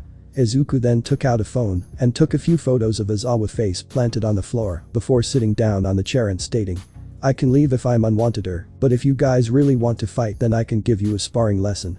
Both of them were in a state of shock that this person could take both of them out with ease and that he was not joking around. Nezu apologized for that and turned off the distress call. He then poured a cup of coffee before saying to Aizawa to stand down. Aizawa sat down on the other chair and took a sip of the coffee before he looked at Izuku with a face which told, "I'm too fucking tired to deal with this shit," which made Izuku laugh. Izuku then looked at Nezu who looked like he had an ocean full of questions, to which he just said, "Ask away. I'll try to answer all of the questions you may have, but there might be some that I won't answer. It truly depends on how personal I deem them to be." Nezu was happy by how forthcoming this person was and asking all the questions he had. His first question was, "Is Izuku okay?" To which Izuku smiled before saying, "He's just fine, actually he has never been better." It took a few seconds, but then both of them became relieved. They then began a direct back and forth conversation. It almost seemed like Nezu was interrogating him. "Where is he staying?" "With my family." "Will he come back to his family?" "I thought you were smarter than that." "Office he won't, and to be honest it shouldn't be shocking due to everything they did to him." "How much do you know?" "I know everything that happened. From being neglected, to being bullied, to All Might passing his quirk to Izumi instead of Izuku."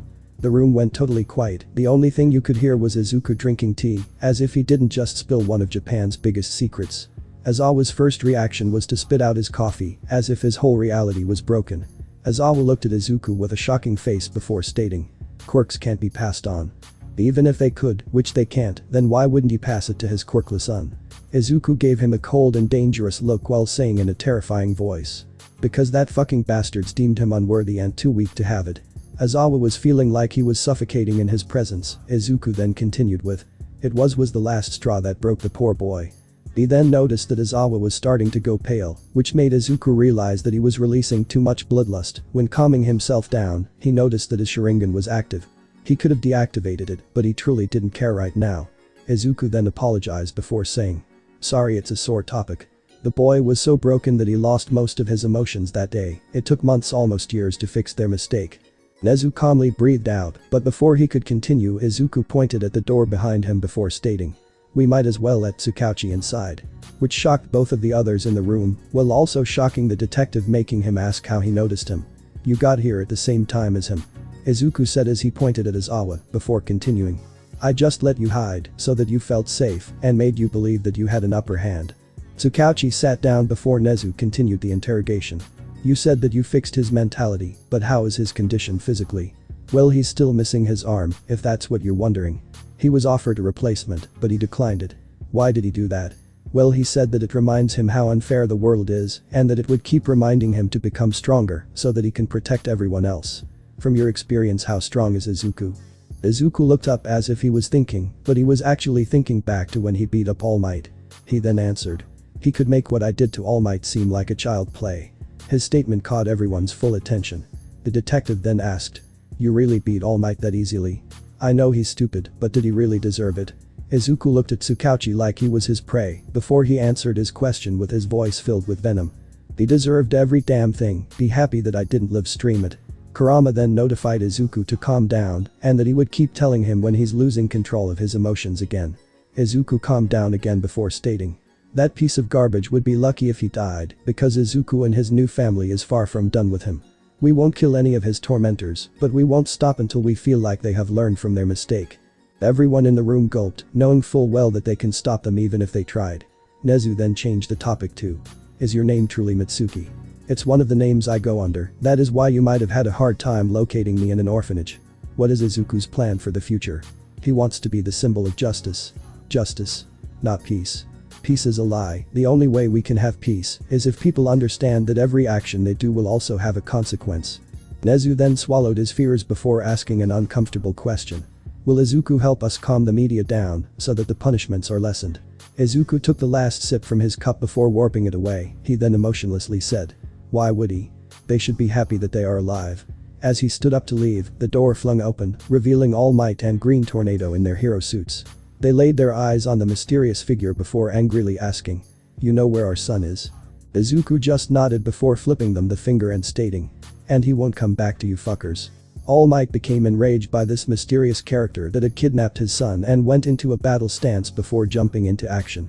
All Might was just a few inches away from Izuku's face, that is when he noticed Izuku's red patterned eyes. These eyes sent cold shivers down All Might's spine, making him feel despair. From All Might's perspective, it looked like the mysterious figure was standing meters upon meters taller than him. It felt like Izuku was a giant who was looking down on an insignificant ant. Izuku's facial expression was calm but cold. With an unamused and dangerous tone he then said, "Have you truly forgotten your place, Trash Might?" Saying his nickname with as much venom as he could muster. All Might took a knee while he started to breath heavily. He started to sweat as his face became paler, as all of the memories from 2 years ago started to rush in. All Might slowly looked up from a crouched position, only to see a smirk on Izuku's face. Izuku was releasing so much killing intent at him that he needed to hold his hand in front of his mouth so that he didn't puke up his lunch. Izuku put his hand on All Might's shoulder before crouched down to him. All Might saw straight into Izuku's eyes. The presence he gave off was of someone who had killed tens of thousands if not more. His presence made All Might feel that he was inches away from death's door. Izuku gained a bigger smirk, and with a playful but deadly tone he said, "Do you want to go for another round?"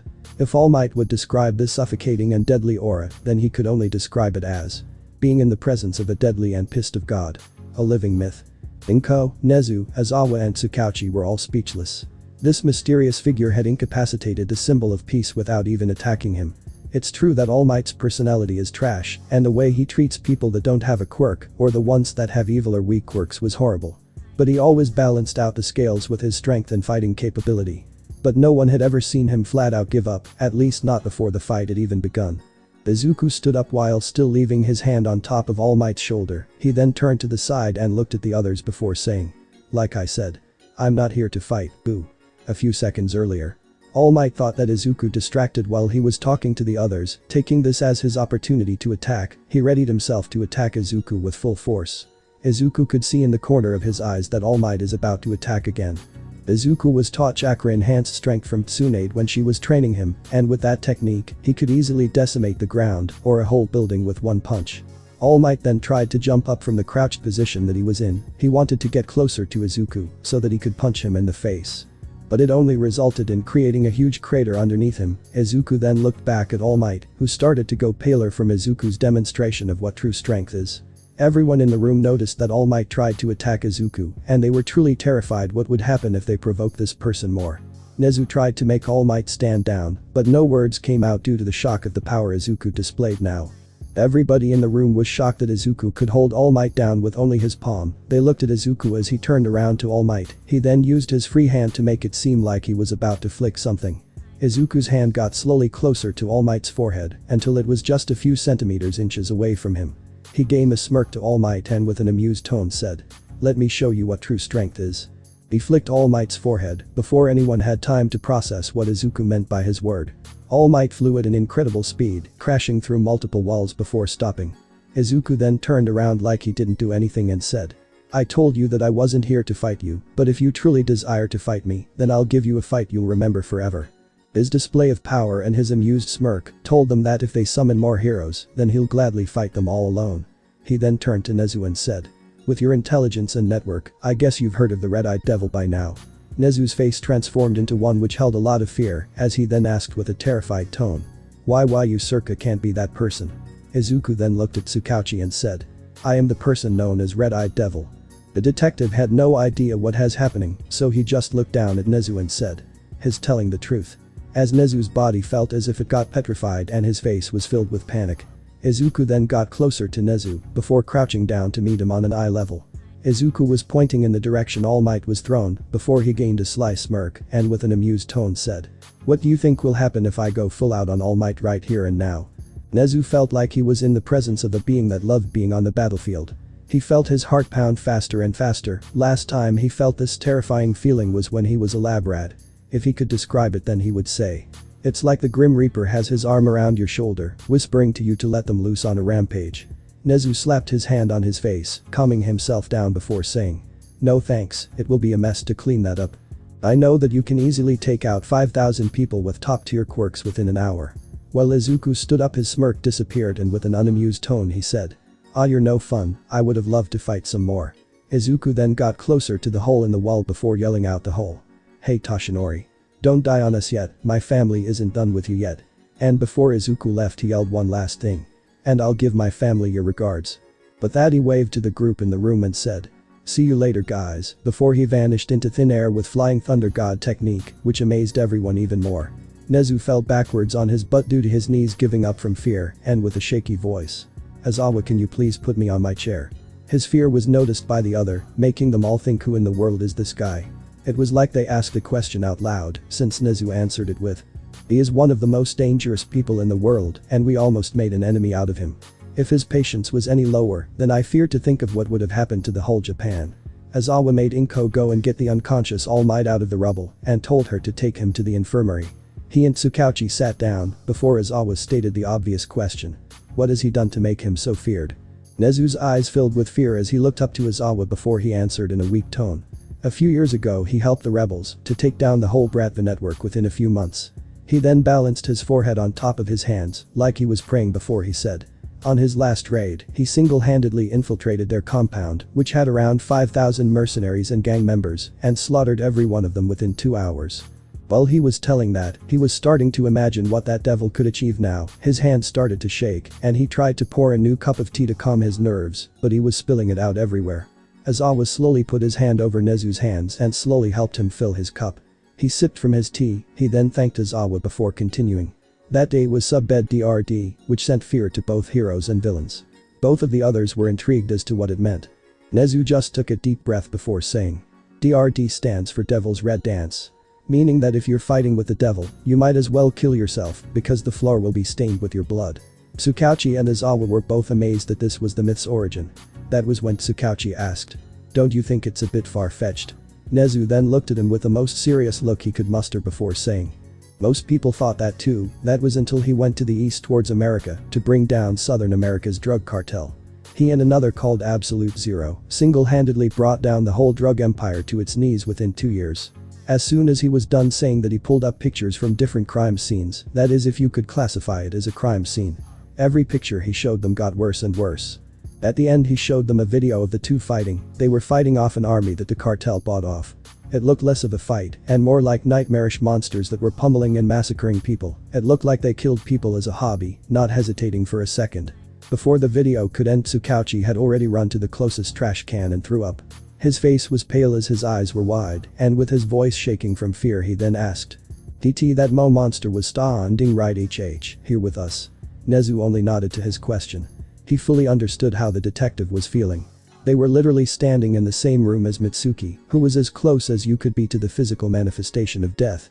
After talking for an hour they decided to call it a day. That was until All Might came stumbling into the room, with his arm around Inko's shoulder for balance. All Might looked with a furious voice then said, "Where is he? We need to find out where he lives. We need to save my son from that monster." The three people that were about to call it a night all felt like they now were standing in the presence of stupidity. Nezu was about to talk before being rudely interrupted by Inko. "We can't let our son be with that monster. I can't imagine how terrified my baby boy must feel." She then started to cry. Nezu was about to say something, but he was yet again interrupted, but now by All Might. All Might with a smile on his face said, "We need to call every hero in Japan for help. I know Aizawa is in." He then turned to Tsukauchi and said, "Do you think you can persuade the police force to join us?" Before this could escalate too far, Aizawa deactivated All Might's form, finally seeing how he looks without his buff form. This shocked All Might. He then tried to lie why he looked like this. That was until Nezu spoke up. Both of them knows the full secret around Ofa. Nezu was about to be screamed at by All Might, but then the detective stepped in and said, "Mitsuki told us all about it and how you deemed Izuku not qualified for it. He also told us how you gave it to Izumi and so on." His eyes went wide from shock that someone as dangerous as him knows his secret. He then said, He must be working with AFO, he is the only one who would have told him about my secret. As Awa was pinching the bridge of their nose from how annoying All Might was, he told him. It wasn't AFO or whomever that is. It was your son, you might have not grasped it yet, but that day you emotionally and physically broke your son. After releasing a sigh from being sleepy he then said. To be honest, I'm kind of starting to agree with Mitsuki. Not on everything, but at least on the fact that you really need to be disciplined by someone. With that statement he and Tsukauchi left Ue, Nezu, then looked towards the couple and said. Tomorrow morning we'll be stating that you're getting no help from the police or the UA with matters surrounding Izuku's confession. Nezu then said. I would recommend both of you to plead guilty in the court since Mitsuki told the truth that Izuku would not help you. He doesn't even want you to die, since that would be too merciful, he wants you all to rot in jail. Before he left his broken down office which was full of rubble he looked last at the pair before stating. If you accept your punishment, then maybe just maybe you'll still have some normal life to return to after prison. With that he was gone, leaving the couple dumbfounded that they were left to fend for themselves alone. As Nezu was walking down the corridor, he chuckled a bit as he thought to him. Maybe now they will feel a fraction of how helpless and cornered Izuku felt that day. It was the morning after Izuku's little visit to UA. Everyone was doing their own thing beside Izuku and Toga. They were sitting in the living room, watching TV while talking. Something had been bothering Toga for a long while. At first she'd pushed it back thinking it's nothing, but every time they were with the others, she could see the pained and sad expression on Izuku's face. She could see that same expression on him right now, it was mixed with his thinking expression. It looked like he was carrying the weight of the world while also trying to solve a huge mystery. It was too much seeing him be in pain while hiding it from the others, so now that they were alone she would get it out of him. She looked at him before getting his attention. Aizu. But he did not react due to him being deep in thought. Trying again but louder she said. Aizu. But still no response. This made her a bit concerned, what on earth could take so much attention from him? This time she got serious, with a worried tone she said his full name which she never does. Izuku. Izuku turned around so fast that it looked like he would snap his own neck. This made her chuckle a bit before looking seriously at him. Izuku with a concerned facial expression asked if something was wrong. She looked at him with unease before asking what was wrong. At first he tried to play it off, as if she had misinterpreted the situation. But Toga was no fool. She had known him for years, so she knew when he was in pain and when he was hiding something. So with a serious but still worried tone she said. I know you're hiding something that is painful. And I know that you don't want to burden me, but we are a couple. Which means that your problems are my problems, and vice versa. Izuku smiled at her comment before slowly pulling her in for a kiss. He thought for a second if he wanted to tell her, since he knew that she would end up like him. But what she said had hit him harder than he knew, so he ended up spilling it. You know how everyone has helped us so much. Making her just nod in response which made him continue. Well, I sometimes feel sad that the others don't have a normal life outside this compound. She thought about it before arriving at the same conclusion, everyone beside them and Orochimaru were always at the base. They had nothing outside this base, no relationships, no hobbies, no jobs and so on. Izuku saw that she had arrived at the same conclusion which made him continue. Well, I'm trying to figure out how we can change that. I want them to be as happy as us. I want them to live a full life, to find love, to make memories outside of here. I know they never say it, but every time I look at them I think that they are imprisoning her with us. He then said something that struck Toga's heart way too hard. I feel like their relationship to us has grown too strong, making it impossible for them to request Orochimaru to cancel the jutsu. Creating a situation where they can't go back to the others in their afterlife. Their immortality state also makes it impossible to leave this place, since it will cause too much trouble for everyone if they are found out. Toga had started to cry a little when Izuku was talking, he knew she would react this way, but he wasn't done so he continued. This jutsu is like a prison for them, and their relationship to us is like their prison warden. So every time I look at them, I feel like a small part of my heart shatters. Hearing this made Toga understand why Izuku has been in pain lately and why he was hiding it for so long. She jumped at him, hugging him in the process making both of them fall backwards on the couch. With tears streaming down her face she said in a soft voice. Aizu. I didn't know. How could I be so selfish not noticing their pain? Izuku didn't want Toga to blame herself, so he pushed her back a little before giving her a peck on her lips. He then said. I'm trying to figure out a solution, but I don't want the other to know. I know they'll just wave it off, and they will lie to make us not worry which would just be more painful for all of us. Before they could continue a special news report came on the screen, stopping both of them from talking more. What they didn't know was that someone had heard their whole conversation before they got interrupted and stopped talking. It was a live press conference. Nezu was standing in the middle, next to him were the other UA teachers, the police commissioner general of their towns and Tsukauchi. They were there to release a statement, it was their position on the court case Japan vs Yagi's and the others. Nezu hit his mic softly, testing if it was on before starting his statement. Good morning everyone. We welcome you here to our press conference. Without further ado, we are here today with all the UA staff, Police Commissioner General of Musatafu and Detective Tsukauchi. There were a lot of camera flashes. After the flashes calmed down, Nezu started talking again. Today we will release a statement about our position on this awful case. We at the UA had agreed to side with Japan and support whatever punishment they give out to the guilty party. We can't overlook what they'd done to Izuku. Nezu took a deep breath due to the tension before continuing. Everyone that was involved in the case of harming Izuku will be brought to justice, this also means All Might. Even though he went to this school and became the symbol of peace, he still needs to stand trial for his actions. That was all for me. He then left the podium. The commissioner went up to the mic before stating. We at the police department thank All Might and Green Tornado for all the help they have given us. He then gained a frown before continuing. But all the good they have done can't outweigh the bad they have done, especially when it's a kid as theirs. That is our position, thank you for listening. He then left before the detective went on the stand. Tsukauchi then with a serious facial expression stated. I agree with the previous party. I will personally be in court helping them to get to the full truth and nothing but the truth. I hope you're watching this Izuku, we will get you your justice. The detective left the podium while the journalist went wild. Izuku was at home smiling, he was kind of happy that everyone cared so much. Toga saw that he was starting to cry, so she hugged him tightly while giving him plenty of kisses on the cheek. The press conference went on for another hour, where everyone was answering questions that the journalists at the conference had. The defense attorney for Todoroki's, Bakugo's and Yagi's had been stalling for so long that everyone was starting to get annoyed. So enough was enough. Later at the same day, the Supreme Court of Japan had issued a summons to appear in court within 2 days. If they didn't appear, they'd send an arrest warrant for them. Eifo was sitting in a dark room with tubes connected to him. He and Shigaraki were having the time of their lives. Shigaraki was holding his own stomach as he was laughing too hard. He was also having a hard time not disintegrating his own stomach. While Eifo was laughing, he was hitting the table with his fist. He hit it so hard that it ended up splitting. This caused both of them to stop and look at the table before continuing laughing. Meanwhile in Russia, everyone outside Anatoly's office was wondering why they heard him laugh so hard. Vladimir knocked softly on the door before hearing his boss say, "Ha company, ha come in ha." Vladimir and the other top-ranking captains went in. What they saw confused them way too much. It was Anatoly laughing his ass off while hitting his table with his fist. With a curious tone, Vladimir asked what was happening. It took Anatoly a few minutes to calm down before saying, "You remember Izuku? Or as people know him, Red-Eyed Devil?" Everyone had a shiver go through their spine while they nodded. Anatoly looked back at his screen, which made him laugh hard again. This was when the others went around to look at what he was watching. They saw a recording of the press conference. They also saw the issued summons that the Supreme Court of Japan had made. Everyone beside Anatoly was still confused since they didn't know the connection between Izuku Red and this event.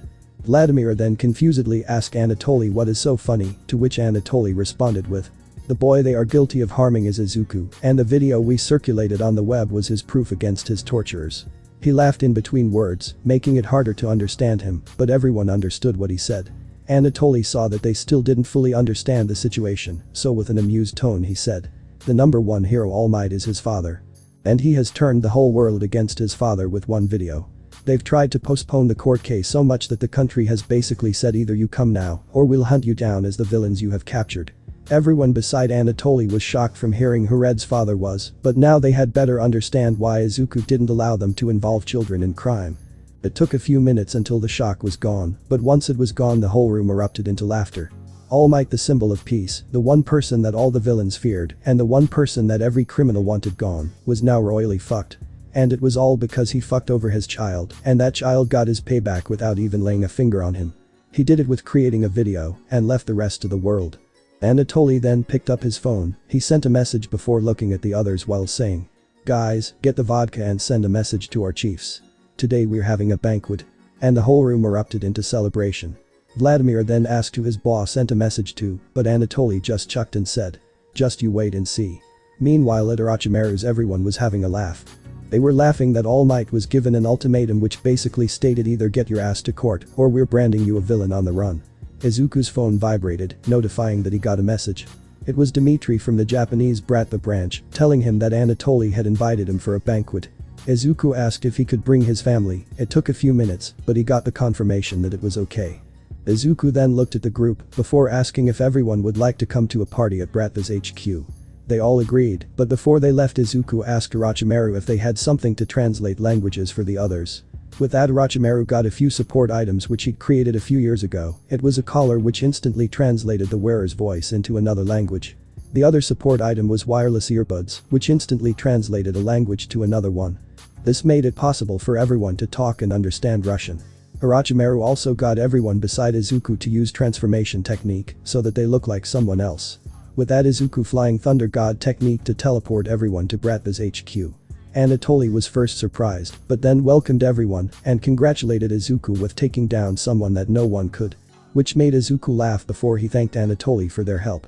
The rest of the night was full of laughter, with rows after rows of vodka shots, with plenty of shashlik, Russian skewered and grilled cubes of meat, and borscht, spicy Ukrainian beetroot soup.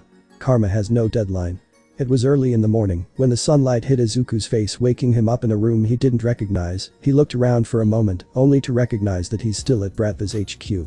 As Izuku was about to get up, he felt a hand around his waist pulling him back into bed. He looked down to see a sleepy and yawning Toga, who could only mumble out in a low voice. 5 more minutes. Before she fell asleep again. Izuku leaned down, giving her a kiss on the forehead before summoning Kurama to look after her, since the last thing he wants is her getting lost or getting in trouble. He then left the bed before putting on his outfit and leaving for the kitchen. All around the HQ, Izuku could see drunk, passed out or hangover Bratva members. He grinned a bit as he thought that the party last night did go a little wild, where all of his family had a fun time. Not even a second later he remembered an incident yesterday, which sent a shiver down his spine. It was when Madara and Hashirama almost ended up in a drunken fight, and two immortal beings, with unlimited chakra and unmeasurable power, was a dangerous thought in itself. Izuku then thanked the gods that Tobirama and Tsunade were able to stop Hashirama, and that he, Itachi and Sasuke, were able to stop Madara. Tsunade used the rest of the night to drink every Russian guy under the table, and then proceeded to gamble away every penny she had. Vladimir thought she was hilarious to party with, and even asked if Izuku could bring her over more often. Well, Izuku just thought that it was because of all the money they could drain out of her. Sasuke was having fun with the girls, while Itachi fell in love with a library collection that Anatoly had collected and used the whole night to drink and read. While Orochimaru was just doing Orochimaru stuff, and Haku had fun playing darts, billiard and other bar games, which he won almost all the time. TOGA was the worst of them. She was teaching killing and body disposal techniques while being drunk, which was fine in the beginning, but after a while, she started to scare the other members with her vast knowledge in the field. Anatoly was just laughing his ass off, while Izuku just gave up caring and started to take shot for shot with him. Before long, they'd all almost become honorary members of Bratva through the banquet. As soon as he had recalled the whole night, he had finally arrived at the dining room. Izuku requested the chef to make some oladyi, small thick pancakes, with some kissel, viscous fruit dish, on the side. Izuku had just got down to eat when he saw Anatoly wearing sunglasses while walking sluggishly into the dining room. He slowly walked over to Izuku before he requested his chef to make him some Russian omelette. He looked towards Izuku before lifting up his sunglasses and stating, "Never, ever let me drink against your family again. I haven't had such a hangover since you helped us 2 years ago." Before laying his head down on the table, wishing he didn't take the last 20 or 30 shots yesterday evening. Feeling bad for the fellow, Izuku asked if Anatoly trusted him with curing his hangover, to which Anatoly just looked weirdly at him, since he still has abilities that Anatoly had never seen. Izuku then warped in a small leather pouch and took out one of his homemade medical food pills and gave it to Anatoly. At first he looked weirdly at the pill before back at Izuku, but Izuku just shrugged his shoulders before saying, "It's easier to show you than explain." Within 10 minutes Anatoly felt like his whole body felt amazing. No pain in his joints, problems with his stiff neck were also gone, and the hangover was like it was never there. They then kept talking while eating, and before long everybody else had joined the dining hall. Suddenly Vladimir ran into the room like he was looking for someone. That was when he saw Anatoly and Izuku sitting in the room he ran into. Sparing no time, he told them that something amazing is happening in Japan. This caught everyone's attention, making them all look at the flat screen that was mounted on the wall. Izuku then grabbed the remote before turning up the sound. It was a press conference with All Might where he tried to defend himself against these allegations. Stating that he played no role in harming his son, that his son was just misguided and misunderstood the situation, that they would never harm or ignore him, and that his son should come home since they all miss him, and that they would forgive him for misleading the public with his video. The conference went on, with Endeavor giving a statement on behalf of his daughter and son. After Endeavor there was a defense lawyer that spoke on behalf of Bakugos. The dining room became so tense that it was hard to breathe. Izuku was releasing so much bloodlust that most of the members were passing out, and those that didn't pass out were kneeling or laying on the floor, barely breathing. The only one that could handle it was just Madara, Tobirama and Orochimaru. Even though they could handle his bloodlust, it didn't mean they weren't a little afraid of Izuku right now. Tobirama put his palm on Izuku's shoulder and was about to talk to him so that he could calm him down. But as they turned to see Izuku's facial expression, what they saw was him being enraged but deadly calm, his eyes gave no emotion and were dark and cold. Everyone was petrified, even his family who haven't seen this side of him before, while those from Bratva have seen what happens when he snaps. They all thought that one wrong move would bring the wrath of Izuku down upon them. Which no one wanted to even witness, much less be on the receiving end of it. It felt like time itself had slowed down. What seemed like an hour was in reality barely a minute. With a clear but emotionlessly cold tone Izuku stated. Very well. I was gonna spare this for another time, but if you truly desire it, then I'll dance with you Trash Might. Saying All Might's nickname with as much venom as he could muster. Izuku then suppressed his bloodlust, while his demeanor or facial expression didn't change a bit. Most of the gang members either fled quietly, while others carried their passed out friends to another room, but no one dared to even speak to Izuku right now. He looked at them with the same expression and said he would be right back, that he was just gonna go and get some things, and with that he used Kamui and warped away. His whole family didn't notice that they were holding their breath until he left. That was when Orochimaru and Madara turned to Anatoly and asked if he'd ever seen Izuku like that, since this was their first time ever seeing this side of him. Anatoly just nodded and with a sad tone said, yes. He then asked one of his captains, who had a memory projector quirk. This allowed the user to touch someone and project the memory on a wall like a projector. They could only show the memories that the person wanted to share. Anatoly then showed them the events of the last raid from 2 years ago, the day Izuku earned his title in myth as Red-Eyed Devil. What made it so much worse is that they were seeing Izuku's perspective, not Anatoly's. He got those memories from Izuku when Izuku showed everyone at the debriefing of what he saw in the dungeon to make him snap. After an hour of pure horror of watching their Izuku mercilessly slaughter everyone and then watch him torture Konstantin Kovar for another hour, leaving him barely alive. They all started to cry and Anatoly understood it too well. He himself has seen people turn despair into a dangerous and cruel weapon. That was until he heard someone cough behind him, as if they were trying to get his attention. Cough, cough, I admit those were not my proudest moments, but I wouldn't change a thing if I had the chance. That bastard deserved every little thing I did to him. He should have been happy that I didn't heal him and restart the process. This made everyone flinch that Izuku had this dark and cold persona, especially since his face is still the same as when he left. Izuku then looked at Anatoly with the same horrifying eyes as when he left, before he leaned closer to Anatoly's ear and told him what he needed. Anatoly didn't expect to hear what Izuku had requested, he was prepared for something totally different. As Anatoly was about to tell him the price, Izuku just stopped him and said that it was already in his office with the other things. Before anyone could ask him, Izuku just stated that they would need to wait and see. Even though he still had the same expression and the same tone, he still reassured them that he wouldn't do something foolish. With that he asked them if he could be left alone until he came back, to which they all agreed, since they all knew that they would just cause more harm than good if they annoyed or pressured him. Everyone had given Izuku a goodbye hug beside Toga, but when she hugged him she also started to cry. Izuku just hugged her and gave her a peck on her cheek before saying, "You need to trust me, I need to do this before I come home. But don't worry, I'll be back in a few days." Trusting his words, Toga released him from her hug and joined the others. Tobirama and Orochimaru then teleported all but Izuku back to the base. Izuku then turned to Anatoly and apologized for hurting his comrades, but Anatoly just stopped him and said that it was totally understandable. They then proceeded to Anatoly's office to plan the events that Izuku wanted to play out. Trial. People of Japan vs Tormentors. A few hours after the press conference that was arranged by All Might and the others, the Supreme Court of Japan had sent out their official statement. Their statement was that the alleged party would be judged in court as a group due to the fact that every one of them had played a main role in harming the said accuser for this court case. The defendant's press conference was live streamed and ended up being posted and shared on various social media platforms. Their statement brought up questions surrounding Izuku's claim towards his accusers. For the most part, people still believed Izuku, but some had started to look at it from All Might position. He still bore the title of Symbol of Peace, and that press conference alone brought doubt to Izuku's claim. Though it was a very tiny amount, some people started to flip it around on Izuku. stating that he might have faked it all, or that the story he shared might have been manipulated, or even manufactured. Seeing this gave All Might and the others some relief, while at the same time it brought them some hope of winning this case. It was said that their case would be held within 2 days after their press release, giving the defended party some time to get ready. While also giving the Supreme Court some time to collect trustworthy people for the jury, people who could stand and look at the case as objectively as possible. The day of court. The Supreme Court had decided that the trial would be held at an undisclosed location due to the fact that it attracted an international level of attention.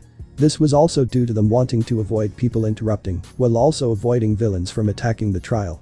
It was 7 a.m. when people started to arrive at the courtroom, and the trial would begin at 8 a.m. In the courtroom on the defendant's side, there could be seen the families of Yagi, Bakugo and Todoroki. They also had bought the services of multiple overpriced defense lawyers that were the best in their field of work. On the prosecutor's side there could be seen UA staff, some pro-heroes outside UA, Tsukauchi, lawyers and some other important government figures. Nezu was sipping his tea while looking around and waiting for the trial to begin. That was when his sight landed on All Might and his stupid grin. Making Nezu understand that this buffon doesn't know what harm he did by the statements he gave a few days ago.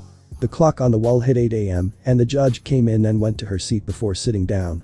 The bailiff then said, "All rise," which made everyone beside the judge stand up before he then said, "Department 1 of the Supreme Court is now in session." Judge Asuna Yuki presided. "Please be seated," which after made everyone sit down. Anuna looked around the courtroom before greeting everyone. "Good morning, ladies and gentlemen. Calling the case of the people of Japan versus Bakugos, Todorokis and the Yagis. Are both sides ready?" Everyone in the room nodded, then the defense lawyer said, "Ready for the defense, Your Honor." With the prosecutor following up with, "Ready for the people, Your Honor." The judge then looked towards the clerk while asking her to swear in the jury. After a few minutes she then looked at the Deputy District Attorney, DDA, signaling him to start. The DDA then stood up and started to talk towards the jury. "Your Honor, ladies and gentlemen of the jury. The defendants have been charged with the crimes of a lot of different crimes. The evidence show that this was happening from July the XXTH in the year XXXX to July the 16th in the year XXXX, which is 10 years in total." He took a deep breath before continuing. Recently the accuser released a video that caused an uproar in the world. The video showed evidence of his physical and mental abuse that took place in those 10 years which were mentioned earlier. He gained a frown before saying, "Even though the evidence is barely admissible in court, we still got it triple checked for legitimacy with a quirk which proved no tampering with the photos. The evidence I present will prove to you that the defendant is guilty as charged." After that the defense lawyer stood up with a smirk before stating, "Your Honor, ladies and gentlemen of the jury. Under the law my clients are presumed innocent until proven guilty. During this trial, you will hear no real evidence against my clients. You will come to know the truth. That these 3 families were doing nothing of such heinous crimes." He then put his hands behind his back before stating, "The children didn't bully the accuser. They were just playing with him a little roughly," to which the accuser misinterpreted. While the parents didn't neglect their son, they were just giving him the space he wanted due to being in his rebellious phase because of his quirkless status. Therefore my clients are not guilty. After that it first started with Kitsuki and Kitsumi Bakugo, where the prosecutor tried to explain and prove how they used their explosion quirk to harm and damage the accuser's body every day. He also told them how they bullied him verbally and mentally.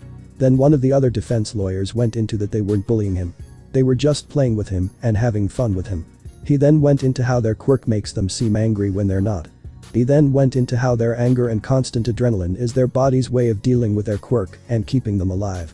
And that the nitroglycerin can lower a person's heart rate dramatically, so if they're not constantly stressed they would literally pass out. After that they then went on to the Todoroki twins, where the prosecutor stated that both of them were using their fire and ice to cause frost or burn damage to the accuser. How they both caused frostbite and 1st and 2nd degree burns on the accuser's body. This went on and on until they finally got to the Yagis, where the prosecutor started with the mother. How she ignored and neglected her son after he was diagnosed as quirkless, how the son had to scavenge for food, how he had to buy his own things, how he had to start working from an early age just to eat and survive. The defense lawyer made lame excuses to excuse her actions.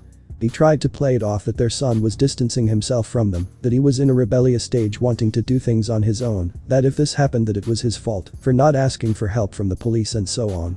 Inko was crying the whole time she was interrogated and how they stated the position her son was in. She said that she knows that she should have done more and that she knows that if her son comes back that she will be a better mother and that he would forgive them without a second thought. The part of the case with the Yagi's family went on and on, where they showed pictures of his room that they took when he disappeared. They went into how his sister bullied him, where she tried to defend herself by saying that she would never kill or seriously harm her brother, all she wanted was him to be safe and so on. There was a break before it was All Might's turn, everyone in the room was starting to get tired due to the length of the trial. It has now been 12 hours, and the whole trial was live streamed so people at home also felt exhaustion. Nezu, his staff and some other pro-heroes were sitting and eating some food that the court had ordered in. They were all mentally exhausted by this case, especially since almost every one of them knew the truth, but they couldn't do anything until it was proven with real evidence. They then saw the Yagi sit on a table near them. Inko had red puffy eyes from all the crying. Izumi was in a similar state as her mother, but she was more exhausted from it than her mother. But All Might was just grinning and smiled as he always does. This just gave everyone at Nezu's side a headache, thinking that this idiot might get away with his crime due to not enough real evidence. But then Nezu saw something in the corner of his eyes that no one else noticed. Within a minute he started smiling and laughing maniacally, which caused everyone else to shiver. The Eraserhead popped his head out of his sleeping bag and yawned after rubbing his eyes a bit before he asked Nezu with a curious tone. "Why are you laughing? You do know that they are winning right now. Or do you know something that we don't?" Nezu just shook his head and replied that they had nothing to worry about, that they would find it out before the end of the trial ends. With that they all continued eating before getting back to the courtroom. It was then All Might's turn to get prosecuted and defended for his accusations. This one took the longest due to him having his status as the symbol of peace, and how he always tries to support people no matter their status. Also how he always motivates everyone to be a hero, and how he had sacrificed so much for everyone. They also went into how he did the same things to his son as his wife. Before All Might was allowed to speak he saw a familiar face in the far back of the courtroom, someone that wasn't there in the beginning but suddenly joined later. He squinted his eyes to get a better view of the person, and what he saw terrified him to the core. It was Mitsuki sitting and smiling in the middle of the last bench, and even though the trial was starting to lean towards them being innocent, he still saw Mitsuki smile and wave towards him. Before he knew it he was told to state how he pleaded, which of course he said not guilty. His ego and arrogance flared off as he stated with a serious tone. "I'm innocent until proven guilty, and I believe that the evidence Izuku created was his payback for us giving more attention to his sister than him.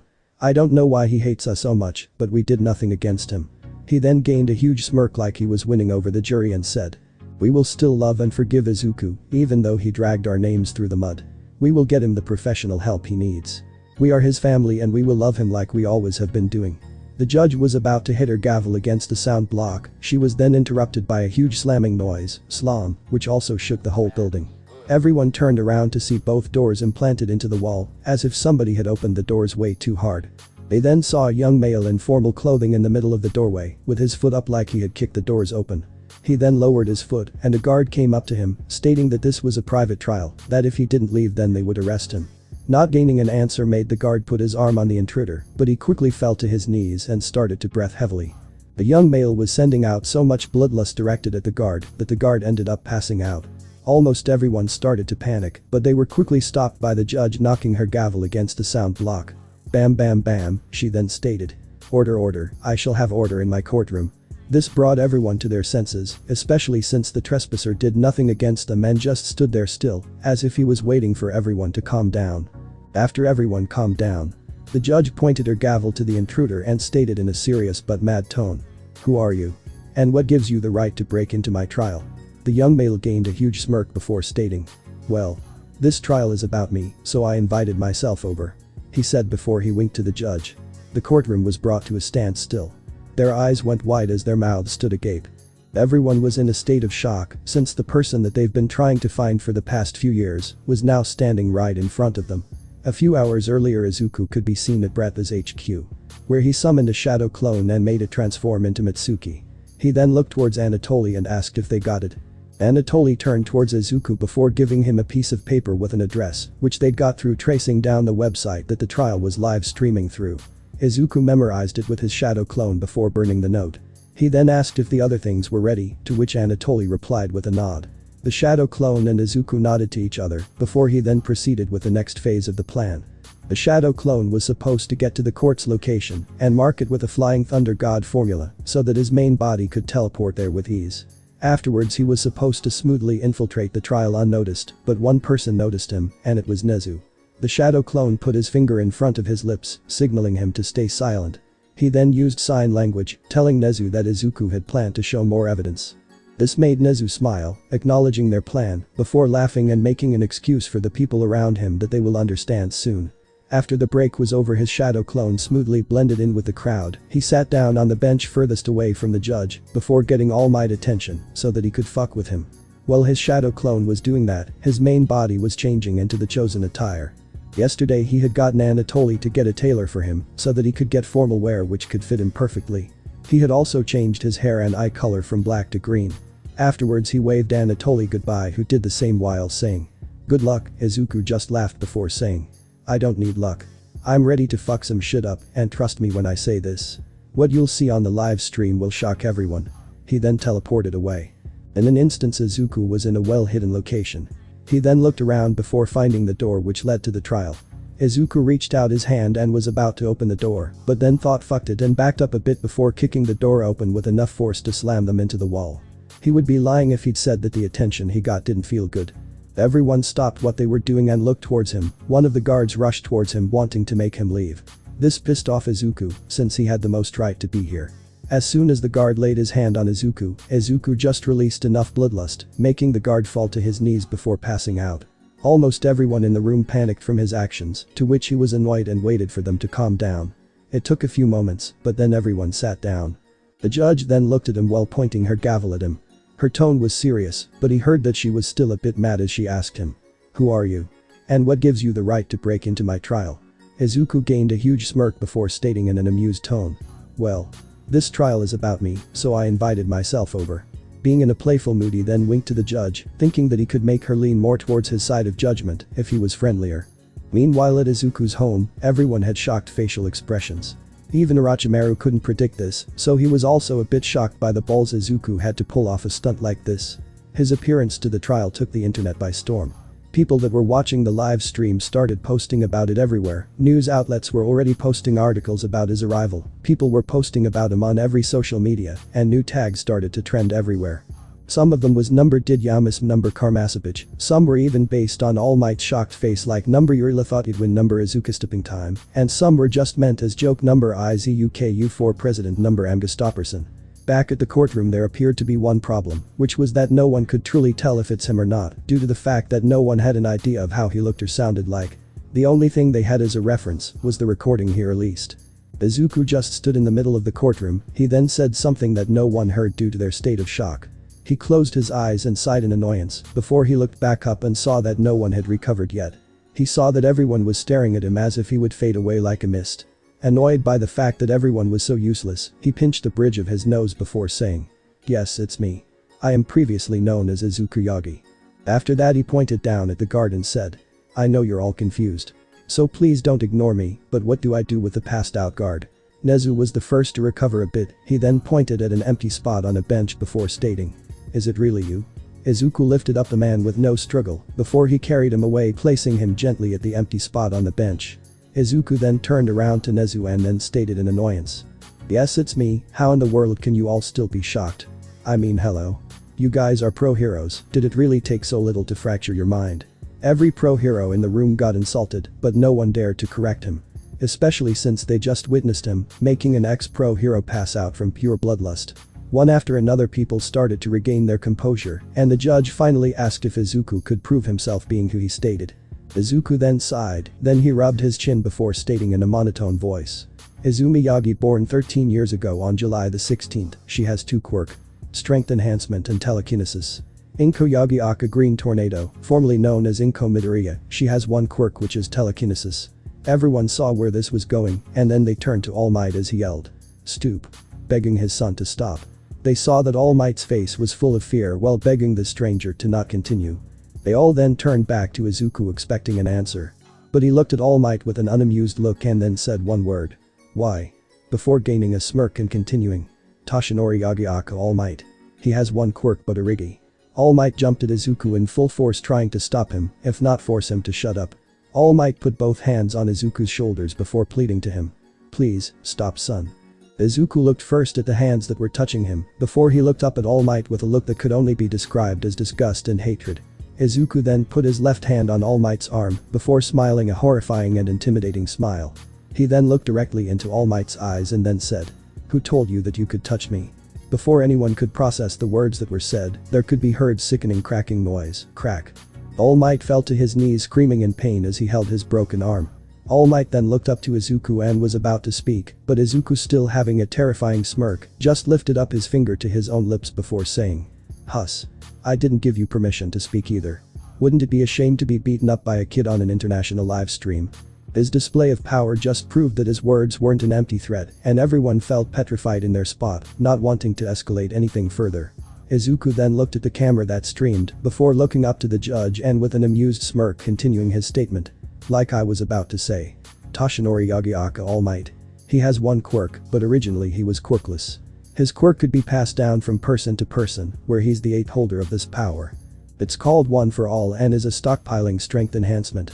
OFA originated from Afo, who is a super villain who has lived for over 200 years. Izuku then looked around and saw that everyone was either shocked, horrified, agitated or had one or other negative feelings. Izuku then looked down to All Might, who was in shock. He was so shocked that he'd forgotten that his arm was broken, and his face became as pale as a corpse. Knowing that he needed to give them time to process this information, he proceeded to sit down and waited for them to regain their minced. A few minutes ago in a dark room with Afo and Shigaraki. They were both laughing from the hero's reaction to Izuku. From how he entered the trial, to how he incapacitated the guard, to how he was telling his family's information. It was all fun and laughter, until Afo heard Izuku tell the world about one of Japan's biggest kept secrets like it was nothing. Hearing him say that on an international live stream made Afo unable to contain his shock, making him spit out his drink all over the table. Shigaraki was shocked and looked to Afo asking for confirmation, to which Afo just nodded his shock, knowing that this might cause a huge uproar. He looked closer at Izuku and started to take him seriously, not wanting to underestimate this person. The state of Izuku's adoptive family wasn't any better. Some of them didn't react at all, knowing full well that Izuku would do something drastic, but a lot of them thought that Izuku was now going full out against his biological family, not holding back any punches, and was aiming to do as much as possible damage to all of them. Bratva HQ was in full commotion, everyone was shocked. Even though Anatoly was warned by Izuku earlier, he still didn't even know what to say or do. It was the same almost everywhere. Heroes, villains and civilians alike. But the few words Izuku had almost brought the whole world to a standstill. It had been a few minutes now and Izuku was now growing tired of waiting. He stood up and went to a wall, before he raised his clenched fist and slammed it into the said wall, collapsing the wall instantly and bringing everyone back to reality. He then nonchalantly stated, "I know you guys are having a hard time processing this. I don't want to seem rude, but I assume that people that are following this trial and me myself have actually places to be, so if we could hurry up and be done with this trial." Izuku then looked towards the judge and with a curious look he said, "Do you need more proof of my claim of being Izuku Yagi?" To which the judge just shook her head while saying no. Asuna just clasped her hands together and with a serious tone said, "Please continue. Right now you both are in the whole world's attention." With that, Izuku went up to the podium next to the judge before sitting down, indicating that he would be the last and final witness and living evidence to this case. Izuku was sitting on the witness stand beside the judge. He smirked at her and with an amused tone said, "Shall we begin?" At first the judge was truly terrified by Izuku, his immense power and everything about him just sent shivers down her spine. Asuna quickly regained her composure by reading his body language and realizing that he released no harmful intent towards her. She then looked towards the others and then back at Izuku. She then gained a smirk and with an amused tone said, "It seems that you have caught everyone's attention." She then pointed her gavel at the door and then at the hole in the wall, before in a laughing manner stated, "But was it really necessary for you to ruin my courtroom?" Izuku just looked up to her from his podium. He then shrugged his shoulders before nonchalantly stated, "It was the fastest way to get everyone's attention. Don't worry, I'll take full responsibility for the damages and reimburse you for it." Before she could even say anything, Izuku raised his hand stopping her from talking. He then looked directly into the camera and said, "Sensei, I know you're watching. Could you please untraceable transfer 107 million yen from account 0420 to Judge Asuna's account?"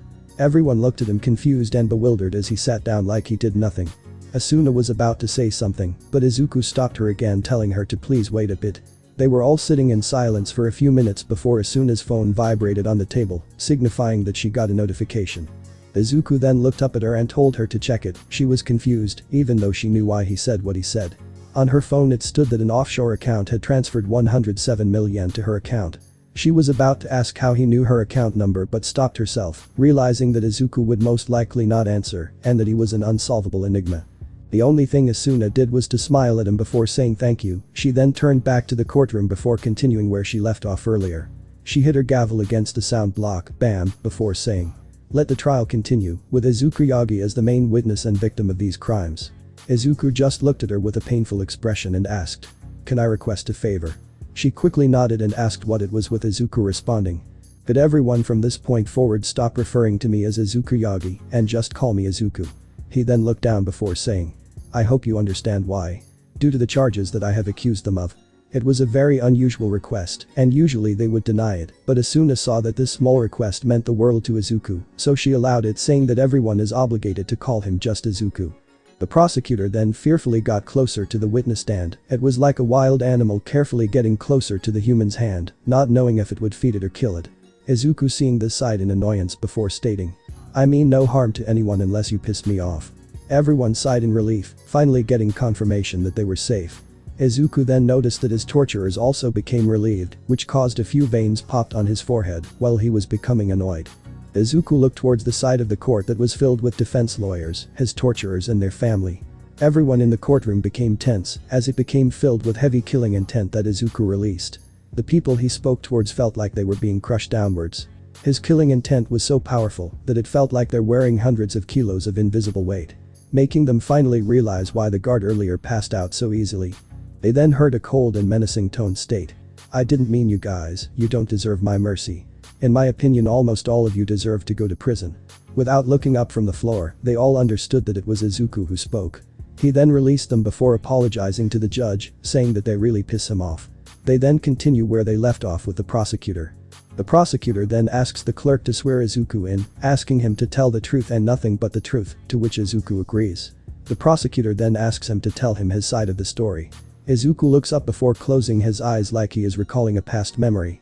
His eyes were still closed when he started telling his story in a joyful tone. "To be honest, the first 4 years of my life were amazing.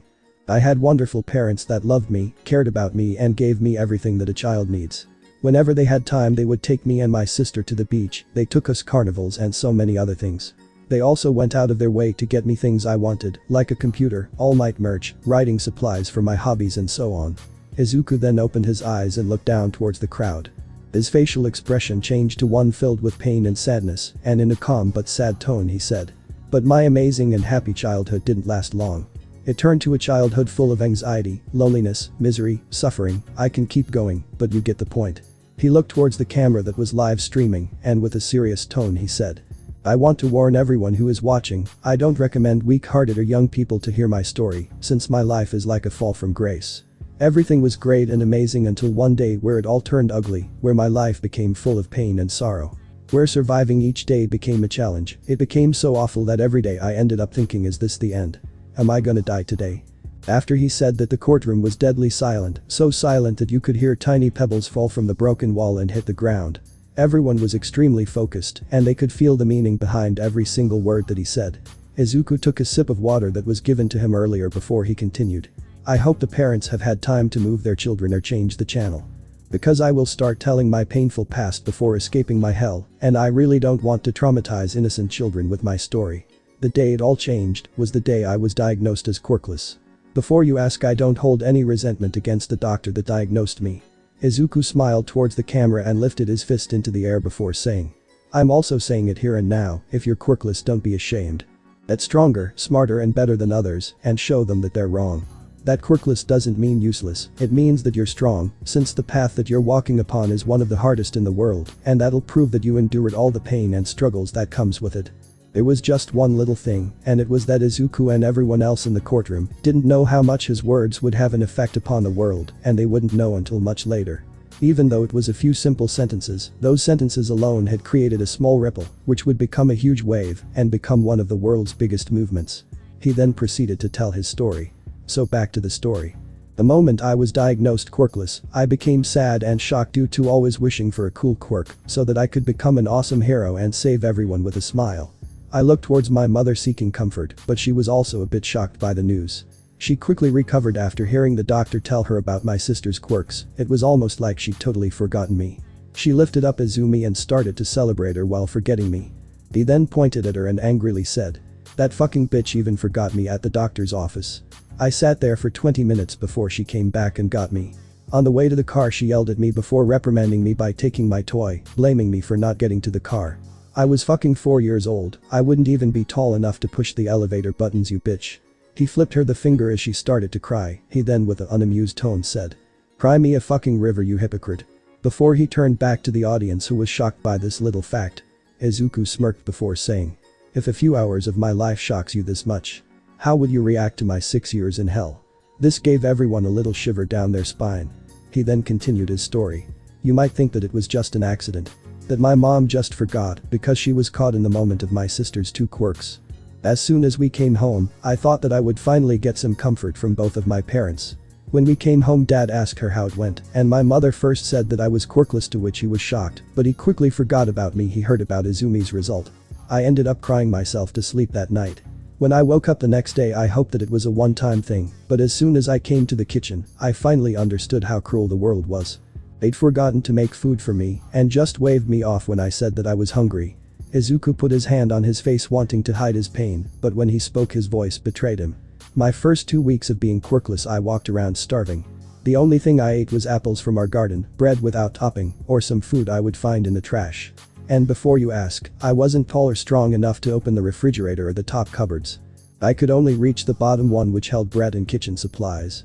It took me 2 weeks to be able to lift up a cooking pan onto the stove, and in those 2 weeks I also learned a method how to open the refrigerator with my short and weak body. It was a lot of trial and errors, which gave me a lot of burns on my body. Izuku then went into how he was late to kindergarten and school every day since his parents forgot to drive him with his sister, how he as a 4-year-old needed to find his own way to kindergarten.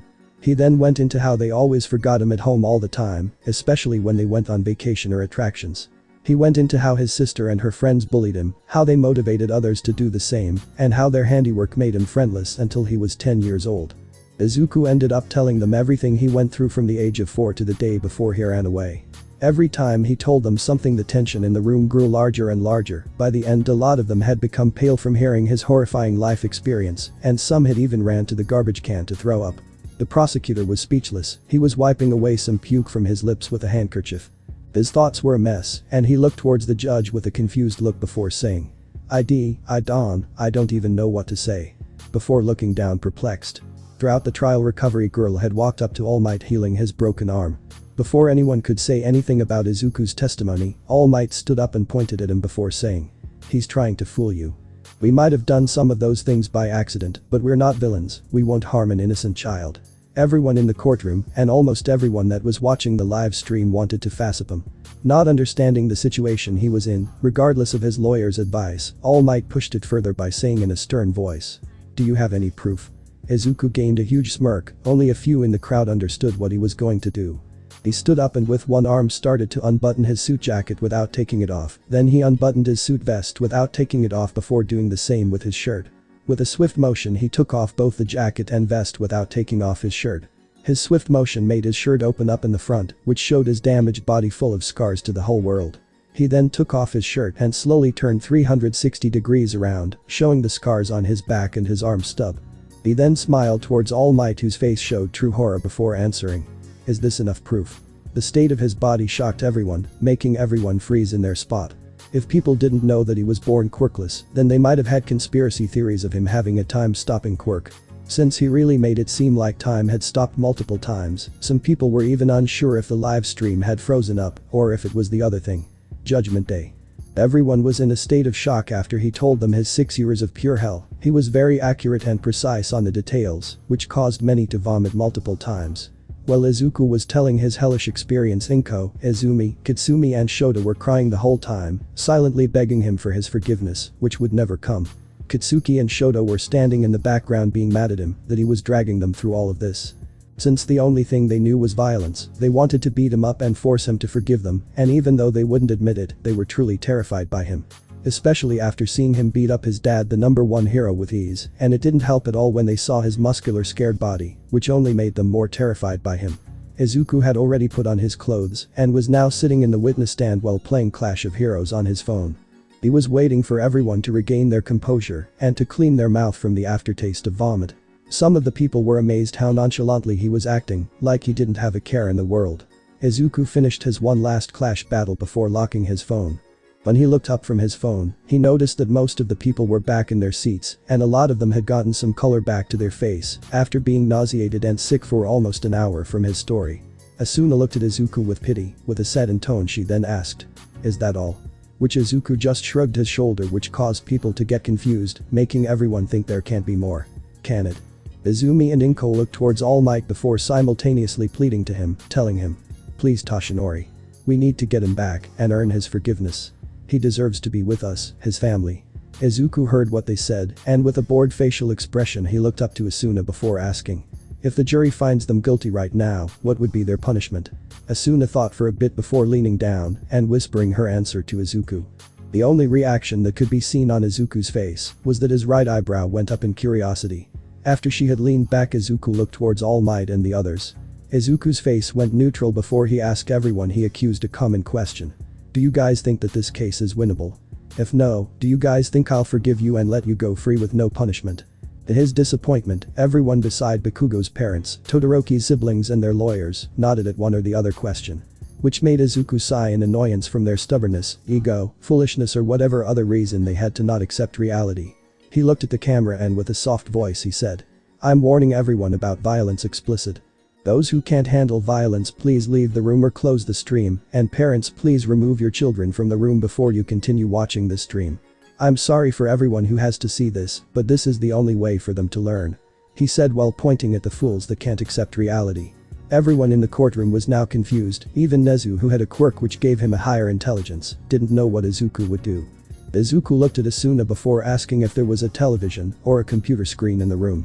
Asuna just nodded, not knowing where he's going with this, before pushing a button on her desk. When she pushed the button, a huge thin flat screen lowered itself from the roof behind her. He then looked at the camera before picking up the phone and calling a number. Beep beep beep. The ringing stopped as someone on the other side picked up the phone. Everyone became even more confused when Izuku started to speak. Izuku started to speak in fluent Russian while looking at the camera. "Hey, it's me. I know you're watching the live stream with the others. Yay, you saw them. You're perplexed. Ha, how do you think I feel then?" Izuku then showed a thumbs up to the camera before saying, "You got green light. Go." The only ones in the courtroom that understood him were a few government officials in the back and Nezu. After Izuku ended the call, he looked at the idiots in front of him with an amused smirk before sitting down and continuing playing Clash of Heroes, totally ignoring the confused crowd in front of him. Asuna was about to ask Izuku what was going on and why she had lowered the flat screen. Izuku lifted his hand and stopped her. Without looking up from his phone, he then said, "Turn on a TV and go to a channel, it doesn't matter which one. Then give it a few minutes." After she'd done like he said, they all sat and waited in suspense for a few minutes. The tension in the room grew more and more since nothing was happening. A few people had even started to whisper back and forth in the background, but it all came to an end when they saw what was happening on the TV. The channel they were on started to glitch more and more until the screen became fully black. Everyone in the courtroom became puzzled by what happened. They then looked towards Izuku like he would give them answers, but he didn't even react and was still playing the game. Asuna was about to flip to another channel, but she was quickly stopped by Izuku nonchalantly telling her, "It's no use. Every channel is like that." He looked down on his watch before saying, "Give it a few more seconds." Her being a curious person, she tried nonetheless to change the channel, but in the end every channel she flipped through had the same black screen. Suddenly the black screen started to fade in the image, and it slowly showed a bathroom with a bathtub, a wooden stool and other small objects, which were still not fully faded in.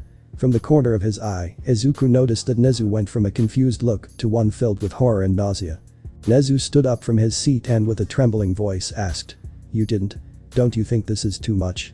Due to his quirk, he was the only one who knew what was coming, and Izuku, with an emotionless face and a cold but calm tone, said, "Yes, I did it for a moment just like this. And no, I don't think it's too much." Izuku then pointed at the group of people that had caused him so much pain before saying, "They need to accept their mistakes and the punishment that follows. And it seems like this is the only way." Nezu then asked the judge if he could leave the room till the video was done, since he didn't want to watch it.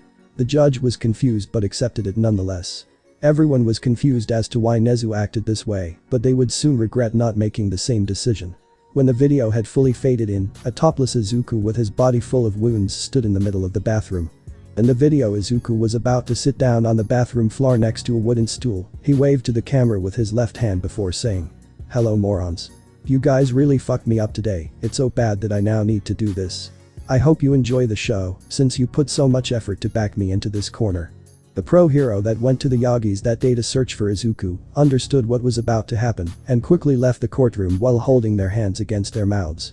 They then saw on the video that Izuku was sitting on the floor with his wounded arm on the wooden stool. They then looked at the needles, towels, tourniquet and saw. Everyone's facial expression started to pale as it morphed to one that Nezu had earlier due to them quickly understanding what was about to happen. In the video they saw that Izuku prepared himself before he started to saw into his arm. A few from the crowd ran out as soon as they saw blood dripping from his arm, knowing that he was fully serious about cutting it off, and they couldn't stomach watching a child do that. When the video showed that Izuku was halfway through his arm, his mom, sister and her best friend stood up and tried to leave. But they couldn't move an inch due to the killing intent they were feeling towards them. They looked towards Izuku who released this bloodlust at them before telling him in a terrified tone. "Izuku, we don't want to watch this." With him saying, "I don't fucking care if you don't want to watch it, you'll sit down and watch it though." The more they watched the paler their face became. They were truly horrified by what they had done to Izuku. They quickly understood that this video would mentally scar them for life. Izuku looked at them as they were trying to keep their mind under control, and it was an amazing feeling for him to finally see them in a tiny amount of pain compared to what he'd experienced by their hand. They tried to plead with him again, telling him, "Please Izuku. This isn't fair, it's too much for us, please let us go." Their pleading just angered Izuku, especially when he heard them say that it wasn't fair. With a cold but deadly expression he looked into their eyes and with an emotionless tone said, "Isn't fair? I had to saw off my own arm, so the least you could do is watch your handiwork." Before they could even say one more word he said to them, "Either sit down, shut up and watch the damn video, or I'll do the same thing to each and every one of you, as I did to myself in the video." Hearing his threat made it quite clear there was no room for negotiation and they had to watch through the whole video. When it was all over Izuku could see in their eyes that they were all traumatized and broken by witnessing him do what he did. They even watched him crawl to the kitchen while bleeding, then picking up an iron cooking pan before cauterizing his own wound, making him pass out from pain. They couldn't even muster the energy to cry anymore, it was like he was mentally torturing them. When the video was done the screen went back to what the channel was showing before the takeover. Izuku then went out of the room and signaled to the people that it was done. Everyone could see that Izuku's video had broken the accused party's fighting spirit and that they had no hope left in their eyes. The judge saw no reason to even discuss a verdict. There was so much proof and it was so one-sided that the judge's verdict was that they're all guilty of harming Izuku. She then stated to tell everyone what their punishment is. Kitsuki Bakugo, Kitsumi Bakugo, Shoto Todoroki, Shota Todoroki and Izumi Yagi. Due to your young age and that you were never corrected by adults, your sentence will be more lenient than it would be normally. You're sentenced to 27 years of house arrest under UA supervision. You've also been sentenced to wear an ankle monitor that will trace you 24/7 which you will wear until the day you die. You will also be handed these quirk cancelling bracelets until your house arrest is over, where UA would be the only ones to decide if and when you're allowed to use your quirk until you're released. Based on what your future jobs are you will also get a salary cut, which will directly go to Izuku for the rest of his life. All 5 of them passed out from the shock, and the judge gained an annoyed look before she looked at Toshinori Yagi and Inko Yagi before speaking to them. Toshinori Yagi and Inko Yagi have been sentenced to forfeit their lives to UA, where they will spend the rest of their lives under strict monitoring. They will both have quirk cancelling bracelets and ankle monitors for the rest of their lives. And if and only if UA deemed it, would they be allowed to use their quirks. They will also be denied parole, and everything they own besides their clothing would be transferred ownership to Izuku. She then hit her gavel against the sound block. Bam bam bam. Before stating, "Court is adjourned." All Might was overflowing with rage, thinking how could this bitch do this to me? Doesn't she remember who I am? What I've sacrificed? What I've done for this country? His ego and hatred took over his rational thinking, which made him jump towards her aiming to hit her with his fist. But before he could even get halfway there, since he felt a deadly terrifying and hopeless fear which he'd felt multiple times now. When he turned to the source of the power, what he saw was his son staring at him with the deadliest aura he'd ever experienced. He might be stupid and have muscles for brains, but even he knew that if he moved even a tiny muscle his life would be over. If he would ever describe it to anyone, then he would tell them this. It felt like the Grim Reaper was hovering behind me waiting for me to die. While his scythe was touching my neck right under my chin. It felt like if I moved even a tiny muscle that the scythe he was carrying would chop off my head within a millisecond. After this he was put into quirk cancelling bracelets and was followed out by UA staff and the Japanese government officials. Before Izuku left, he gave Asuna a piece of paper with his phone number, telling her that if they have ever troubles with All Might or other things, then he'll come and help them. It feels like I'm falling asleep. It was a few days after the trial. It was expected by the Japanese government that the people would calm down, especially after punishment was given to the guilty party. But in the end, people around the world were more agitated now and were also causing an even bigger commotion than before the trial. Almost every news channel was broadcasting one or another huge story. They were either containing Izuku's hellish childhood, what happened on the trial or some other big news. Izuku and the others were sitting in the kitchen eating breakfast while flipping through the TV channels, checking for any important or fun news to watch on the flat screen. Izuku holding the remote and flipped through the channels, click, and All Might's quirk is discovered. Izuku's appearance has caused people to question. Click. All Might's merch was removed from the market due to. Click. Shiketsu High School shut down due to. Click. The commemorative statue of Izuku was found in the fiercest lawless area in Japan. Click. Another person with mutant-type quirk was found dead last night, the police think it was the work of. Click. New school with dorms was built for the Shiketsu students in Shizuoka Prefecture. Click. The encouraging words of Izuku has taken the world by storm. Is he the new hope for the quirkless and the weak? The movement is now. Click. Sentence that was chosen. Do you think their sentence was too light or too harsh? Share your opinion with us by sending it to. Izuku turned off the flat screen. He then leaned backward in the chair before saying in a bothered tone. I know what I did might have been extreme, but do they really need to talk so much about it? Itachi just snickered by his attitude and reaction. Tobirama went up to Izuku and smacked him on the backside of his head, smack, before stating with an annoyed tone. Extreme is a light way of putting it. What you did was earth-shattering to most people. He sat down beside Izuku before saying. What you did would be talked about for years, it might even be written down into the history books for later generations. Trust me, I know this, because every time my brother did something stupid or great, they would record it down in scrolls and share it with others. Hashirama was sitting on the other side of the table, with his head on the table and sulking, while being a bit depressed by that comment. Madara smacked Hashirama on the head, smack, before saying. I promise, you'd always get like this. Ever since we met when we were young, you would almost daily sulk or get depressed for the smallest things. Hashirama just rubbed the back of his head before saying. Well, it's not my fault. You'd always make fun of me, and it didn't help when you left the village. His voice then changed to a serious and annoyed one before continuing. While we're on this topic. I know you constantly sneaked into the village, and you only did it to pull a prank on me, I'm not that stupid. Everyone in the room could see that a sweat droplet slid down on Madara's forehead. Knowing that he was caught made him gain a shocked facial expression. He slowly backed away from Hashirama before saying in a worried tone. Haha, you knew about that. Hashirama put both of his hands on the table before slowly standing up. He lifted his palm towards Madara before saying. Wood style.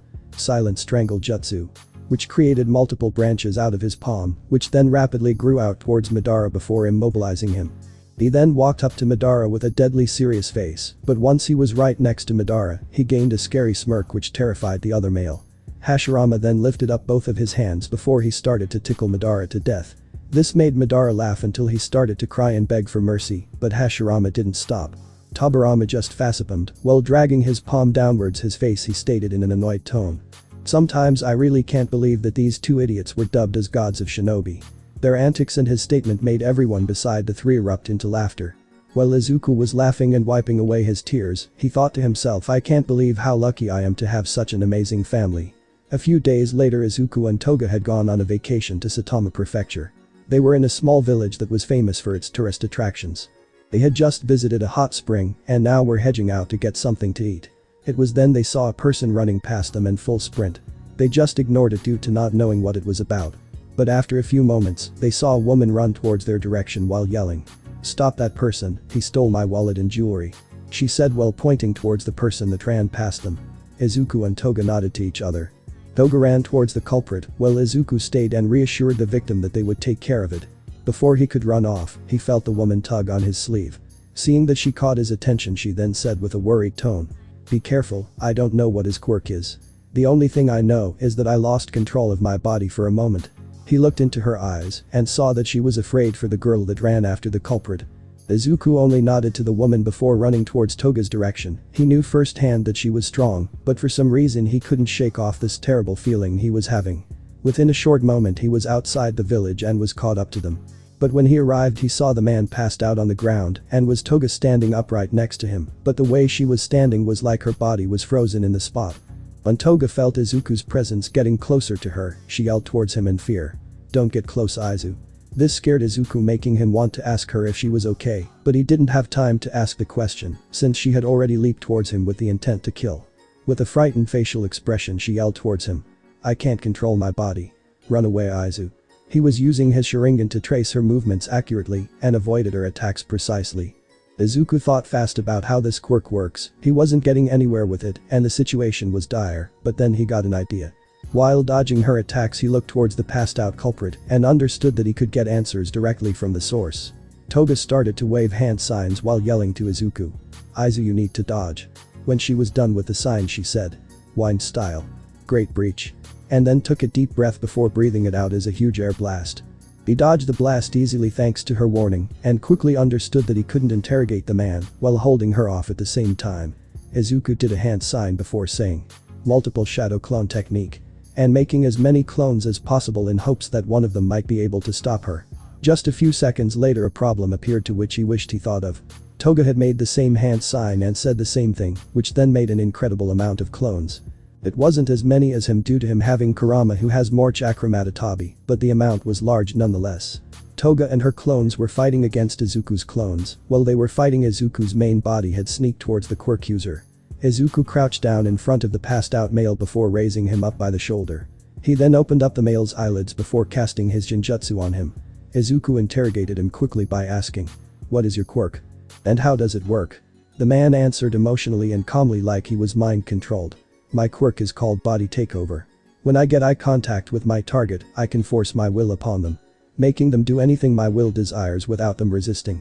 Izuku became annoyed by the fact that someone with such a strong quirk ended up turning to villainy. They could have easily become a pro-hero who could have forced his will upon the criminals, making them surrender easily. Not wanting to get sidetracked he asked him more questions.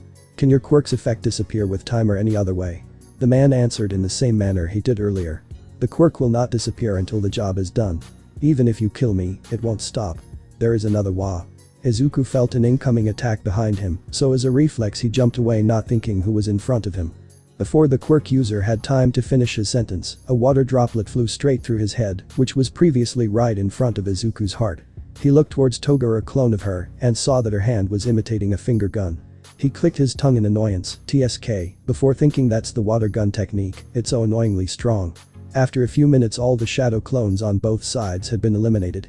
Izuku and Toga were now standing in front of each other.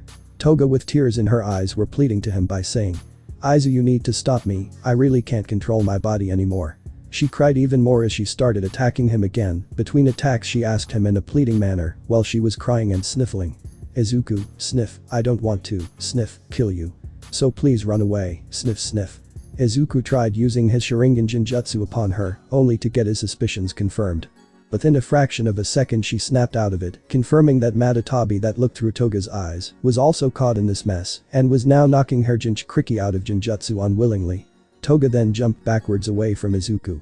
She then lifted up a finger to her lips like she was about to shush someone and then lifted up her second hand. Slowly but steadily a thin mist appeared which quickly turned to a thick mist, which was so thick that it was almost impossible to see anything. While seeing the mist appear Izuku thought to himself hidden mist jutsu, and it's always followed by silent killing technique. As soon as he said that he sensed something flying towards him on his left side, he barely had time to block it with his Susanoo skeleton ribs form. They fought for about 5 minutes before he swung his Susanoo arm with full force, creating an air blast, and forcibly blew away all of the mist. His heart ached seeing her in this state, seeing her cry and beg him to abandon him. He then saw her wave hand signs at an incredible pace before saying, "Ice style. Queen's icy judgment." She stretched her arm downwards, and out of her palm grew a thin ice katana.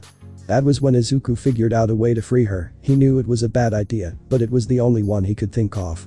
He knew that she didn't want to kill innocent people, and if he ran away she would do it. She ran towards him with the katana aimed directly at him. He took a defensive stance like he was gonna block it. He dropped his guard when she was just a few inches away from him. Her eyes widened as the blade pierced through his chest. When the katana pierced through him it instantly expanded, creating a baseball-sized hole through his chest, while also making him cough up blood, some of which hit her in the face.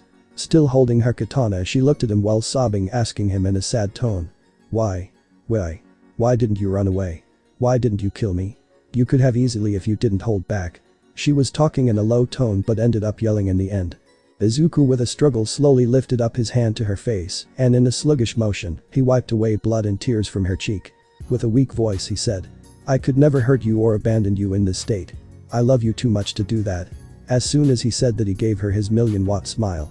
She slowly started to smile as she had forgotten what had happened, but her smile quickly disappeared as she saw him slowly falling backwards. She was in shock and had no idea what to do. Only one thing flashed through her mind. It was a memory from 2 years ago, right before their mission in America. Izuku had told her that if anything was to happen to them, then she needed to call Tobirama or Orochimaru as quickly as possible.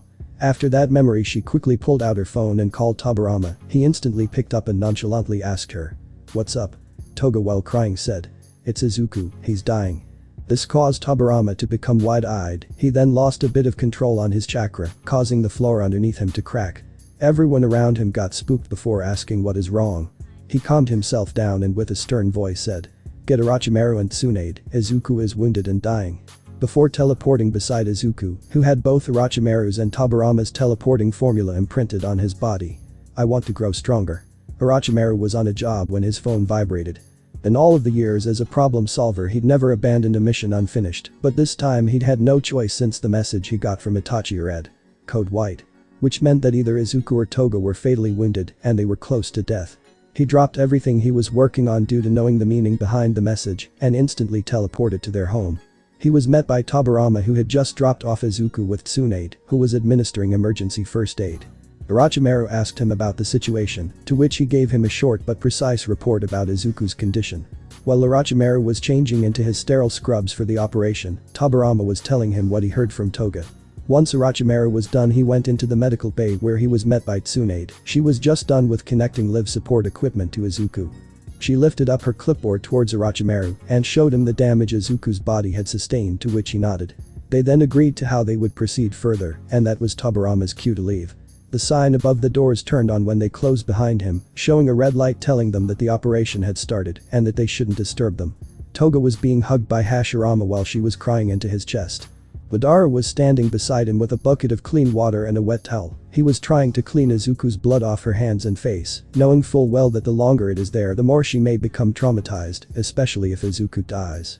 When Madara was done, he looked towards Toga and with a smile, told her to look at him. As soon as Toga laid her red and puffy eyes on him, she fell under his Sharingan Jinjutsu, with the last thing she saw him smiling towards her. He had put her under a Jinjutsu where she was having fun with Izuku, and he made it extremely realistic, knowing full well that she could release herself if she knew that she was under one. While she was under the Jinjutsu, he had opened her eyelids before using his Sharingan again. He then entered her mind and looked through her memories of the event. Afterwards, Hashirama picked her up and put her on the couch in the living room. He then covered her with blankets before joining the others. As soon as he was back, he asked Madara what he saw, but instead of replying, he just showed them her memories with his Sharingan by putting them under Jinjutsu. It took a few moments before everyone was back. They all told him that he could have just told them, but he just shrugged his shoulders before telling them that it was easier showing. The room was full of tension as everyone was now waiting for Orochimaru and Tsunade to come back. They were waiting for hours while feeling anxious, thinking that the worst case scenario, which was that he might die. It was then that both of them entered while taking off their gloves. Everyone in the room looked at them with eyes filled with angst, waiting for them to finally announce the results. Both of them nodded to each other before telling them the situation. Orochimaru started by saying, "It was a touch and go with him." He looked towards Hashirama before saying, "We ended up with using a huge amount Hashirama's cells and nature energy to close up the wound and finally got him stabilized. He will recover." Everyone released a sigh due to being relieved, but then Madara asked, "I feel like there is a but at the end of that sentence." Tsunade just nodded before continuing. Here Orochimaru left off. Izuku is now in a coma due to the amount of blood he lost and the size of the wound in his chest. He was lucky that we got to him as fast as we did. Any later he would have died. He's also alive thanks to Kurama. He helped with his regenerative abilities as much as possible before Izuku passed out.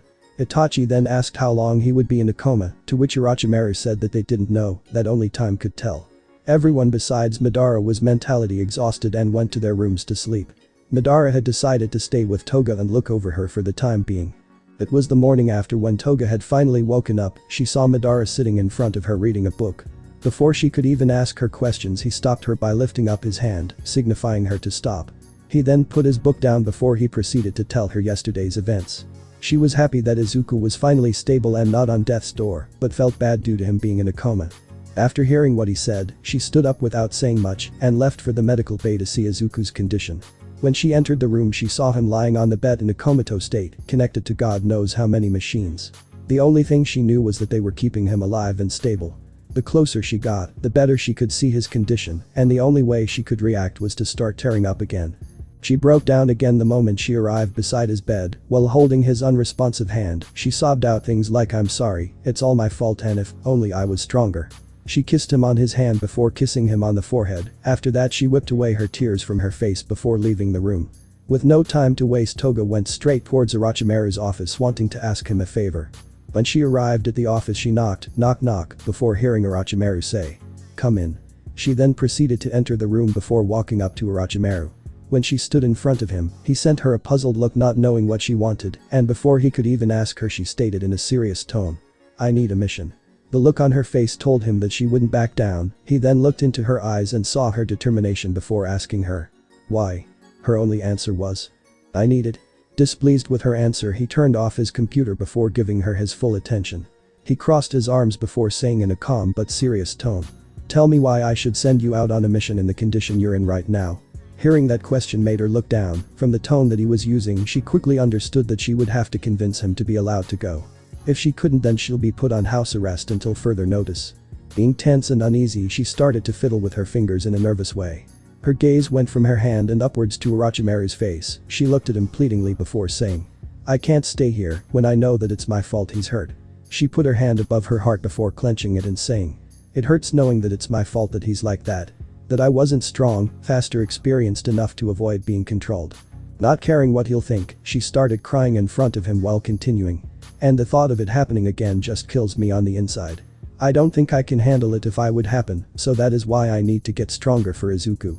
Orochimaru understood where she was coming from, not from his personal experience, but from those he knew in the past. But from those experiences, he became a bit afraid of how her abilities could be affected by her emotions.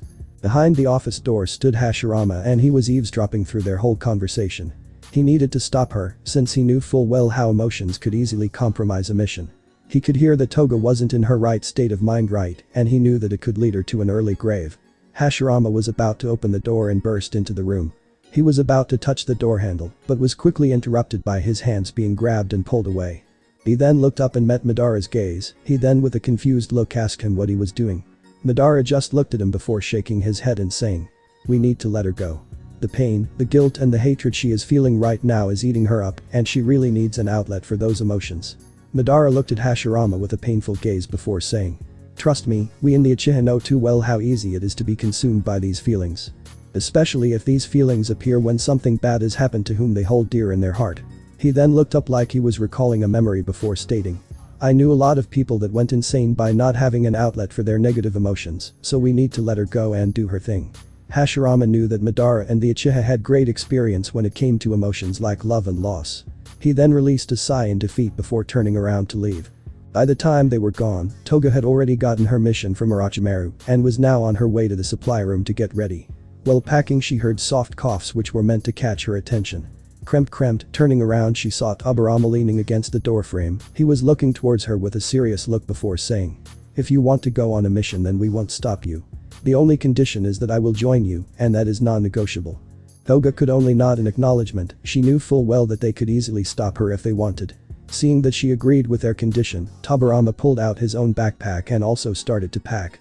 Before long, they were both ready and were now standing beside Izuku's bed in the medical bay.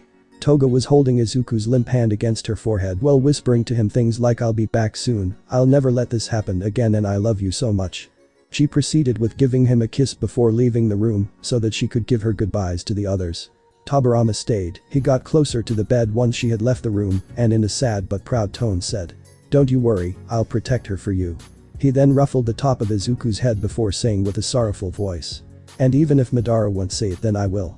We're all worried for you, so please wake up soon, we miss you a lot." But that Tobirama left and met up with the others. They then gave their last goodbyes, and before they could leave, Orochimaru came up to Tobirama giving him a mask to which he accepted and instantly put on before pulling the hood forwards. He looked towards Toga who was wearing her own mask before nodding to her, who nodded back. They then looked towards Orochimaru, who put both of his hands on them before instantly teleporting to their destination. If you don't share your pain with others, then your emotions might break you apart. Toga and Tobirama were both sitting around the campfire, waiting for their dinner to get ready. The cave that they've made their home base in was located in the middle of a cliff, where one step out the entrance would result in a normal person plummeting 61 meters 200 feet downwards before hitting the rocks at the bottom, in which the outcome would be their death. They've been sharing their base with Isobu, who was in his chibi form, which they'd met earlier on their mission while visiting Namso Lake in China. They traveled there after hearing some rumors of extraordinary natural events. Like how every time scientists went there to research these events, a huge mist would suddenly appear. It would first disorient them before making them go unconscious, and within a day they would wake up in a forest a short distance away from the lake. Isobu attacked the duo after seeing them unaffected by his Genjutsu mist, but he quickly stopped after recognizing Madatabi chakra inside Toga. After his attack stopped, he appeared in front of them asking if he could really feel his sibling inside of Toga, to which she just summoned out Madatabi in her chibi form. Madatabi then told him that she'd been living with their other 4 siblings, how Kurama and Shukaku became nicer, and how they've all been getting along well. After some more convincing from her, he'd accepted the invitation to move home with them. It has already been 2 months since both of them left their assignment, and they've still not gotten any good news about Izuku's condition.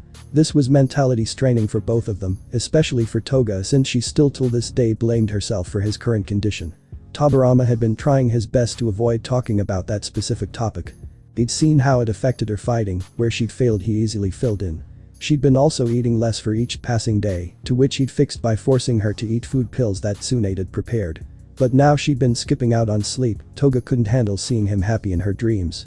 She told Tobirama that seeing Izuku there like that, while also knowing full well that he's not okay, only increased her guilt and pain. He'd promised Izuku and the others that he'd look after her, but at the rate she's going, he might not be able to protect her much longer. He looked towards Toga and saw that she was staring into the campfire like she was in a trance. Her facial expression was still filled with guilt and pain, and it only grew with each passing day that Izuku was in a coma. With that in mind, he took a deep breath before he himself looked down into the campfire, and with a gentle tone he said out loud, "He is still alive, you know. So could you please stop punishing yourself so much?" His statement made her look up at him in shock, due to this being the first time in 2 months he had brought up the subject. She looked at him and saw his eyes glaring deep into the campfire. She could see the reflection of the campfire in his eyes, even though the sclera in his eyes were a pitch black color due to the reanimation jutsu. Toga could see in his eyes' reflection that he was staring deeply at the intense white part of the flame. He looked like he was hypnotized by it, but in truth he was just using the flame as a trauma trigger to recall his painful memories from when he was alive. She was about to give him a reply on his comment, but was quickly interrupted when he decided to start talking again. His face was full of sorrow as his tone was filled with sadness and pain. "I might have never publicly admitted it, and it might not look that way to you. But before I met Izuku, I really hated the Uchiha clan and everyone in it, and that's putting it mildly, haha." Saying the last part with a chuckle. "I don't know how much you know. But before Konoha was even founded, it was well known that both the Senju clan and the Uchiha clan had deep hatred for one another. The clans were sworn enemies for as long as I can remember, both throughout the ever-waging wars and in the smaller conflicts. They constantly battled each other back and forth in different locations, and for an uncountable amount of generations." His voice turned soft and sad when he continued telling his story. The clans would even send out their children. If they'd filled 6 years and had good enough fighting capabilities, then they would be sent out in battle. A tear escaped his eye before he stated, "We lost our younger brother Kawurama when was only 7 years old. He was alone when he died by the hands of the Uchiha. Not long after that our other younger brother Itama also met the same fate." She could easily see that he was still traumatized by these events, but even though that was the case he still continued his tale, while keeping his gaze fixed on the fire. "Our brother Itama died alone in an ambush, surrounded and toyed with by adult Uchihas. Day after day, year after year, battle after battle. We killed each other non-stop, and the casualties between the clans became astronomical." He finally looked up from the fire and gazed upwards to the ceiling before saying, "And it's not like we were innocent, we'd killed plenty of Uchihas also. I even killed Madara's last sibling, which was one of the reasons he ended up going on that long journey he told you about. After our clans had joined forces, my hatred towards the Uchiha didn't dissipate. It just kept growing. Even after our village had been founded, I still held hatred towards them, but only in secrecy." Tobirama chuckled a bit at the thought he just got. He then gained a tiny smirk as he looked downwards from the ceiling towards Toga. After both of them gained eye contact with each other, he spoke to her in an amused tone. So you can guess how it felt being reanimated against my own will, no less with the jutsu I developed. Especially when the reason is to train a young Uchiha that Orochimaru and Madara had adopted, hahaha. Ending his sentence with a laugh. Toga was wide-eyed by the story he's just shared with her. Though it had been ages since this happened, she could still see pain written all over his face, even though he was trying very hard to hide it. She knew that it was her time to console him, so she stood up and went over to where Tobirama was sitting before giving him a hug. Toga's small stature made the hug seem tiny for him, but he could sense how hard she was trying to make the hug feel as heartfelt and warm as possible. Toga was hugging him tightly, and with a low and soft tone she said, "I'm sorry that I'm such an idiot.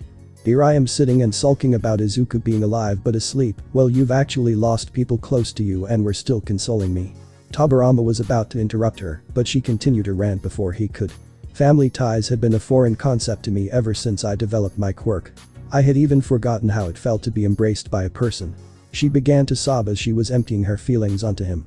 "But then I met Izuku and Orochimaru who showed me what it was, and before I knew it, I had already gotten an amazing, fun and straight-down loving family. You all showed me what a true family is." Tears poured down her face as she looked up at him, and with a weak smile she said, "I know that no one can ever replace your brothers, but please don't forget that you have us. I know that Izuku is an Uchiha, but please don't hate him due to his bloodline." Tobirama had softly started to pat her head before saying, "I would never hate or forget you guys. Izuku has proven to me multiple times with his actions, and he's already helped me overcome those negative emotions. I know how much you two care about us, every one of us knows," he said, which confused Toga.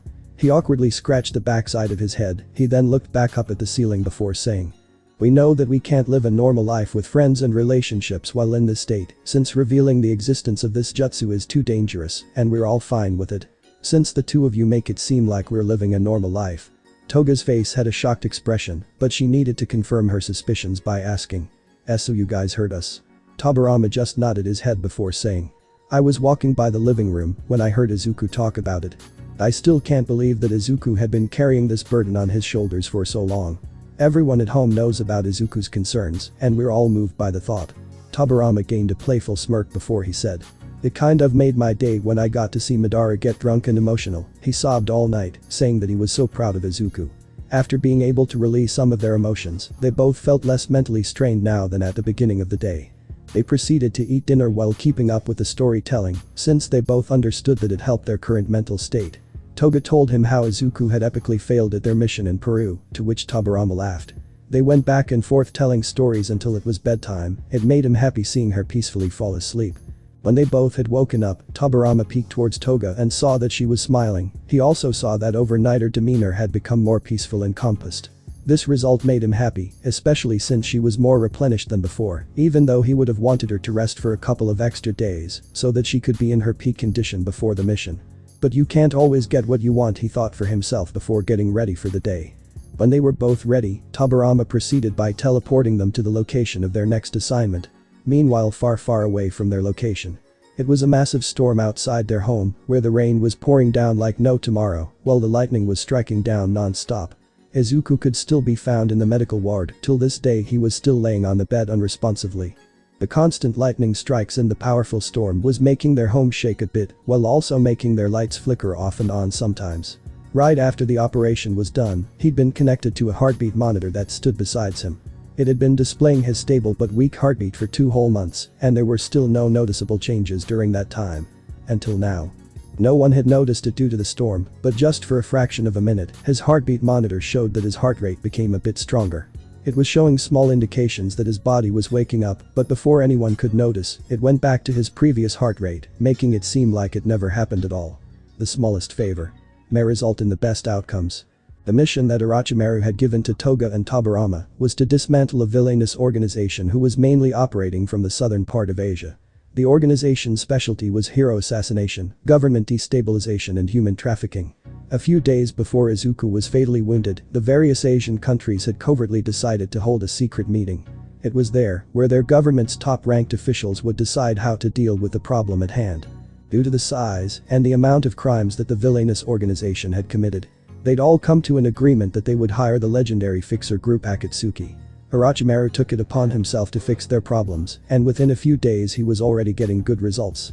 It was then he got a message from Itachi telling him Code White, which for the first time caused him to halt an active mission as a fixer. After the whole ordeal with Izuku, he'd planned to call the countries that hired him and cancel his services, while also apologizing to them. He'd decided that Izuku's condition was much more important than his job. He wanted to keep an eye on Izuku's health, just in case it took a turn for the worse. That's when Toga came into his office and asked for a job, to which he ended up assigning his halted mission to her and Tobirama. This is how they ended up sitting on the top of a hill while looking down towards a secret base. It was previously occupied by a group of villains, and the base itself was hidden deep in a forest on a deserted island. The only reason why it was formerly inhabited by the villains was because after a lengthy battle every villain that had been living there was now lying dead on the ground. Both of them used their shadow clones to gather all of the bodies in one spot before cremating them. When they were done they left the island uninhabited and traveled towards their next destination. While they were traveling to their next location, Tobirama could be seen having a puzzled look on his face. He'd been thinking of reasons as to why he was feeling off for the past week. In the beginning of the week he thought that it was due to Toga's mental condition, but after sharing their emotional baggage, the feeling was still there. He then thought that it might be due to her physical condition, since the girl had barely eaten, slept or talked for the past 2 months, which was greatly affecting her fighting capabilities. After a couple of days Toga's condition had started to show signs of improvement. It mainly due to her finally getting plenty of healthy meals, well-rested nights and uplifting stories. This decreased her errors and mistakes during the mission, but she was still far from her peak permanence. Her condition was improving faster and faster for each day that had passed, but for some reason the feeling he was having was still not dissipating. He then thought that something might have happened at home, but quickly shook off that thought before thinking if something bad had happened at home, then they would have already contacted me to return. Tobirama ended up shaking his head for a bit before brushing off his puzzled look. He decided to ignore this feeling, at least until they had returned back home. This was due to them still a few more locations that they needed to hit before they were done. The island that they had left was located near the eastern border of the Philippines. It took them almost half a day to travel from that island to the outskirts of Manila, where their next target was located. It was still too bright outside when they arrived close to Manila, and since dealing with heroes, civilians and police during a mission was a bother, they had agreed to wait until midnight before attacking their target. Not wanting to draw attention towards them while they were in the city, they both thought that it would be a smart decision to make a pit stop by the forest near the capital. While they were in the forest, both of them pulled out an empty storage scroll from their backpack before sealing their weapons, masks and backpacks into them. Afterwards they closed the scrolls before putting them into the pocket. Both of them then used transformation jutsu to change their appearance a little. Toga used it to change into some cute civilian clothes that she had at home. While Tobirama changed his eyes and skin making him look the way he did when he was still alive, he also transformed his clothes to something modern. After they were done changing, they exited the forest and started using body flicker technique to get to the city at an almost untraceable speed. Within a fraction of a minute they both arrived on a rooftop in the middle of Manila. Toga's eyes started to sparkle in excitement when she looked down from the rooftop. She saw that Manila was hosting its renowned family-friendly festival. All of the streets were filled with different booths, ranging from food booths to activity booths. There were even carnival rides. The streets were filled with people, colorful paper lanterns, music and so much more. The view was so breathtaking for Toga that she felt like she became an energetic and excited young girl who had just arrived outside an amusement park. When Tobirama saw her reaction he gained a genuine smile. It was like all of the pain, guilt and hatred she'd been feeling for the past 2 months just disappeared. Seeing this made him sniffle a bit as he was about to cry from happiness. Knowing what she wanted, he lifted his hand to his mouth before coughing into his fist, ahem ahem.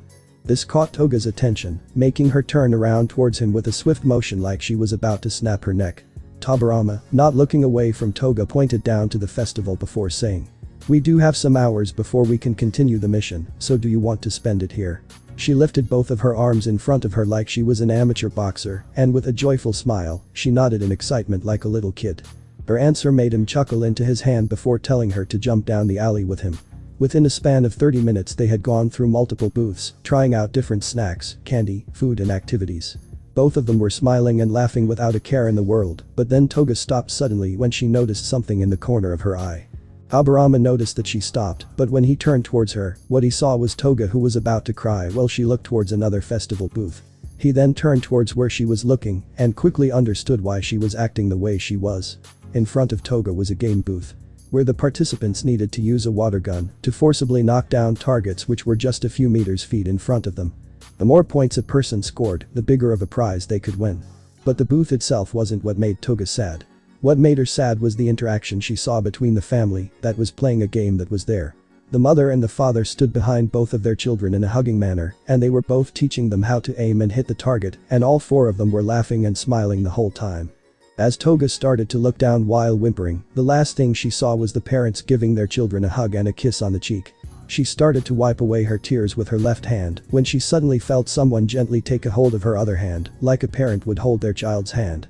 She looked down at the hand that was holding her before tracing it upwards with her eyes. Her watery, bloodshot and puffy eyes were met by Tobirama's red-colored eyes. He then gave her a soft but bright smile before he crouched down in front of her and wiped away the rest of her tears. With a gentle voice he told her, "Please don't cry, we can play this game together." He then let go of her hand before pulling her into a tight hug. His eyes were closed whilst hugging her, and with a smile on his face, he took a risk and asked her something. His voice was kind and soft when he asked her, "I'm sorry if it's weird, but if you really want it then I'll act like a father."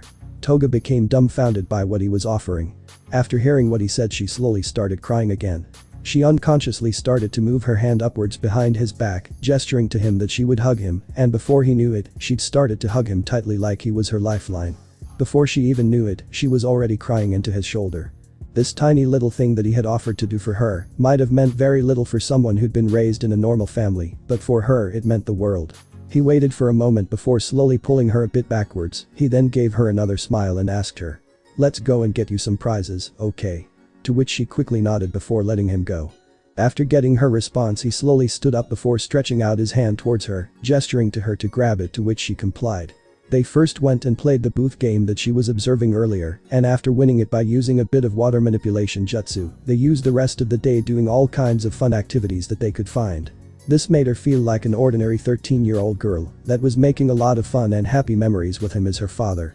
Her real father became cold towards her the day they found out what a quirk was, so this was her first time in a while that she was feeling fatherly love, which made her wish that this day would never end. Before they knew it, it had gotten pretty late. They were walking their last round around the booths. It was then Tobirama felt the bottom part of his hoodie get tugged by Toga. He looked at her and saw that she was looking down towards her feet like she was ashamed. With a worried voice he asked her what was wrong, and she quickly replied in a soft but pleading voice, "Do you think we can take a quick trip in a photo booth?" He could almost feel the desperation in her request, so he instantly said yes. While they were walking towards one, she said, "I just really want to get a picture of this day, since I really can't recall any good memories with my parents. So I really want to record this day on a picture." She said the last part with a smile on her face. Tobirama felt like his heart was aching from that comment, so as soon as they got inside a photo booth, he lifted her up and put her on his lap before giving her a tight and warm hug. He wanted to give her plenty of heartwarming photos that could always lift up her spirit, and after a few loving family photos, they continued the rest with goofy and silly poses, to which she would be forever thankful. The bone-chilling absolute zero. Already equipped, Toga and Tobirama were on the top of a tall building. They were both sitting there with their legs hanging off the edge. She was munching on her sweets while he was observing their target's location through a pair of binoculars. They were waiting for their target to exit a corporation. They'd figured out that their target had been funding his company with the dirty money that he'd got from the organization that they've been using the past months to dismantle. Tobirama signaled Toga, telling her that the target was on the move. He'd seen them enter a car before driving off. Both of them started pursuing the car on foot, jumping from roof to go unnoticed. After 10 minutes, the car had stopped near the city harbor, and the people inside the car started to exit it before walking towards a warehouse. The building was surrounded with a few dozen guards, making them think that they were mercenaries that had been hired to guard the few organization members that were still alive. They didn't want the guards outside the building to notice them, so both of them used body flicker technique to instantly travel from the roof they were standing on to the roof of the warehouse that was on the other side of the street. When they were both there, they quietly walked towards the huge skylight window that the warehouse had. Toga then uses her ice chakra to connect her right hand to the window before using the left hand to slice a small circle of glass from it. She did this so that the part she cut off wouldn't fall to the ground, which might have resulted in it shattering and exposing them. By doing this, it was now possible for both of them to hear what the people inside were talking about. They saw a huge squared meeting table in the middle of the warehouse. Sitting around the table were 8 people, which they concluded were some of the surviving executives, and standing behind each one of them were 2 personal bodyguards. After the meeting had started, one of the executives stood up and said, "As of now, over 98% of our organization has been taken down. Losing so many members has resulted in our operations being halted. We don't have enough people to do the assignments anymore. Which has also caused the influx of our money to greatly diminish. This caused an uproar around the table, but it was quickly stopped by another executive who'd slammed his fist onto the table, creating a huge hole where he hit with his fist. Everyone sat back down before the said person started to talk in a deep voice. "We still don't know who it is, right?" Which caused the previous person to nod before saying, "We have no clue who they are or how many they are, but the boss said that he'll take care of it soon." They had a lot of faith in their boss, and hearing him say that made everyone regain their composure. While also making Tobirama and Toga question who the boss is, since they've thought that this was the remaining of the leaders for the group. After a few minutes of eavesdropping on the meeting, they'd both decided to kill everyone besides a few that they'd interrogated. Tobirama started by using the hidden mist jutsu, which caused a mist to slowly appear. In the meanwhile, Toga was closing her eyes so that she could focus on getting into her killer mindset and then abruptly opening them. She then lifted up the window before jumping inside the building. But before Toga could have jumped inside the building, it could seem that everyone inside the warehouse was confused by the sudden mist appearing out of nowhere. One of the executives looked towards the others before saying, "I think we're under attack, Iverio." Everyone around the table became shocked from what they'd just witnessed. They saw a short skinny intruder with a unique mask fall down from the roof, and as the executive was talking, the intruder had fallen right behind him on his chair. The intruder quickly put one of their hands above his head and one below his chin, and with a swift motion, snapped his neck, which resulted in him not being able to finish his sentence before lifelessly falling forward onto the table. It took them a few seconds to get out of their shocked state, and when they did there were even more people dead, which made them all start panicking. This caused a full-out battle to erupt, and in a state of confusion, people were using their quirks clumsily and carelessly, which made it easy for Toga and Tobirama to kill everyone beside a few of the top officers whom they had knocked out. Both of them were covered in blood when they were done killing. They had bound the officers to their chairs. They'd filled a few buckets with cold water before splashing it into their face, waking them up. When they all woke up, they'd noticed that all of them were bound down into their chairs and that they were sitting in a row. Looking around, they noticed two intruders with masks. One was sitting in front of them and the other one was squatting beside the first one. The officers looked furiously at both of them. The one that was squatting was Toga, and when she saw that they were awake she was happy, since the faster they got the information the faster she could get home to Izuku. One of the officers opened up his mouth to talk but was quickly interrupted by Toga covering his mouth with her hand. She looked deep into his eyes and said in a deadly cold tone, "Don't talk, just listen and answer." She then removed her hand from his mouth before turning around from them. Instead of turning around 180 degrees, she turned 360 degrees and looked at them all before saying in a bone-chilling amused tone, "If I don't get a satisfying answer to my questions, then I'll gonna play with you all until I do." Before they could comprehend the meaning behind her words, she'd already slit the throat of the guy that sat in the middle, which resulted in his blood spraying on her and the two guys sitting closest beside him. Within a few seconds the floor was filled with his blood and his lifeless bound body leaned forward in the chair. All of them became horrified by what just happened while the two closest became pale. She then went closer to the table before getting a roll-up pouch made out of leather. She then turned around and changed her grip on the pouch, making one of the ends roll downwards while showing them what was inside. They all became terrified, pale, nauseated, and were now trembling in their chair from fear, trying to escape their binds. Toga in the same bone-chilling amused tone said, "No use, you won't be able to escape." Toga then looked upwards before putting a hand to the lower part of her mask, making it seem like she was thinking. She then stated in a curious tone, "The longest a person has held out against me before begging for death is for about 14 or 15 minutes, I think." She then looked straight towards them and with a happy tone said, "Now I wonder how long you will last." All they could see in her eyes was her intense killing intent, which sent a huge shiver down their spine. One of the members that was newly ranked up to an officer position became so terrified by the situation that he was in that he shit himself. This made Toga turn towards him and with a comforting tone she said, "Don't feel ashamed, this always happens to a few people when I torture them in groups." Toga then changed into a happy tone before saying to him, "This means that you're the first one, but don't be sad since this also means you'll suffer less than the others." But that she pulled out a knife from the pouch and stabbed him in his thigh, making him yell out in pain while tears were streaming down his face. She then asked him, "Now where is your leader?" He turned his head towards the other officers who were also terrified, which caused Toga to also look in that direction. They were all shaking their head to him while telling him, "Don't talk." To which he turned towards her and met her eyes again before telling her, "I don't know." With an amused tone Toga said, "Well, it seems like we'll find out if you guys can beat the previous record then." She then pulled out a few needles from the pouch before pushing them slowly into his fingertips, causing agonizing pain for him. After a few minutes he died from a heart attack. It was due to not being able to handle the amount of pain and fear he was experiencing. The others saw him dying slowly besides them, his eyes and mouth were still open after he died, and his face expression showed them that he died while being truly terrified. Toga with an unamused feeling turned towards the others before complaining. "Oh damn, he only lasted for 3 minutes. How about you guys? Wanna talk now?" They couldn't express how afraid they were after witnessing her methods and were now too stunned to even talk. Seeing this, she went towards the next one, which started to squirm in fear while she said, "I guess you're next. At least try to last a bit longer this time." She said the last part in a monotone voice. It was a beautiful sunrise when Toga and Tobirama had arrived in Davos City. After almost 1 hour of torturing, they'd finally gotten the location to the organization's main base of operation, which was located in the forest north of Davos City. They each were lying on a branch on top of a tall tree, trying to get some hours of sleep before heading towards their last battle of mission. Tobirama and Toga were sitting on top of a tree eating food pills, checking their equipment and going over their plan for the last time. It was already late in the afternoon when they decided to depart for the organization's location that they'd gotten the day before. Both of them were standing on top of a tree deep inside the Malabog forest. They were both looking at a huge plot of land that was in front of them, which was also surrounded by a tall wall. They didn't know exactly how big the estate was, but it could easily go into 40k square yards, 4k square meters. They saw that people were patrolling on top of the wall. There was also a watchtower in each corner of the estate, and there were a few along the wall in the entrance. They were filled with people observing the surrounding area, and some were controlling the spotlights.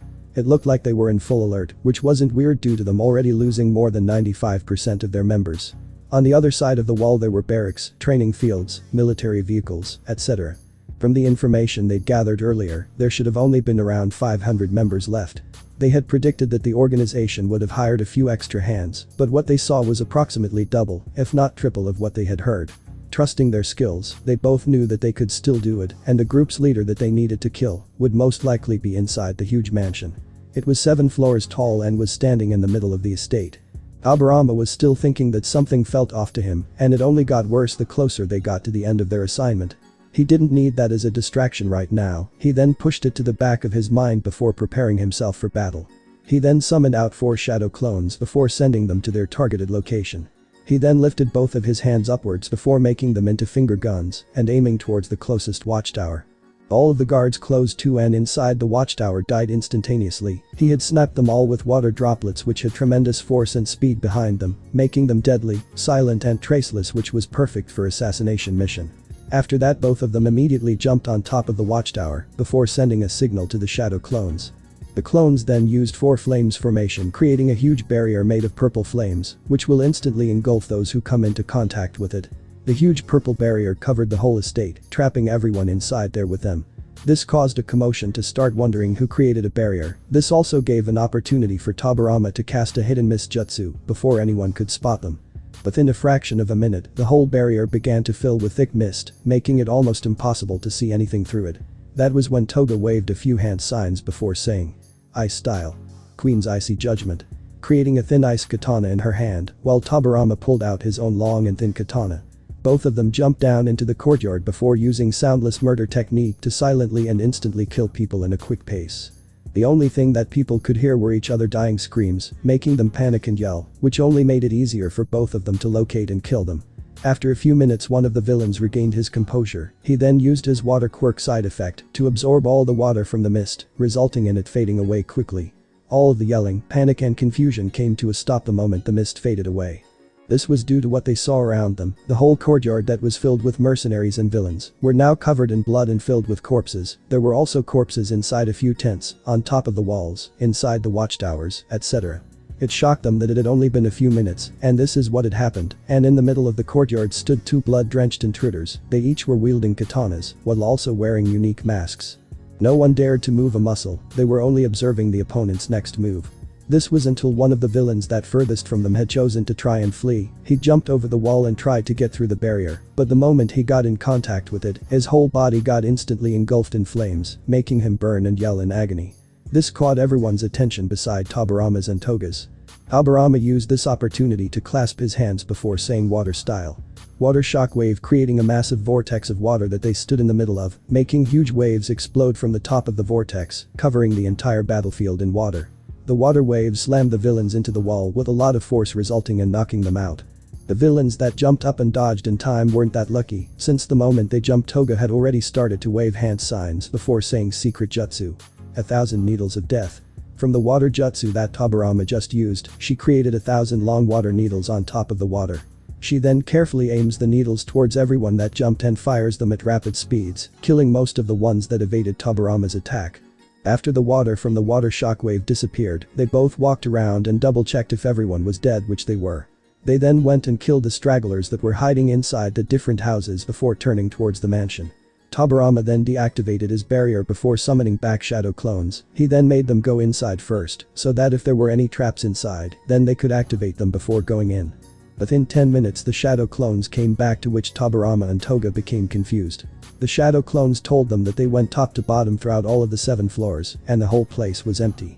This caused both of them to run inside and start checking the whole place. They'd flipped the whole place upside down and not found a single clue to why it was empty. Tobirama got tired of this and thought that there might be a hidden entrance, so he used his sensing technique to sense that there were indeed life forces from beneath them. They went to the first floor before Toga used her summoning jutsu to summon her slugs. She asked them to split into microscopic sizes and try to find a hidden entrance, to which they complied and split up. After a few minutes, one of the slugs on Toga's shoulder said that they found a hidden stairway they led downwards. She then led Toga and Tobirama to the entrance and said to break the floor in front of them. Toga used the jutsu to summon her ice katana again and imbued it with a lot of chakra before slicing open the floor, which revealed a downward spiral of stairs. She then unsummoned her slugs before looking towards Tobirama. Both of them looked at each other before continuing and going downwards. It felt like they'd been waking for about 7 minutes, and it also felt like they'd descended 20 floors of stairs, and when they were at the bottom, they found a long corridor which they cautiously followed. At the end of the corridor there was an empty squared room. If they would have guessed the size of the room, then it would be around 200 yards 182 meters wide both horizontally and vertically, and the roof was around 60 yards 55 meters from the floor. The walls seemed like they have been created from panels, and the material looked like white marble. The panels themselves were 5 yards 4.6 meters tall and 20 yards 18.3 meters wide.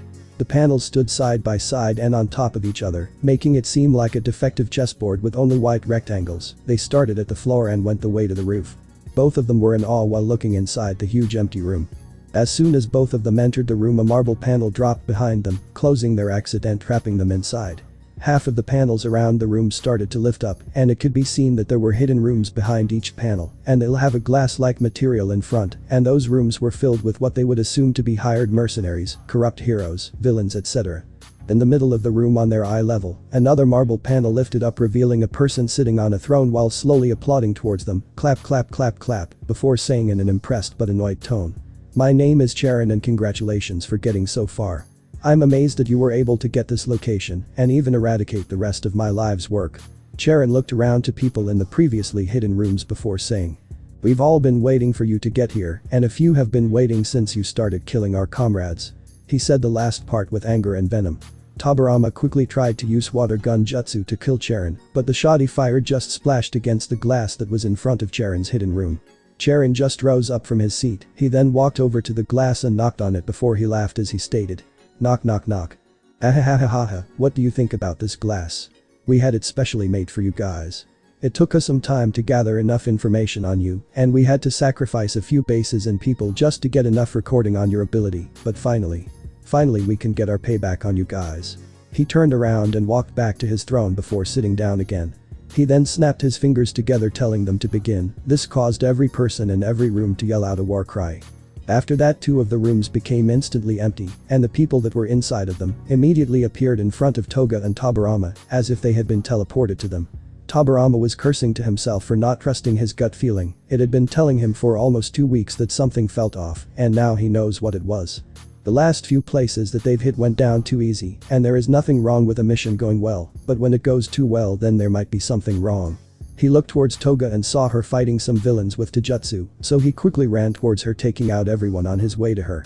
He then grabbed onto her and tried using flying rage and jutsu to teleport them out, but to his shock nothing happened, and then he heard a laughter. He gritted his teeth before turning towards the laughter with a furious glare. It was Charon who was laughing. He looked towards Tobirama before gesturing to a person behind his throne to come out from the shadows. Charon then gained a smirk and with an amused tone said, We don't know how you got so many quirks, but we did find out that you, pointing at Tobirama, can teleport, and this good fellow here, pointed at the person that came out of hiding, has a quirk that lets him disrupt any kind space-time or spatial related quirks in an area. Tobirama angrily yelled out. Then how did you guys teleport things into the room when I can't teleport out of it?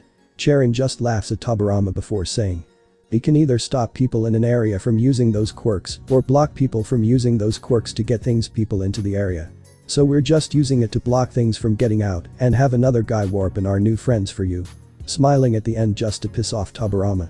Toga and Tobirama were fighting off wave after wave with criminals, and the more people they beat up the more agitated Charon became. That was until he snapped his fingers before saying. Phase 2. After saying that, both of them noticed that they'd stopped warping and more people for them to beat up. Suddenly a few roof panels opened up and shot out a few hundred tiny needles. They tried avoiding all of them, but the villain boss just made more roof panels open up and shot more towards them. When he saw that some had hit both Tobirama and Toga, he started to laugh in victory. With a sweet tone he said. I'm sorry to cut this short with poison, but I can't let you beat up the rest of my companions. That was when Toga pulled out the needles that had hit her before healing herself with medical ninjutsu. A few seconds had passed and none of them fell to the floor, which made Charon gain a shocked facial expression before making him yell in confusion. How can you still be standing? Each of those needles had enough poison to make 5 elephants pass out. Toga didn't want to reveal that Tobirama was immortal, so she said a reason as if it was both of their reasons. With a smirk she said. My sensei had done a lot of experimentation throughout his life, so he made both of us immune to various poisons. Her answer just made him go from shocked and confused to pissed, since now they had no other way to incapacitate them than overpowering them with quirks in close combat. He then gestured to his companions to keep warping and more people in faster. Wave after wave the opponents started to get stronger, and this is when Tobirama understood that this guy was sending his weakest first to test them. So that they could figure out their capabilities and abilities before sending out his stronger people, and if they keep dragging out their fight, then they'll find counters to use against both of them. While he was fighting he noticed a small error in Toga's fighting, which signaled to him that this was taking a toll on her body, especially in the condition she'd been for the past months. She was getting better the last week, but she hadn't gotten to her peak condition, and these kinds of battle could easily exhaust people's stamina. Tobirama then tried to use hit and miss jutsu to give them some time and make Toga use less stamina to defend herself, but nothing happened. He then tried another water jutsu which gave the same result, so he tried another and another until he heard the same laughter which he could already say that he loathed. While fighting off more people with mutant quirks and emitter quirks, he heard Cheryl state in a taunting manner. Do you really think that teleportation was the only thing we would remove from you? We have also bought services from this person. He pointed to a girl beside him. Tobirama was wide-eyed when he noticed a girl no older than 18 in a hero costume, standing beside the villain boss. Cheryl then said. This girl's quirk can evaporates all water in a near vicinity of her, though she can evaporate our bodily fluids, she can still stop you guys from creating any water or ice attacks. Tobirama was shocked to a point where his eyes were wide, he now understood why his gut feeling was only worsening the closer they got to the leader. They'd observed both of them for a while now, to find counter to as many abilities that they had. He now understood that he couldn't hold back, taking his mask off he then stated in a cold tone. You'll all die today anyways, so there is no need to hide my identity anymore. After he said that he released his full chakra, crushing the mask in his hands as a side effect of releasing his whole strength. His whole body became enveloped in a cyan-colored aura before he proceeded to give a deadly glare towards everyone that was in the same room as him besides Toga. Before anyone could react Tobirama went down into a crouching position before putting all of his force into his legs and then dashing towards the people in the room at full speed. Gerald was dumbstruck. Within the time Tobirama disappeared from his eyesight till he stopped, couldn't have been more than 5 seconds, and what he saw before him was that over 200 of his men falling downwards in a lifeless manner. He yelled towards Tobirama and asked him what he did. Tobirama just looked towards him as he whipped his katana to the side, using the whipping motion to clean all the blood off it. With a smirk on his face he lifted up his right eyebrow before nonchalantly stating, "Do you really believe that my abilities are my only weapons?" Tobirama then lifted his hand that held the katana before pointing around in the room towards the people that were still alive. He then glared them all down before stating, "As long as I have a body and my physical strength, I will and shall kill every single one of you all." This caused a lot of them to flinch as they took a step backwards, not wanting to take his challenge face on. Gerald was fuming from anger. He saw that people were starting to doubt his plans and that they were not more afraid of Tobirama than him. He lifted his hand to his face before calming down and snapping his hand and then saying, "Phase Omega." Instantaneously Tobirama could feel his whole body weight downwards towards the ground. It felt like his whole body just became hundreds if not thousands of times heavier. The weight was halting his movement, but it wasn't enough to stop his immortal body, especially since he had an infinite amount of chakra and didn't feel exhaustion or physical pain. Cheryl had to admit that he was impressed.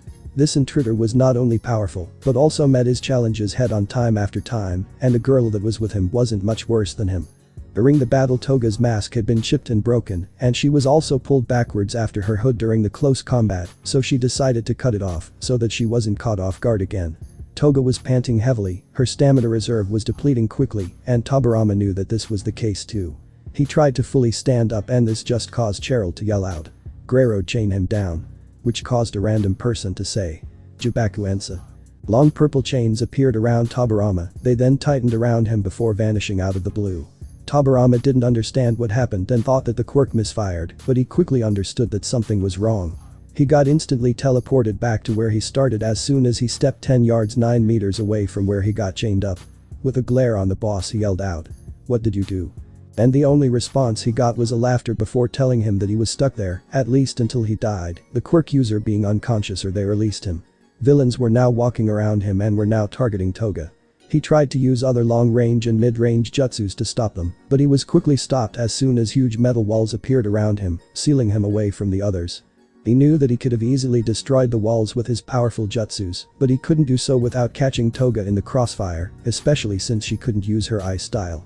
Glacial Dome to protect herself. Toga was now fighting all alone, or in reality not really, since she was never truly alone. She swapped her mentality with Madara and gained 2 tails before transforming into a fully grown tail beast. She was hoping to destroy the walls and the room with her size alone, since she knew that if she used a tailed beast bomb in such a small room, then she'd easily get one or multiple fatal wounds from the explosion. But to her displeasure, it seemed that the room was infused with someone's quirk, making it close to indestructible. Madara then downsized from her full size to her chakra cloak form, making it harder for the villains to hit her. Madara and Toga swapped back and forth as they battled for what seemed like hours, but in reality it was only 30 minutes of non-stop battle. They were continuously sending more people at her, not wanting to give her a break to catch her breath. To torture Tobirama mentality, they'd given the gravity villain a dose of trigger. This increased his quirk multiple of times. With that, he used his quirk on Tobirama, finally bringing his body down into a prone position, with back pointing to the roof. They then removed all of the walls that were surrounding him and made him look at Toga as she got hit again and again by quirks or physical attack. He was staring at her in horror, thinking the worst, seeing her bleed and struggle to constantly dodge different attacks. And after a small while, Toga couldn't hold her Madara chakra cloak form due to her depleted stamina. As Toga was dodging a metal-coated punch, she received a hard hit to the head by a stone-based quirk user. This made her stumble sideways before falling forward onto her knees. She caught herself from hitting the ground by piercing her sword into the ground. Everyone knew that she was done for, so they stopped their attacks and backed away from her. A person walked towards her with a katana indicating that she would be executed. Knowing that she would die soon, she turned her head towards Tobirama. She saw him gritting his teeth while crying. Tobirama saw her tear up a bit before giving him a genuine happy smile. With a sweet but soft tone, she sniffled as she said, "I wish, Sniffle, we could have had more time to play as father and daughter, Sniffle." He gave her a sad smile while saying, "Me too, little Hime, me too." The guy with the katana was almost next to her. Toga was still looking towards Tobirama when she closed her eyes and with a smile said, "I love you, Dad." Which made Tobirama cry even more while saying, "I love you too, daughter." She then turned towards the katana wielder and closed her eyes as she thought, "I'm sorry, Izu, I hope you'll forgive me for being weak and thanks for loving me." Not wanting to see another person that he loves die, Tobirama also closed his eyes. When her executor was next to her, he raised up his katana before looking towards his boss. Cheryl nodded, causing the executor to turn towards Toga before swinging his katana downwards. A loud metallic clang was heard before a deafening bone break was heard. Toga and Tobirama both opened their eyes only to be shocked by who just saved them. Izuku's mindscape. Izuku was laying down on the ground when he woke up abruptly before quickly getting into a sitting position. He then rubbed his head and complained out loud that it hurt before he then opened his eyes, only to be bewildered by his whereabouts. He was in an open area, there was nothing around him as far as the eye could see, and every time the ground beneath him was touched, it resulted in a tiny water ripple, making it look like that he was standing on an ocean, which he also noticed was emitting a faint green-colored glow. The glow emitted from the ground was also the thing that brought light into the dark space that was surrounding him. After standing up, Izuku looked around a little more before stating in a disappointed tone, Am I dead? Is this afterlife? Knowing full well that there was no one there to answer his question, he started aimlessly wandering deeper into the emptiness of the area that he was in. Before he knew it, a day turned into a week, and the time didn't pass easily since he constantly kept hearing an echo in the endless void. They were telling him you're weak, you're useless, you're nothing. He ignored them, but subconsciously they were slowly deteriorate his emotional state. Izuku had already been aimlessly walking for a few weeks now, and his emotional state got worse day after day, due to the echoes making him feel pain, unwanted, sadness, loneliness, It reminded him of the time when his life was only filled with those emotions, specifically when he used to live with his biological family, who made him feel this way for almost all his life. But he had no idea that isolation could feel so lonely. He quickly understood that this loneliness felt worse, since he couldn't be with those that had shown him nothing but love and affection, those who had healed all of his pain and loneliness that had haunted him for years, and those people were his adoptive family. The thought brought him an extreme amount of pain to his chest, or to be more precise his heart. He tried to shrug it off and keep walking, but pain only kept getting worse, the more lonely he felt. Those weeks of wandering had already turned to a month, and all of those negative emotions had finally made him have a breakdown. He fell to his knees and started to cry, to sob, to yell out loud into the empty void, but nothing happened. Izuku couldn't handle all of the pain anymore, so he straightened out his left arm in front of him, before pointing his hand towards his chest. He gathered all of the strength he had left, and with a swift motion he impaled his chest with his hand, making him cough out blood as a result. He moved his hand deeper into his chest until he felt his heart. He grabbed around his heart after feeling it was, and with a quick movement he pulled it out. He was now sitting on his knees while holding his still beating heart before thinking. The irony. It seems that I can't even give up when I want to. Izuku angrily stood up before pulling the hand that was holding his breathing heart backwards. He was about to throw the heart away when he suddenly felt a calming warmth against his left hand. The suddenness of these feelings surprised him, but he quickly recognized it. It was as if TOGA was holding his arm and sharing her love with him. Her warmth made Izuku fall to his knees as he started to cry out again, while holding his still beating heart in his left palm. The pair of almost see-through hands appeared in front of him. There was also a faint yellow glow emitting from them, but he didn't need to see the color to know that these hands were TOGA's. They were holding his left hand tightly, which only made him cry more, and as he was crying he could hear TOGA whisper into his ear, "I love you so much, I'll never let this happen again, I'll be back soon," etc. As she was whispering heartfelt things to him, she was also guiding his hand towards his chest, returning his heart where it previously was. When those whispers stopped he could feel her soft lips give him a kiss. After that her presence fully disappeared, making him look down to his hand, but could still feel her lingering touch. Suddenly, Izuku could also feel Tobarama's presence before hearing Tobarama's sad but proud voice telling him, "Don't you worry, I'll protect her for you." Which made Izuku happy, since he knew that even though he was gone, someone was still looking out for TOGA for him. Then he felt Tobarama's warm hand ruffle his hair before hearing him say, "And even if Madara won't say it, then I will. We're all worried for you, so please wake up soon, we miss you a lot." And before he knew it, Tobarama's presence was also gone. Tobarama's words struck Izuku deep as he thought to himself, how could I be so selfish and give in so easily? As he stood up he saw that his chest was fully healed, and he thought to himself, I can't keep them waiting much longer. After that thought he took a step forward and continued walking. That one painful month quickly ended up turning into months of endless struggle. He was still aimlessly wandering around, not knowing where he was going, only knowing that he needed to be somewhere. He was still hearing echoes day in and day out telling him to give up, to stop, to accept his death, to quit, etc. He would also every now and then hear or feel his family motivating him forward. He'd already lost count of how many times he wanted to give up, but every time he felt like that he could also feel their warmth and their voices, pushing him forward and motivating him to never surrender. Izuku would sometimes take a break or even lay down to sleep. He couldn't actually fall asleep, but it helped him to keep his sanity. Since every time he did it, he could see his past memories with the family that loved him, which helped push him forward and submit to the darkness. He'd early on figured out that his jutsus and chakra abilities didn't work wherever he was. While lying on the ground he thought about how he'd lost count of how long he'd been there. He vaguely remembers that after about 6 months he'd lost count, but if he would have had to guess then it would be around 9 if not 10 months now. It was just another day of wandering for Izuku, but then suddenly he heard a clear and unknown voice coming from behind him. "Why have you come seeking me, young one?" Hearing this question made Izuku turn around to look towards where the voice was coming from. He became shocked when he looked at the person who had asked him a question. The older male before him had pale skin, and his hair was spiky, shoulder-length, pale brown colored, with a chin-length braided lock hanging in front of his left ear. He also had a goatee which reached down to his waist. Both of the older male's eyes had the Rinnegan Dijutsu, and on his forehead, there was a red-like eye which resembled a Sharingan for Izuku. The older male was also wearing a white full-length kimono with a pattern of 6 black magatama around a high collar. The Sage of 6 Paths. Izuku for the first time in years muttered out in shock. Hagoromo Tsutsuki. Which caused Hagoromo to lift his eyebrow in curiosity due to still being recognized after all this time. Hagoromo stared for a while at the shocked Izuku before recognizing some parts of Izuku's chakra.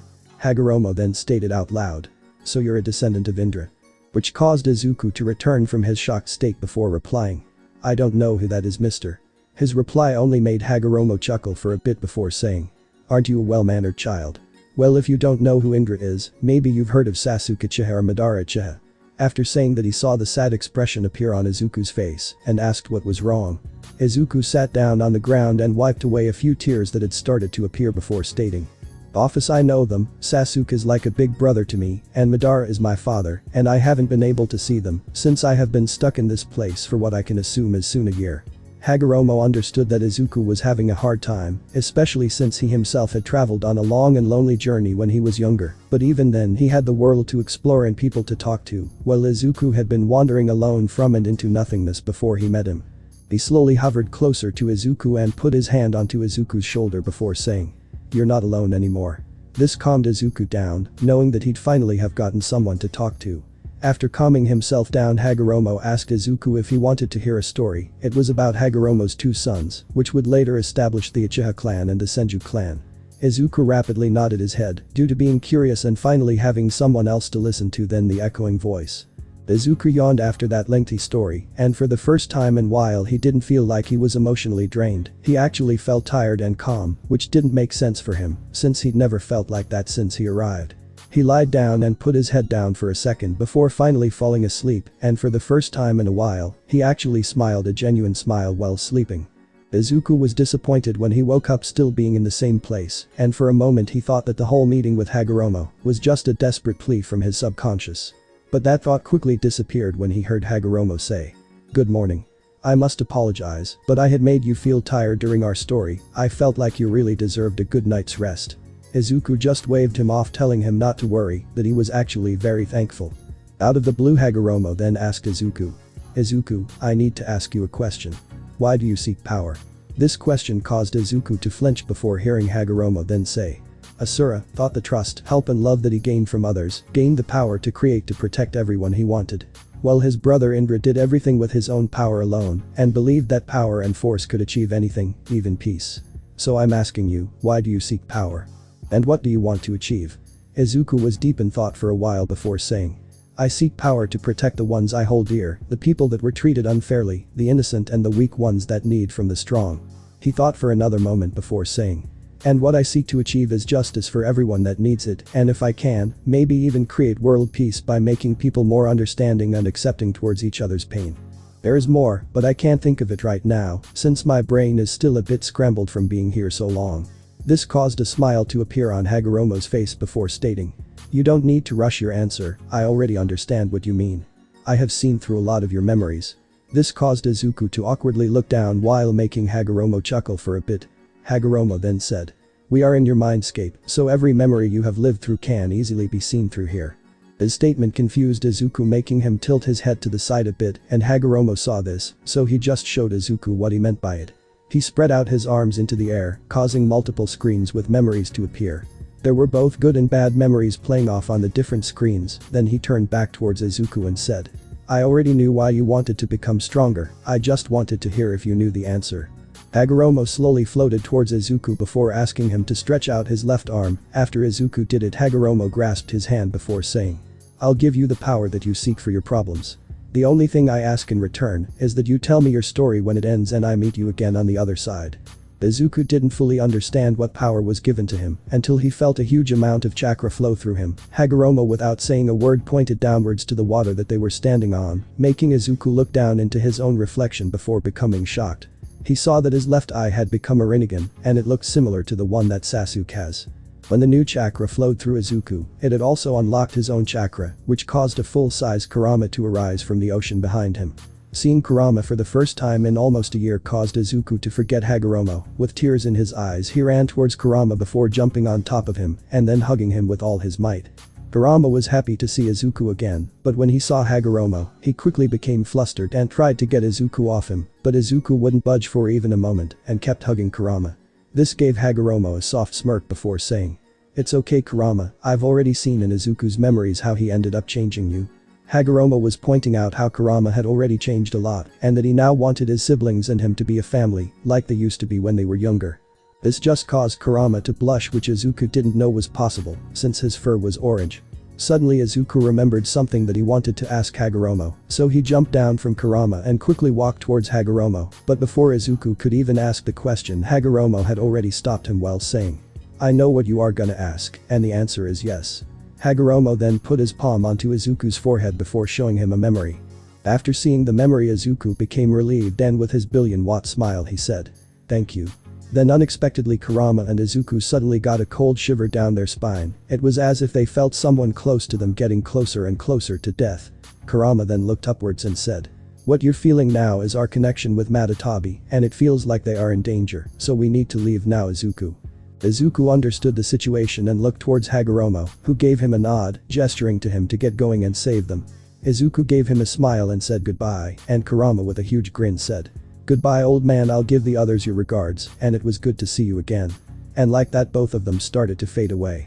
Itachi could be seen in the medical bay. He was sitting beside Izuku's bed while reading a book.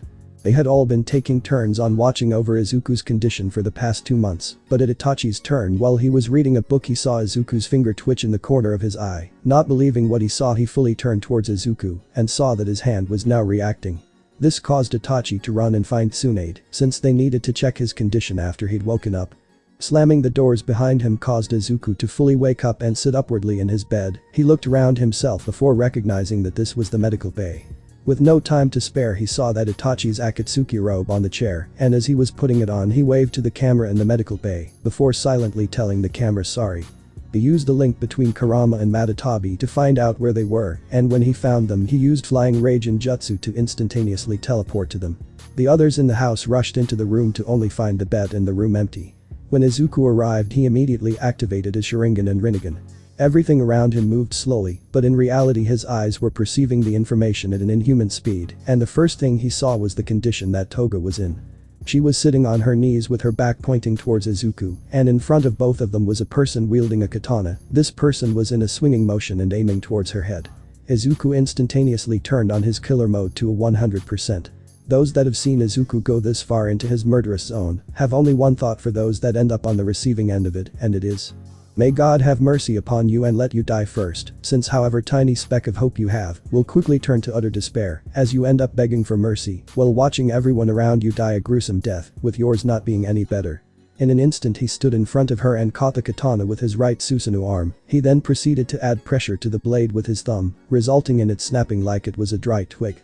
Before anyone had time to process what just happened, Izuku gathered all of the strength and chakra he could into his left arm before punching the sword wielder's body. The hit was so powerful that the guy was sent flying into the wall in an instant. The impact was so great that every bone in his body broke at the same time, while the floor and the walls surrounding where he hit was instantly covered in his bodily fluids. The impact against the wall created a deafening sound of bones breaking throughout the whole room. This caused everyone to turn their attention towards where the sound was coming from, and what they saw caused some of them to feel a great amount of fear. Everyone looked towards the assailant. Most of them had already started to fear him from his display of power, while others didn't know what to feel, but there were 2 people in the room that felt an overwhelming amount of relief and pure happiness. Right besides Toga stood Izuku, and from both of their perspectives he'd become much stronger. A hero arrives when he's most needed. The whole room became filled with a tense aura, especially after witnessing something that they could only call a swift but gruesome death, and no one dared to utter a single word after seeing that horrifying display of power. What they saw was a newcomer arriving out of nowhere, and with a single punch, he'd completely decimated a person's body within a blink of an eye. The sheer force from the body colliding with the wall created a horrific bone-breaking sound, and due to the reinforced wall the body ended up getting flattened against it, which caused all its bodily fluids to get splashed everywhere around it. Izuku turned towards Toga and then crouched down in front of her. He proceeded to brush the hair that was covering her crying eyes to the side, before placing his palm against her cheek while wiping away some of her tears with his thumb. Toga couldn't believe that it was Izuku at first, but when she felt his soft touch caressing her cheek, she could instantly recognize the warmth that his hand was emanating, so she just smilingly leaned into his touch while closing her crying eyes before saying, "It's really you, Sniffle, I've missed you so much, I'm sore." She couldn't finish her apology since Izuku had interrupted her. Some of the villains had regained their thoughts and saw this as an opportunity to attack, so they sneakily walked towards Izuku. Meanwhile, Izuku had interrupted Toga by saying, "I've missed you to Cupcake. I'm okay, so you don't need to apologize, we can." 3 villains had snuck behind Izuku. They tried to sneak attack him while he was talking to Toga. Izuku sensed them approaching, so he activated his Susanoo Ribsage, which resulted in their attacks being stopped. He then asked Toga if she could wait for a bit, which she smilingly nodded to. Izuku then stood up before turning around towards the 3 villains. With an intense glare and a cold but annoyed tone, he stated, "It's rude to interrupt someone when they're talking." The deadly killer intent he was emanating towards them was so intense that all 3 of them went unconscious straight away. This just caused all of the others around them to tense up even more, and it didn't help when they saw him pick up the broken katana before slicing the throat for the 3 that were unconscious. That was when they all heard someone start clapping, which made them all turn around towards the arrogant person. It was Charon smirking while clapping. He then, with an amused tone, started to talk towards Izuku. Well, it looks like people don't take me seriously since they keep sending more children to fight me." Izuku nonchalantly said. "Who the fuck are you?" Which just pissed off Charon, making him yell towards Izuku in an angry and annoyed tone. "I'm the underground leader of the Southern Asian organization, which you guys have been decimating for the past 2 months." Izuku, just confused, lifted his eyebrow before saying, "Never heard about you, might be that you've never popped up on my radar." While being distracted, another couple of villains tried to attack Toga from behind, and without Izuku turning around, he swung his Susanoo skeleton hand towards the villains behind Toga, causing them to be flung against the wall with great force, before dying from internal bleeding. His statement and action just caused Charon to get even more furious. He pointed towards Izuku before yelling at him, "Are you trying to act all big and might? Telling me that I'm not challenging enough for you? You arrogant little child, who in the hell do you think you are?" Izuku pulled his hand up to his chin before grasping it and nonchalantly said, "People gave me an interesting nickname, which was the Red-Eyed Devil." Saying his name caused a panic to start. Almost half of the people around him started trembling in their spot, and it wasn't any better for the boss. After recognizing one of Izuku's eyes from a wanted poster, one of the villains stutters out in fear. "TT, that's really him. He's the Red-Eyed Devil aka Red." Hearing this out loud caused everyone to run away from him in panic. But the panic didn't last for long, since they all became petrified in their spot when they felt Izuku's gaze fall upon them, and with a cold and venomous tone he stated, "Who gave you permission to move?" This made even the most experienced killers get a chilling shiver down their spine, causing all of them to stand still like a deer caught in the headlights, while also causing all of them to have an identical thought: "I don't want to die today." Knowing the full story around Red, Charon wanted to secure his escape, so he tried thinking of ways to make Red stop chasing him. Suddenly he thought of an idea, and in an amused manner he stated, "I think you should worry more about the girl behind you." While pointing at Toga. He then said, "We beat her up pretty bad, so she'll die if she doesn't get medical attention soon." Izuku turned around towards Toga, which made Charon think that he'd won, causing him to gain a huge smirk, but his smirk left as fast as it came. This was due to Toga rapidly healing when Izuku gave her a bit of Kurama's chakra. His chakra gave her healing factors a huge boost. He got a better understanding of her condition when he gave her some of his chakra. He could now sense all of the wounds she had gotten, both the physical and the emotional wounds. Toga had cuts and bruises all over her body, a broken left arm, a few fractured ribs, a fractured knuckle with a few broken fingers, right ankle was sprained, a concussion, she had tear marks down her face, as well as was missing a pair of teeth. He could feel that. Seeing her in this wounded and emotional state made him feel an unfathomable amount of rage. Kurama was about to calm him down, but he quickly noticed that Izuku wasn't losing control of his anger. It was actually the opposite. His focus and control over his rage was on a terrifying level.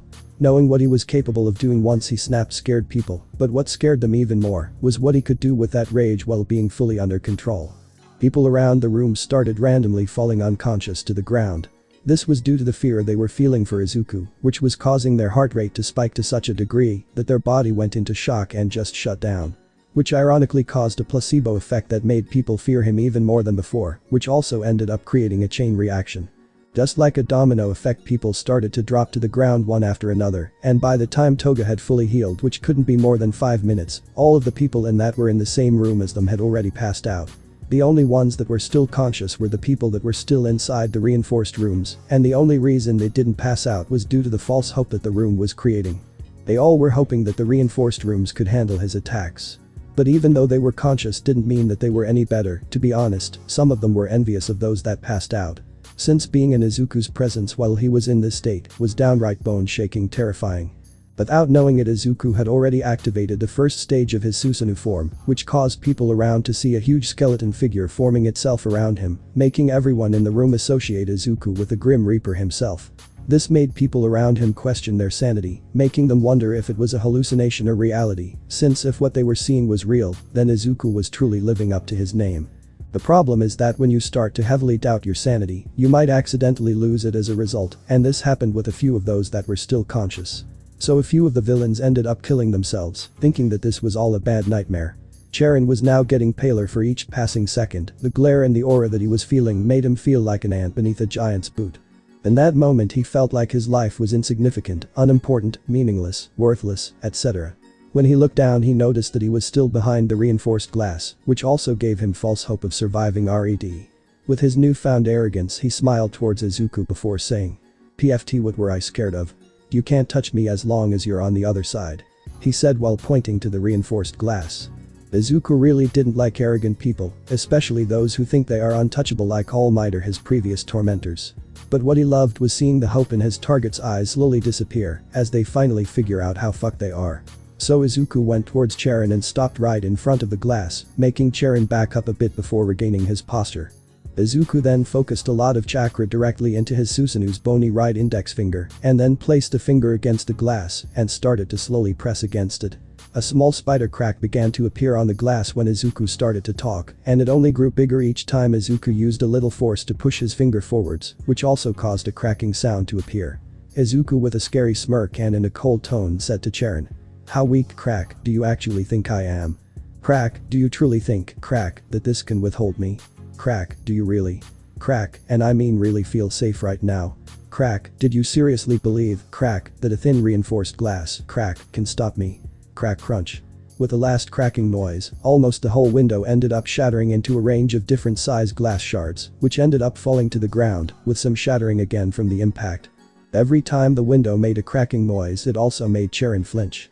He got paler and paler for each time he flinched, he also took a slow step backwards in fear for each time the crack became bigger. Izuku had a huge grin plastered on his face. He then climbed into the room through the hole in the glass, and in a deadly amusing and playful tone he said, "Peekaboo, guess who?" Which sent a terrifyingly cold shiver down Charon's spine, making him drop onto his knees while hugging himself as his whole body started to tremble. He didn't want to look at Izuku anymore, but for some reason he couldn't look away. Izuku purposely walked slowly towards Charon. Izuku wanted him to know what true terror feels like, and after what seemed like an hour, but in reality was less than a minute, Izuku had finally appeared in front of Charon, who through an immense amount of despair and terror, had lost all will to fight back. Izuku bent down towards Charon's quivering body before grabbing him by his shirt collar and lifted him up to Izuku's eye level. Izuku had an unamused facial expression as he stared directly into Charon's eyes. He then flexed his open hand and a black rod extended from his palm. He then gripped the rod and with great force and precision, he impaled it under Charon's right collarbone and through the right shoulder blade, which resulted in impaling Charon alive to the wall with a few inches centimeter away from the ground, making him squirm in the air. With a demanding tone Izuku told Charon, "I'll save you for last.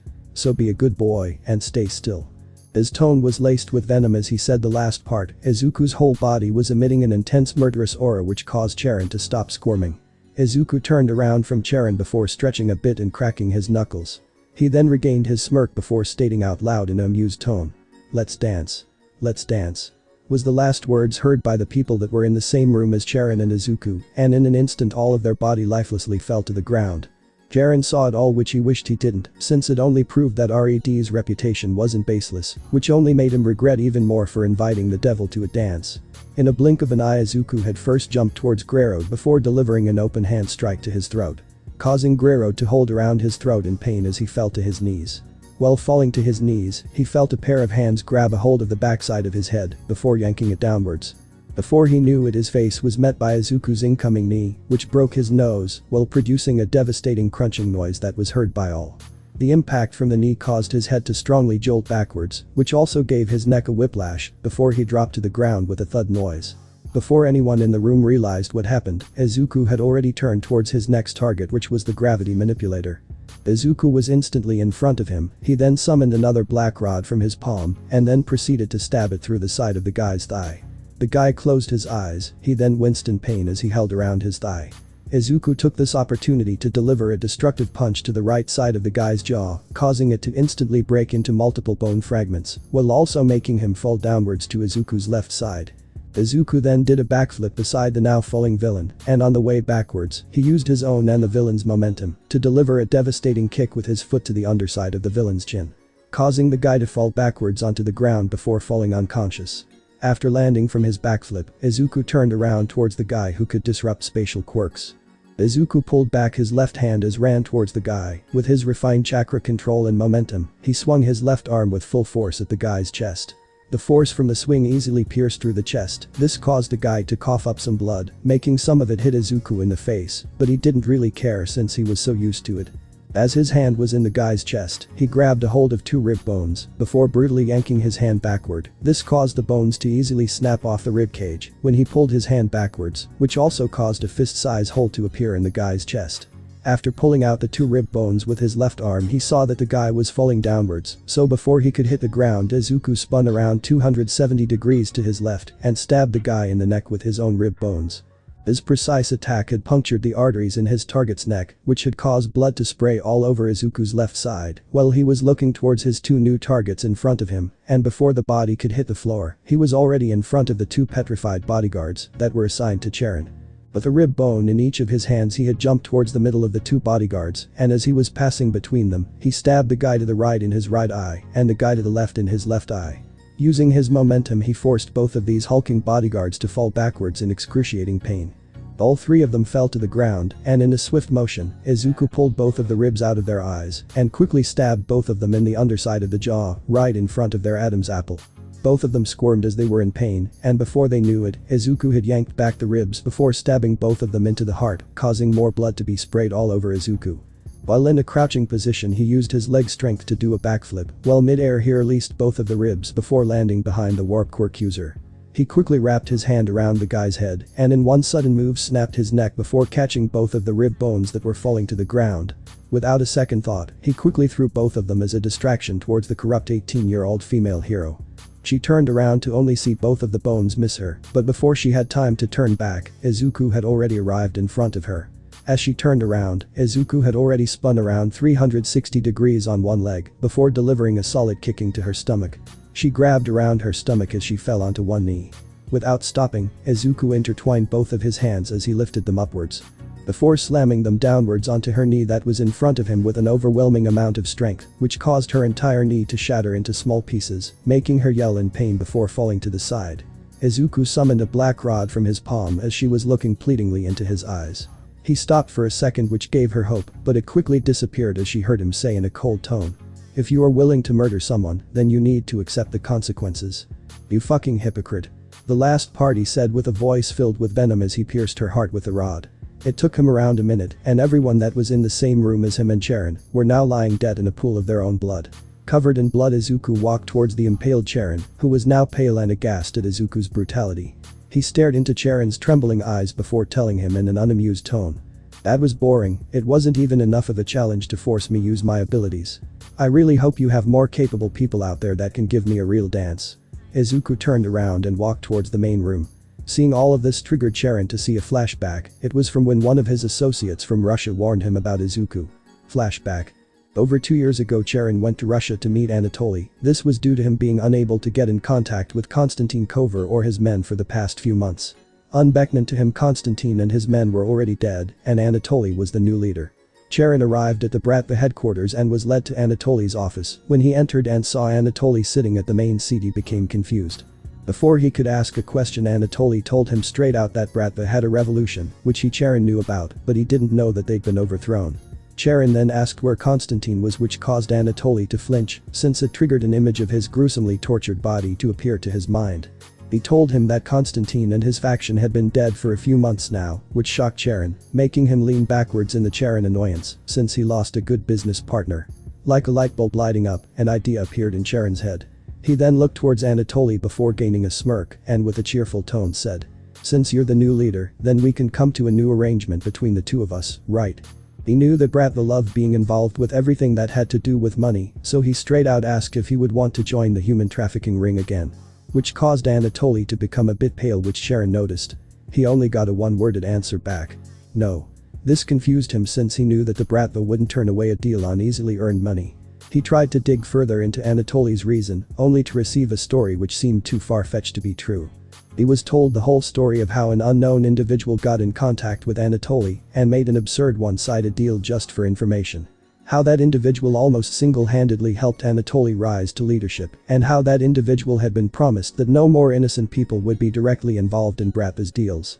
Anatoly didn't mention Izuku's face, name, background or that he'd become a Bratva captain, but he told everything that Izuku had done for them and what he promised to do if they broke their promise to Izuku.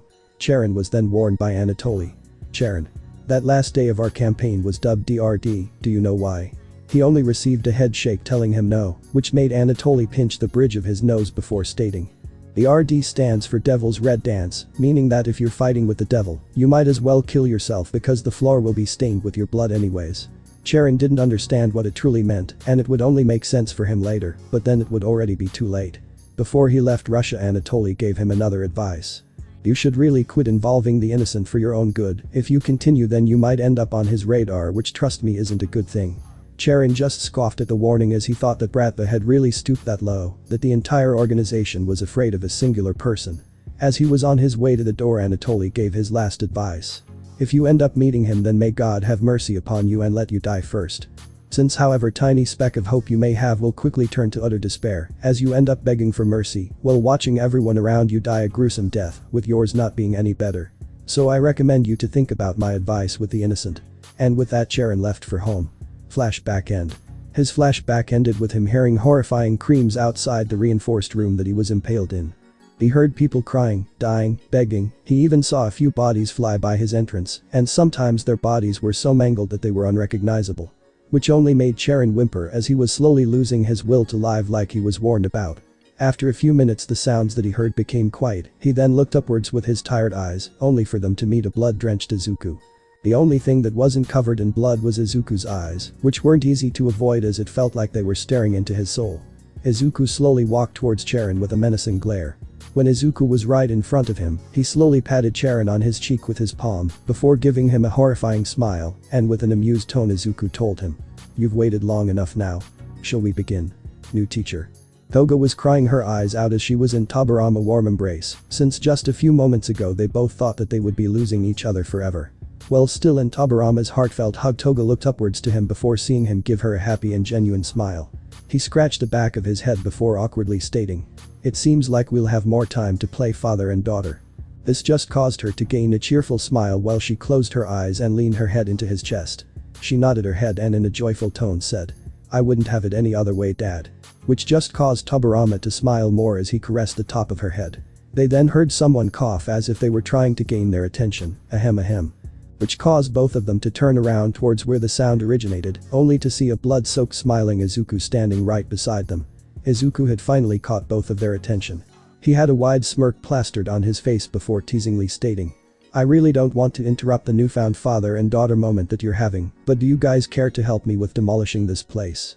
So that we can finally go home. It took them less than 10 minutes to demolish the whole base. After that, they used their earth, water and wood style jutsu to cover up the whole area surrounding the base, making it seem like the base never existed to begin with. When Izuku was about to teleport to the base, he was quickly interrupted by Tobirama. Seeing his confused expression made Tobirama state one thing. We need to make a tiny stop before we can go home. This caused Toga to jump up and down in excitement, which just made Izuku even more perplexed, but he just shrugged his shoulders before nodding. Meanwhile, everyone at the house was in full panic. Izuku, who'd been comatose for over 2 months, had suddenly vanished about 1 hour ago, and the problem was that they didn't know where he went. They looked back at the security footage for safety reasons and saw Izuku stand up as soon as Itachi left the room. Afterwards, they then saw him steal Itachi's robe while mouthing out a sorry to the camera and then teleporting away. Everyone was maniacally running around the house when they suddenly heard someone enter through the side entrance. Once near the living room, they saw an exhausted and happy Toga getting carried piggyback style by a smiling Tobirama. After he'd put her down they heard her say, "Thanks dad," before seeing him ruffle her hair while saying, "What kind of a father would I be if I didn't take care of my precious adorable daughter?" Which caused everyone to smile in awe, while also making Orochimaru snap a few pictures with his phone. They didn't want to interrupt their sweet moment, so all of them stood in the room next to them while observing their interaction. They were deep in thought, wondering how all of this happened when all of a sudden they saw a blood-soaked Izuku entered behind the two. However surprising and adorable Toga's and Tobirama's newfound relationship was, it was easily topped by a blood-soaked Izuku who had now a Rinnegan in his left eye. Madara pinched the bridge of his nose while walking towards them. He then with an unamused facial expression looked at Izuku before stating in an exhausted tone, "How are you already covered in blood? It hasn't even been an hour since you woke up from your coma." Izuku just shrugged his shoulders before saying, "It's not my fault." Causing Madara to groan in annoyance, Izuku then stated, "I sensed the Toga was in a lot of pain with the link that Kurama and Madatabi are sharing. Knowing that, I immediately teleported to her since I couldn't wait for you guys." Madara just crouched down in front of Izuku before hugging him tightly, not even caring that Izuku was covered in blood from top to bottom. With a genuinely happy and caring tone Madara stated, "When I was still alive I lost everyone I cared about, which made me feel anger towards reality.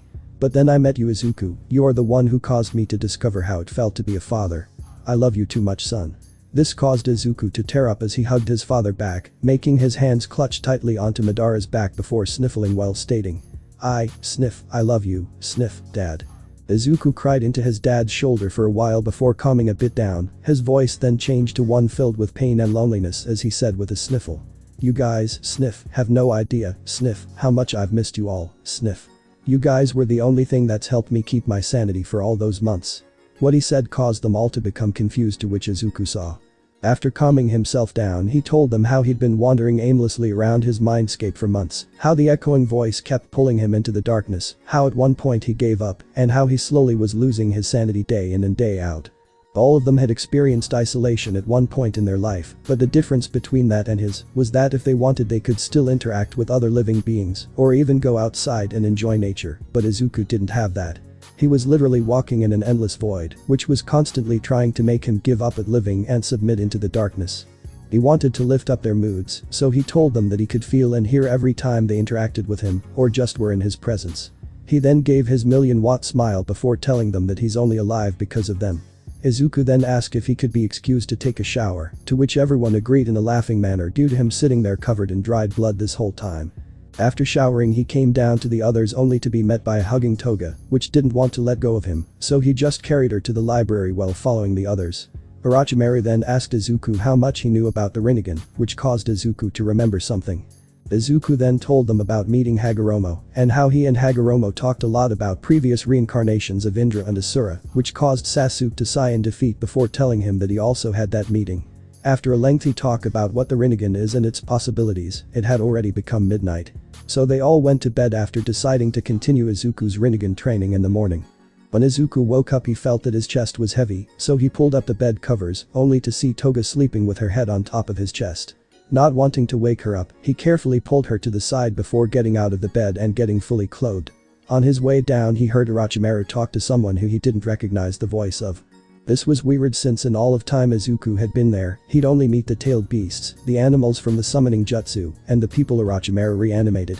Judging by the voice he quickly understood that it was a human, which could only mean that Orochimaru had summoned someone else back from the dead. Izuku tried to figure out why his sensei would do it, only to understand that it might be a new teacher for his Rinnegan training. But that he ran towards the kitchen before opening the door widely. He then looked towards the voice and saw a new reanimated person, not wanting to come off as rude, he gave his million-watt smile before reaching out his hand while saying, "Hello. My name is Izuku Uchiha and it's nice to meet you." Orochimaru stayed awake after everyone had gone to sleep, he was deep in thought of who could best teach Izuku about his Rinnegan abilities. He was sitting in front of his computer, reading the renewed information that he'd gathered on the Rinnegan users. Rinnegan wielders. Izuku Uchiha aka Red-Eyed Devil. Status. Alive. Skill with Rinnegan. Minuscule. Reanimation. Impossible. Unique Rinnegan ability. Unknown. Due to the near-death experience and the merging of his Uchiha chakra with the Senju chakra form the Hashirama cells. He was able to meet Hagoromo, who granted him a Rinnegan in his left eye, making him and Sasuke receive it the same way. Sasuke Uchiha aka Shadow Hokage. Status: deceased. Skill with Rinnegan: above average. Reanimation: active. Unique Rinnegan ability: attained. Sasuke gained his eyes the same way Izuku did. He quickly learned how to use his special ability when he was fighting Madara after obtaining the Rinnegan. Learning that the Otsutsuki clan would keep returning to Earth until they'd absorbed their chakra. This caused Sasuke to donate some new blood so that in the event he was needed for some reason, then he could be reanimated with his Rinnegan while still being in his prime. Madara Uchiha aka Ghost of the Uchiha. Status: deceased. Skill with Rinnegan: mastered. Reanimation: active. Unique Rinnegan ability: attained. Kabuto had stocked some DNA from Madara in case he'd need to reanimate him again against a new opponent. After the war, Kabuto had given Orochimaru the remaining DNA to Orochimaru, knowing that Orochimaru would need it more than himself. Not knowing the true intention of Black Zetsu or that the information on the tablet was false, Madara got tricked to recreate the Rinnegan by Black Zetsu through the Uchiha stone tablet. The Hashirama cells had only taken an effect at the end of Madara's natural lifespan, causing his Rinnegan to awaken. Obito Uchiha aka Tobi. Status: deceased. Skill with Rinnegan: average. Reanimation: impossible. Unique Rinnegan ability: none. Obito obtained the Rinnegan by retrieving it from Nagado's remains. Not being the original owner of the eyes and being unable to implant both of them, limited his capability of performing all of the 6 paths techniques. Sample of DNA was unobtainable due to being hit by Kagaya's all-killing ash bones, making his body to slowly crumble into ash in another dimension. Causing reanimation to be impossible due to missing DNA. Nagado, aka Pain. Status: deceased. Skill with Rinnegan: mastered. Reanimation: impossible. Unique Rinnegan ability: none. Nagado gained the power through Madara, secretly transplanting his own Rinnegans into Nagado when he was very young. Though Nagado wasn't the eye's original owner, being an Uzumaki allowed him to wield both eyes without drawbacks. Nagado's soul was sealed away due to Itachi Susanoo piercing Nagado with the Totsuka blade, making the soul unavailable for reanimation. Description of the Totsuka blade: those who are stabbed by the sword are drawn into the jar and trapped in a Genjutsu-like world of drunken dreams for all eternity. Conclusion: I've come to the conclusion that it is possible to awaken the Rinnegan by obtaining Hagoromo's chakra, either by combining the chakra of his sons, Indra and Asura, to recreate his own, or by directly receiving it from Hagoromo himself. Rinnegan abilities can only be utilized to their fullest capabilities when used by the original owner, or by being an Uzumaki descendant which originated from the Senju lineage. Being an Uzumaki descendant removes the drawbacks. This is due to them having an unusually vast amount of chakra reserve, while also giving them a naturally resilient chakra. Madara had also stated that during his battle against the 5 Cage, he was able to revert his Rinnegan to his Mangekyou Sharingan so that he could cast a Genjutsu upon the Raikage. Rinnegan's unique abilities. Rinnegan's unique ability can only be used by its original owner. This has been demonstrated by Madara, who can create corporeal shadows in the world of Limbo, which is only visible to the Rinnegan. And Sasuke's Rinnegan allowed him to shift spaces within a certain range of himself, as well as create portals to other dimensions. Momoshiki is able to absorb any ninjutsu with his right Rinnegan and subsequently release it in an amplified form from his left Rinnegan, as well as transform chakra on living individuals into edibles. And when Urashiki's Rinnegan glowed blue, he could displace himself and transport himself into the past to redo events. While Nagado and Obito displayed none of those unique abilities. Nagado of course had his 6 paths of pain, but those were only remains which he controlled like puppets by infusing his chakra to them through the black receivers. It was proved as a common Rinnegan ability by Obito, who used the same technique to control the reanimated Jinchuriki bodies. So the question remains, what kind of a unique ability will Izuku Uchiha gain? The report is finished. After reading this, Orochimaru leaned backwards in his chair as he thought who would possess the most knowledge of the Rinnegan capabilities that could also teach Izuku. Orochimaru knew that Sasuke and Madara could teach Izuku, but they never utilized all of Rinnegan's abilities to the fullest. They could of course teach Izuku how to use the abilities they'd mastered, but Orochimaru wanted Izuku to learn all of its capabilities. So that if the time comes, Izuku could win all of his battles easier and have more aces up his sleeve. Orochimaru was deep in thought when like a light switch an answer appeared to his problem. Orochimaru lifted up his hand before placing it on top of his face. He then in a laughing manner said out loud, "How did I not think about this earlier? It's such a simple answer." He said, almost annoyed by the thought that it took him so long to figure this out. He walked towards a bookshelf in the library before pushing in a hidden panel. This caused the bookshelf to submerge into the floor as it revealed a hidden spiraling staircase. At the bottom of the staircase, there was a door which led to a storage room. The room was filled with scrolls from top to bottom. They were storing some of the most dangerous things that he had obtained throughout his lifespan, which why he needed to hide away in case someone was stupid enough to break into his home. He walked towards a shelf which held a sign saying DNA for reanimation. He was pulling out scroll after scroll as he was checking their tags: Anbu, failures, shinobi from Konoha, Kekkei Genkai users, etc. Orochimaru stopped when he finally found a scroll with a tag saying Akatsuki members. After pulling it out, he places it on the table close to him before rolling it out until he meets the name Conan. He left the room after getting a vial of her DNA, and on the way up he was thinking about how to get a hold of living sacrifice. He picked up his cell phone and made a few calls to his associate, telling them that he had a one-time offer, that he would fix a minor problem for free, as long as it involved killing of people. And just like that, he was back home within 2 hours with a living mass murderer over his shoulder. He went over to the garden before pulling out a special scroll for the jutsu. He was about to start as he remembered that the victims usually scream really loudly as they were sacrificed. So before he began, he then went over to the guy and delivered an open hand strike to his throat, which caused the guy to lose his voice as he squirmed on the ground in pain. Orochimaru then emptied the vial onto the special scroll before weaving a few hand signs. Thereafter he clasped both of his hands together. Once the scroll is activated, the red line spread out in the form of a special seal, with a living sacrifice in the center. Then dust and ash encased the sacrifice's body, giving him the same appearance that Conan had in her mid-20s.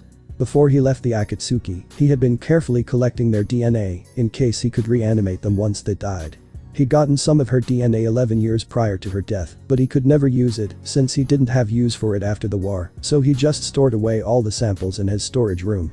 Suddenly Conan opened her eyes and abruptly looked around as she was trying to figure out where she was, but as soon as she saw Orochimaru, she jumped backwards before getting into a fighting stance while yelling.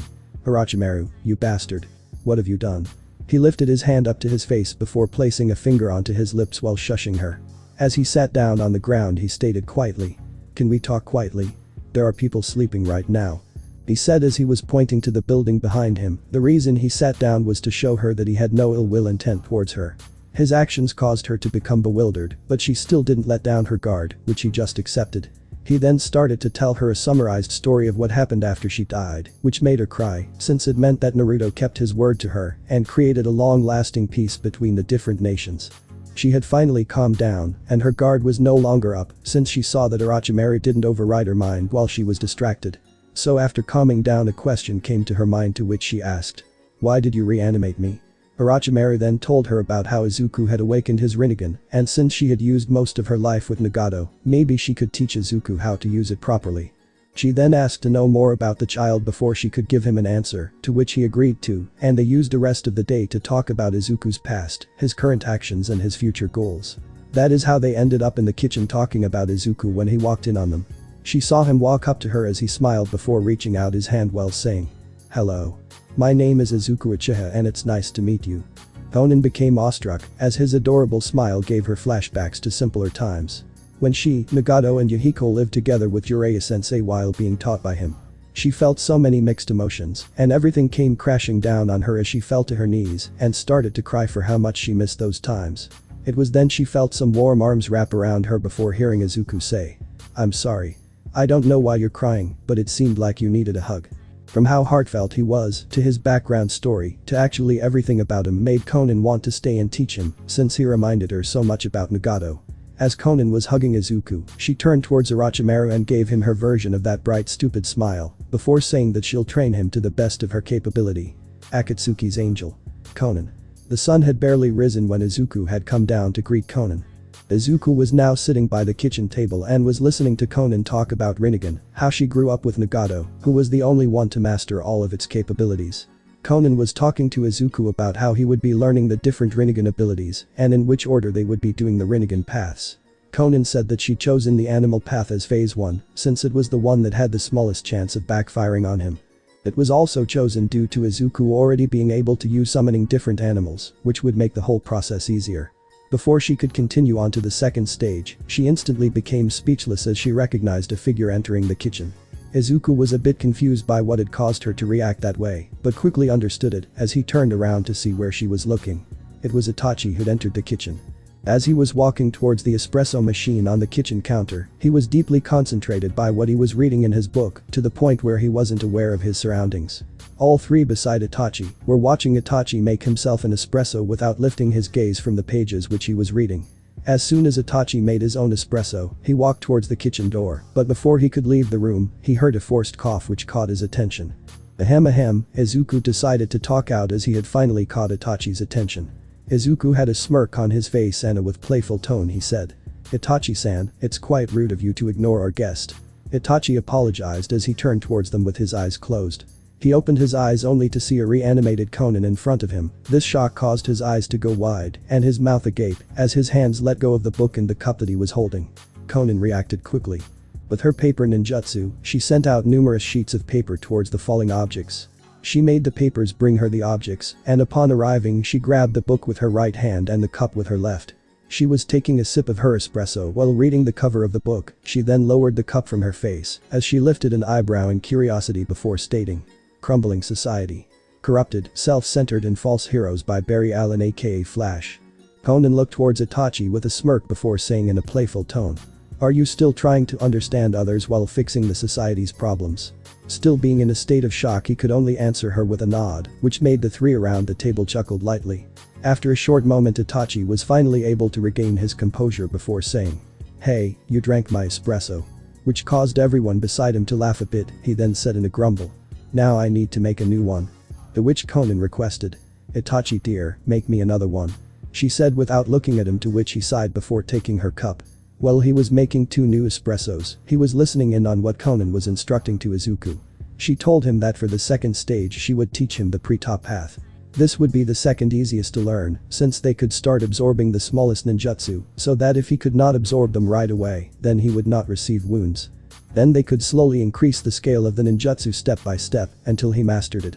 For the third stage she would teach him the human path. She would teach him this while they were on missions, so that they could gather information while he was learning Rinnegan abilities. They could use that opportunity to teach him how to pull out a soul out of the target so that he would gain control of this ability and not kill anyone by accident with this method. Fourth stage would be him learning about Naraka path, which they could actually do at the same time as the third stage. But she would only teach him the interrogation part of that path until he gained more control of the King of Hell. After gaining enough control, she would then teach him the restoration part of that path. She didn't want him to restore a wound wrongly or for the King of Hell to backfire on him. To which he understood and nodded in agreement.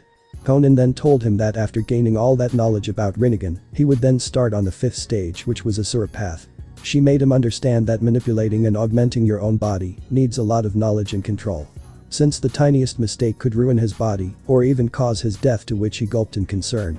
After that they would then go to Diva path, where he would learn how to manipulate attractive and repulsive forces with objects and people. He would basically learn how to manipulate the gravity and forces between all things. She told him that there was a 7th path which was called the Outer Path, but she would only teach him the theoretical part as long as he promised that he would never practice it. When he asked why, the only response she would give was that she didn't want to see him die. He could see that she was sad and was holding back tears while talking about the last path. Izuku just agreed to it as he was hugging her. He promised her that he would never use it without her permission, before giving her a stupid but cute smirk, which caused her sad smile to turn happy. First stage. It took Izuku a month to master the Anima path. In the beginning it was hard for Izuku, since he needed to learn how to summon animals without the contract and without using his own blood for blood sacrifice or hand seals. This was hard due to him being so used to summoning the original way. The hardest part was visualizing the animals he summoned, since usually he could just summon the animals due to the contracts, but without the contract he needed to visualize them correctly before summoning. After he summoned his first animal he became shocked. This was due to him being able to see what the animal saw. Conan then explained that Izuku would be able to see everything that the other Rinnegans saw. So it took quite some time to get used to seeing through more than 2 eyes. So after a month he was able to summon any kind of animal he wanted, while also being able to have shared vision with up to 20 other pairs of eyes before gaining a headache. Second stage. After that it was now time for Izuku to learn pre-top path. Izuku learned early on that this technique would not work with quirk abilities. This was due to that quirk abilities did not contain chakra. But Conan still wanted him to learn it, since Izuku would gain a higher control over his Rinnegan. In the beginning he couldn't absorb any jutsu, which became everyone's entertainment for a while, since everybody would be shooting their weakest long to mid-range jutsus at him, only for him to be hit by them, making him a target dummy for their amusement. He'd lost count how many times he'd become soaked by a water jutsu, zapped by a lightning jutsu, put on fire by a fire jutsu, etc. But after 2 weeks or so he got a hold of it, and after another 2 weeks it became a second nature for him. During this time Hashirama had noticed that Izuku could also absorb nature energy, which Konan had kind of forgotten, that Naruto did it in his fight against Nagato. This could have turned out to be very dangerous, since Izuku had no clue how to control natural energy. So Izuku had started to learn about natural energy, how he can gather it, control it and manipulate it, which Hashirama, Tobirama, Madara and Orochimaru helped him with. It took Izuku much more time to learn it than the other stuff he'd learned before. This was due to him being not allowed to use the same technique that he used before.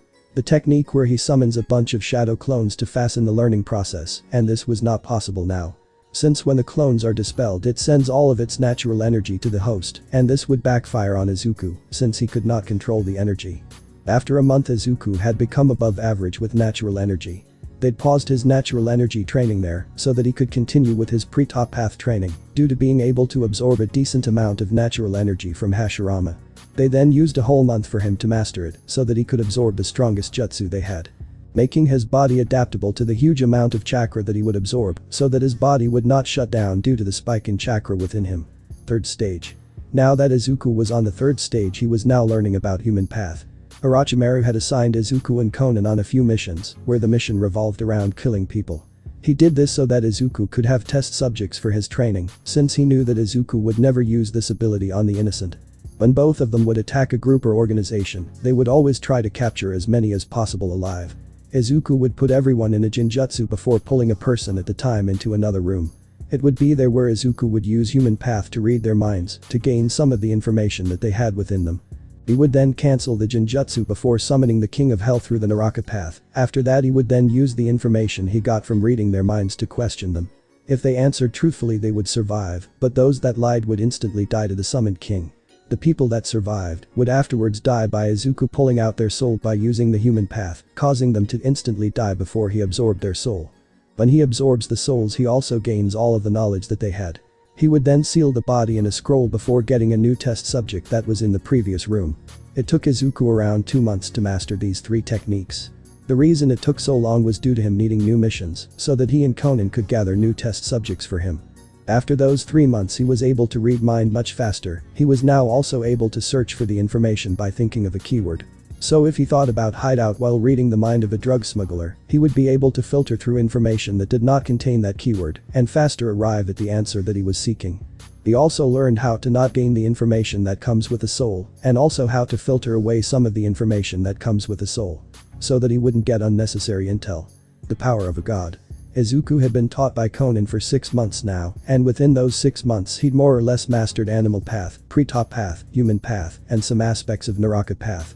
He'd also gained a skill level of above average in natural energy during this time. He needed to learn it after he'd tried to absorb some of Hashirama chakra. During that time, Izuku had also gotten used to seeing through the summon's Rinnegan eyes. His limit is 20 pairs of eyes. If he goes above that then he would start feeling a headache, which would only increase the longer he saw through them. Fourth stage. They were now both sitting in the garden. This was after Izuku had demonstrated his control over the Rinnegan abilities that he'd so far learned from Konan.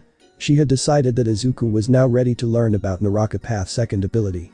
The second ability the Naraka Path possessed is the ability to repair any damage. To do so the Naraka Path has the King of Hell ingest the damaged body with its tendril-like arms into its mouth, then, after some time, the destroyed or wounded body will emerge from its mouth, completely rejuvenated. For the beginner's level they've planned to use lab rats and lizards, which they'd acquired from Orochimaru. They'd give them tiny cuts with their kunai, then Izuku would summon the King of Hell before playing them into its mouth. When Izuku gained enough control to fully heal them from their tiny wounds, they then would start making mediocre wounds before proceeding on creating life-threatening wounds on them. They went on to bigger animals when Izuku mastered to save a rat from lethal wounds. They kept doing this process until Izuku could heal an animal that was the same size of an adult human. Afterwards they would ask Orochimaru for another killing mission.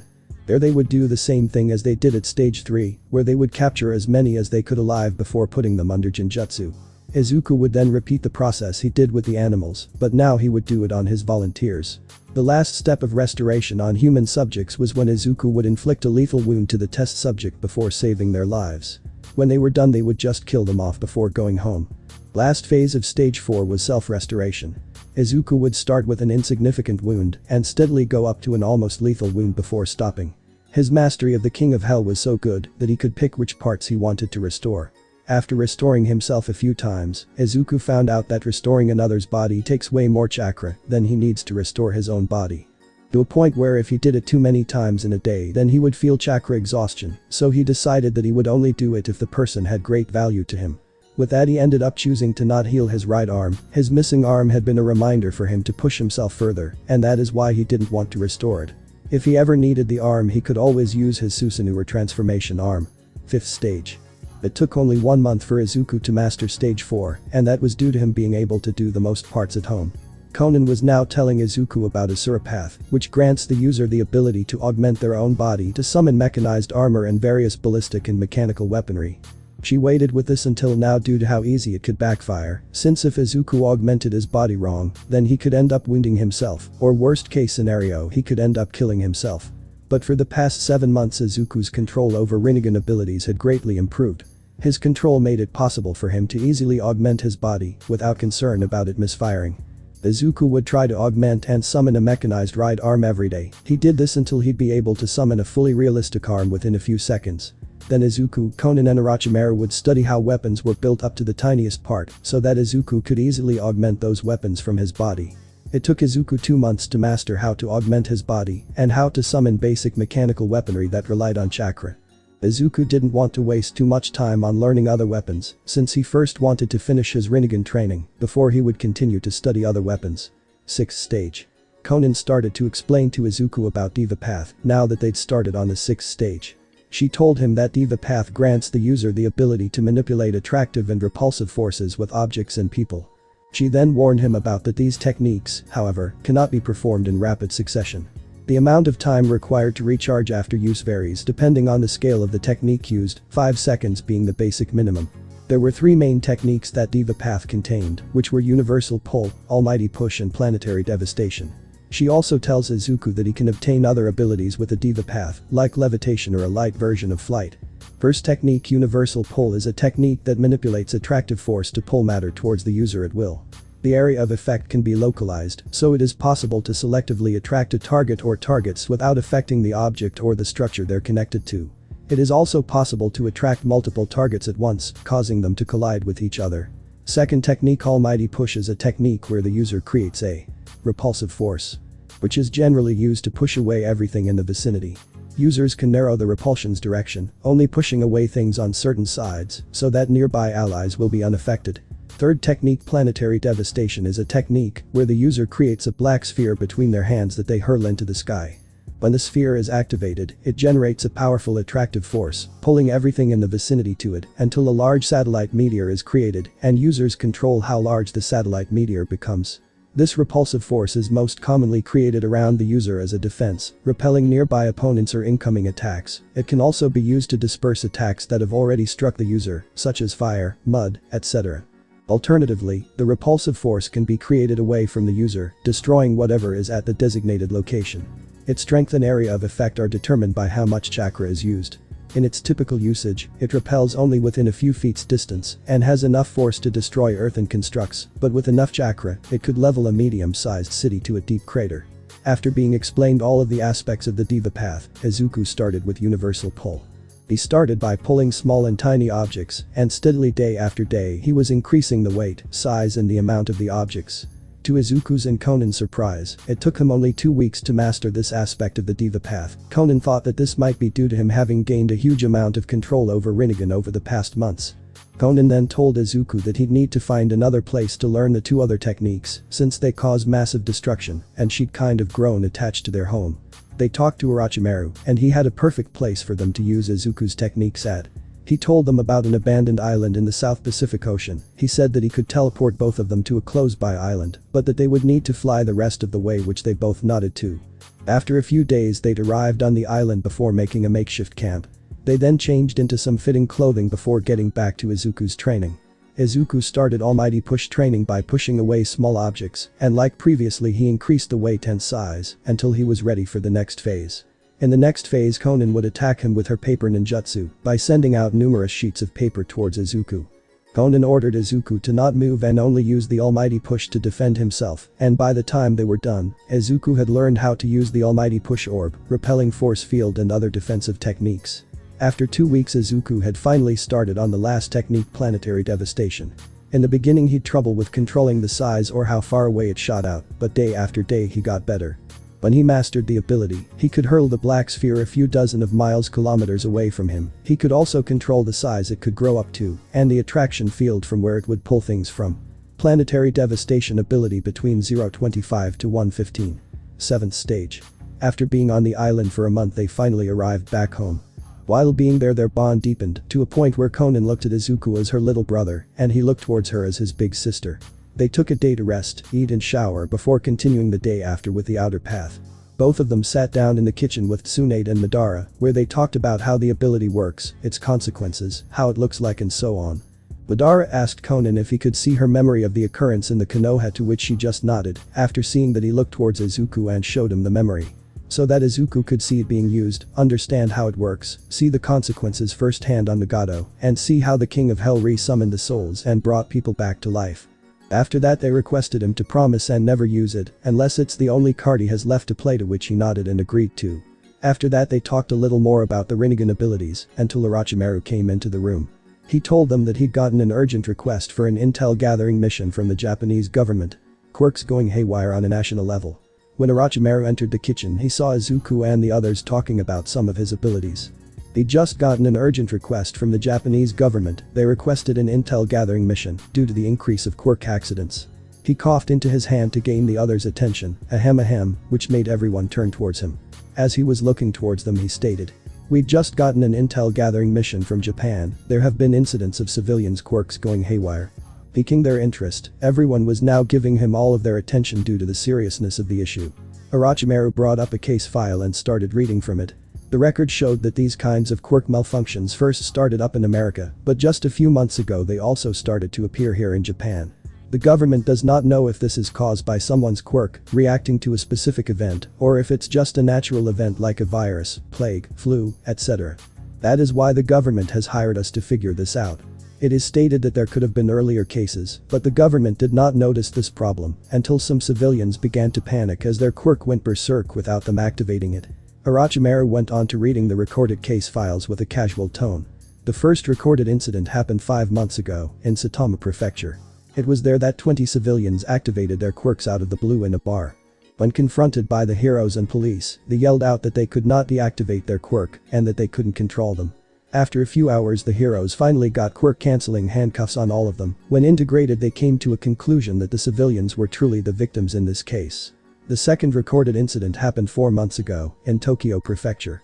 There was a group of 50 civilians that activated their quirks in a Matsuri Japanese summer festival. Due to many gigantification quirks there was a lot of damage to the surroundings, at the same time some people got wounded. After a few hours the officers and heroes got everything under control. The third recorded incident was recorded a few weeks after that, in Shizuoka Prefecture. There was an accident on a ferry, where everyone on the ferry had their quirk go crazy. There were 12 fatalities and 38 wounded as the ship sank in the middle of the ocean. Orochimaru kept on reading page after page until he'd gone through a fat stack of paper. He then placed down the stack of papers before looking towards the others. "As you see, there has been a steady but rapid increase in these cases," he said with a stern tone. He then put down the stack of paper before looking towards the others and stating, "We need to make an intel gather unit, since this will be less of battling and more of gathering information. This unit needs to be stealthy and behind the scenes," he said before turning towards the Elite Four and saying, "So I'm sorry to say this, but Hashirama, Tobirama, Madara and Tsunade, you're out. Your looks and presence aren't noticeable, so with in mind you would need to skip this mission. We might need you later, but right now relax." He looked back towards the others and said, "Sasuke, Itachi, Haku, Toga and Izuku, you'll use your stealth and gathering skills to obtain intel we need, and no killing unless it's necessary. Since we don't want those we are chasing to go underground." Konan raised her hand, which made Orochimaru raise his eyebrow before giving her permission to talk. She pulled down her arm before stating, "What about me?" He looked at her with a curious look before answering, "Are you sure you want to join? So far you've only agreed to help train Izuku. I don't want to force you to do something you don't want." She just nonchalantly stated, "I'm okay with it. I've kind of grown attached to this bizarre and hilarious group of people already, even though I was a bit surprised in the beginning by seeing the others, especially Madara himself. Gained the world-renowned Uchiha HN from Madara Uchiha himself, which made everyone chuckle by his antics. Orochimaru added her to the intel group after everyone had calmed down. He also told her where she could find an Akatsuki robe and a porcelain mask to hide her identity, to which she nodded in understanding. As such, he started to direct everyone to their mission. Sasuke, you'll take the yellow prefectures, Konan, you'll take the green prefecture. Izuku, you'll gather intel in the cyan prefecture, and Itachi, you'll observe the violet prefecture. Haku, you'll have orange, while Toga, you'll get gray. Orochimaru then told them to get their robes and masks, and that they would need to report back as soon as they would get any kind of intel, however small it was. And that everyone would need to come back within 3 months, since the deadline for the report was then. Everyone in the intel gathering unit nodded to that and went their separate ways, so that they all could prepare themselves. After they left the room, Orochimaru looked towards those that were left and started to speak out loud. Tsunade, I'll need your help to compile the information they send this way. Tsunade was about to comment on that, but she was quickly interrupted by him continuing. I can't do it, since I'll be busy with my underworld network. I'll try to gather information around the world about these events. He looked away from her, and his gaze landed towards the others before stating. Tobirama, you'll stay here with your grandniece in case she needs your help with anything. Madara, you'll go to the Bratva HQ as Izuku's representative. Together with them, you'll gather intel in all of the Slavic countries. Orochimaru looked towards Hashirama with an apologetic gaze, and with a remorseful tone he told him. I'm sorry to ask this of you, but could you go with Madara? I don't mean to be rude, but this is an intel gathering mission. I fear that without someone there to reel him in, he'll just end up using more time to kill people than gather information. Everyone around the table laughed out loud from his comment. This was due to how real and true it was, and every single one of them knew that it was a fact. Even Madara could not deny his statement, so while they were laughing, he just released a sigh in annoyance due to his famous reputation. They all agreed to their assigned posts, and with that they all left the room to also get ready. This was the first time that Orochimaru's Akatsuki sent out all of its members on the same mission. They all met up in the hallway near the entrance when everyone was done packing. Everyone beside Hashirama and Tsunade were now wearing a Akatsuki robe with their chosen porcelain mask hanging on the side of their hip. Everyone that hadn't gone on missions before had now gotten their encrypted satellite phone from Orochimaru. They'd also been told of the closest safe house for their missions locations. Orochimaru, Tobirama and Izuku then proceeded to use the flying Raijin Jutsu to teleport people to their assigned positions. Orochimaru then went towards where he needed to, while Izuku grabbed a hold of Hashirama and Madara before asking. Are you ready? With both of them nodding, Izuku quickly teleported to the Bratva HQ. Meanwhile in Russia, there was a specific part of Anatoly's office that wasn't furnished. The only thing that was there was a kunai hanging from the roof with a flying Raijin Jutsu technique formula imprinted on its side. Anatoly was just doing the same old stuff as usual. He was sitting in his office and praying for a higher being to kill him, so that he could finally escape this torture's paperwork which he saw no end of. That was when Izuku and the others suddenly teleported into his office, which caused Anatoly to fall off his chair in fear before quickly recompassing himself. He was about to greet them when he saw that one of Izuku's eyes had changed. Izuku lifted up his hand signaling Anatoly to stop, since he already knew Anatoly was about to question him from his reaction. Madara and Hashirama both greeted him in Russian as they walked past him. They then sat down in the chairs in front of Anatoly's office desk. He turned back towards Izuku, but before he could ask, Izuku stated to him in an amused tone. It's nice to see you again. I only came to drop these two off. He said as he pointed towards the two that were sitting before continuing. And I would love to stay and talk to you, but I'm on an assignment now, so we need to postpone it for later, okay? Anatoly only responded with a nod, since he knew that whatever Izuku was doing must be important. Izuku asked if Anatoly could wait for a few minutes, and without sparing a heartbeat Izuku then used Kamui to teleport to a specific part of his pocket dimension, which he used as a storage unit. Within a couple of minutes Izuku was back with 2 duffel bags, and Anatoly already had a guess for what was inside without even opening them. Izuku started to talk to him again. I was wondering if you could help us with a mission. Bratva would just be renting out a room to each of them, while also sometime helping both of them to travel where they need to get. Anatoly was a bit shocked by this sudden request, and before he could say anything Izuku opened both duffel bags which were filled to the brim with cocaine. Seeing this made him chuckle a bit. This was due to being reminded of the second nickname that Izuku had received from the Bratva members. He gained a new nickname though reputation he got. It all started with him using his Kamui in front of the Bratva members to teleport away, just to reappear within a few minutes while holding something in his hands. This caused their members to call him 2H51=8. aka the magician, and it didn't calm these rumors when he suddenly started reappearing with drugs. Not that he had anything against it, since it was a valid way of paying for services. The problem was that some of their newer recruits have been starting to look up to him as if he was a god. He quickly snapped out of his daydreaming before nodding and accepting the payment. With that done, Izuku said his goodbyes and quickly teleported to where he was supposed to be. Izuku wanted to start with Shizuoka Prefecture, and before he knew it he was standing on top of a tall building in Shizuoka City. It was midnight and the only thing Izuku could see was the light that were lit in the city. As he was looking at the view in front of him, he thought to himself, I hope these 3 months go by fast, since then it would only be half a year till the entrance exam at UA High School. Let's play a game of tag. Nezu was sitting in his office with a perplexed look on his face. He hadn't been so intrigued by a puzzle since he figured out about AFO and its legacy while All Might was studying in his school. It has been 3 months since reports about people in masks and black robes with red clouds started to appear.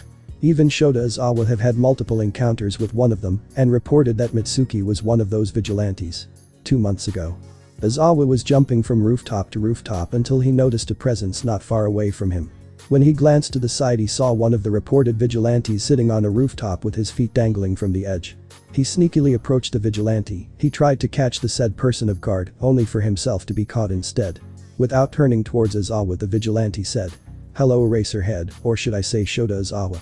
The said mean flinch upon hearing his name.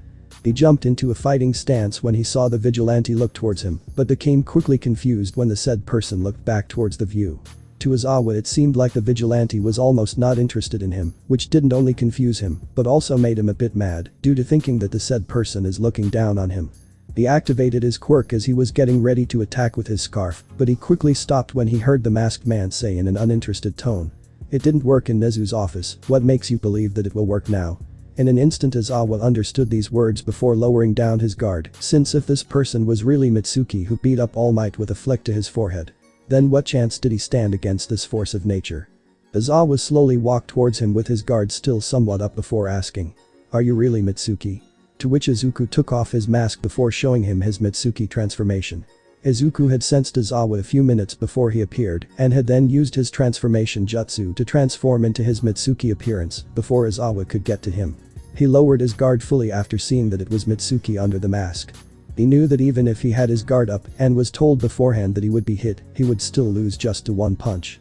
Izuku lifted up his one hand and showed off a thermos to Izawa. He then asked in a nonchalant voice, "I know you get too little sleep and I know that you love coffee. Would you like to have some?"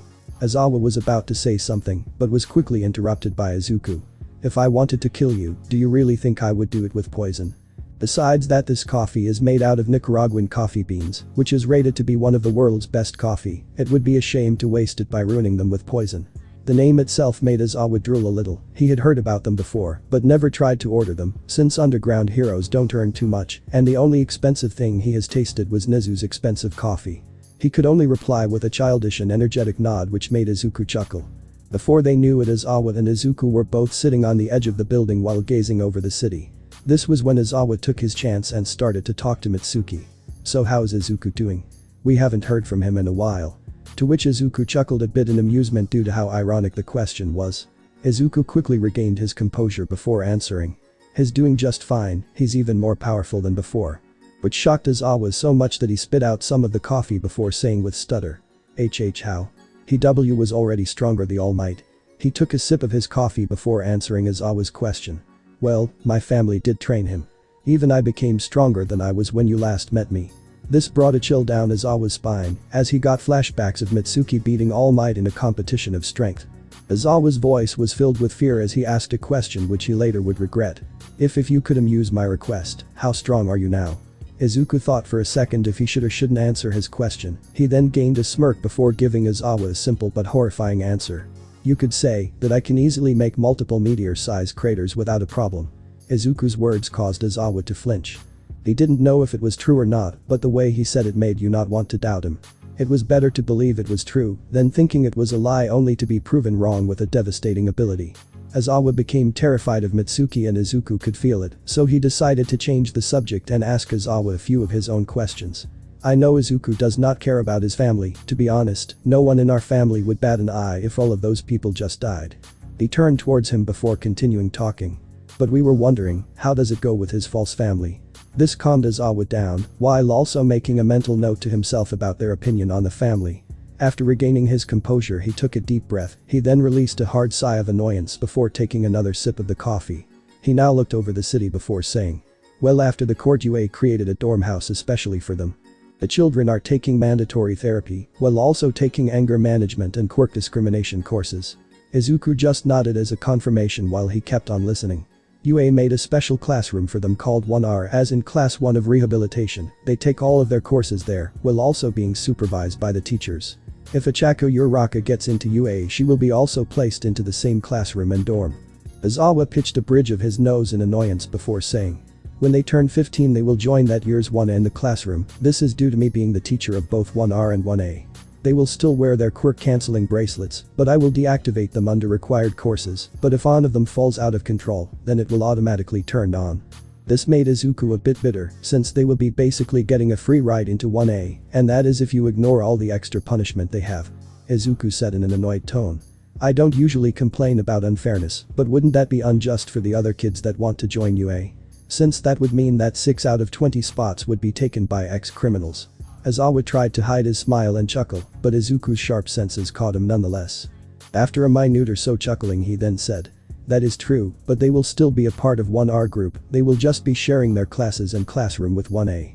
So next year's 1A classroom will have 26 and not 20 students. Which calmed Izuku down. He then asked Aizawa. What about the exam? Do they need to take it or not? This made Aizawa gain a sadistic grin before saying. They don't need to take it. But we implemented a point system for the children of 1R. The more hero points they have, the longer they can spend outside UA boundaries on specific days with a hero teacher. He could see that Izuku was about to ask about hero points, so before he could be asked he answered the unsaid question. They earn those points based on their progress in their academics, their progress in counseling and exams. They can also gain it if they improve their behavior towards others. So we told them that they could earn more points than usual at the entrance exam, which made them all want to take it. This caused Izuku to smile, which Aizawa saw, but he didn't know why, so he shrugged it off before continuing on the previous topic. They have no friends, since all of them cut their connections to them after seeing the trial. They are also struggling with nightmares and trauma. I usually felt like no child deserves such experience, but I lost my sympathy towards them after seeing what they did to Izuku. He then was asked about Izuku's father and mother, which only made Aizawa groan out loud before pinching the bridge of his nose in annoyance while saying. Don't even get me started there, I don't get paid enough to deal with them. This made Izuku chuckle. An irk mark appeared on Aizawa's head. He then complained towards Izuku, as if he forgot how strong the guy beside him was. Is my pain amusing to you?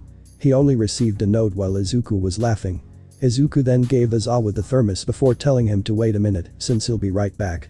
Aizawa just nodded, he knew that he wasn't able to stop him even if he wanted to.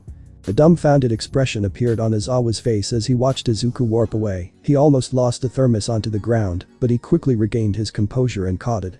A few minutes later Izuku appeared beside Aizawa. Aizawa looked like he was done with his life, since he didn't even want to react anymore.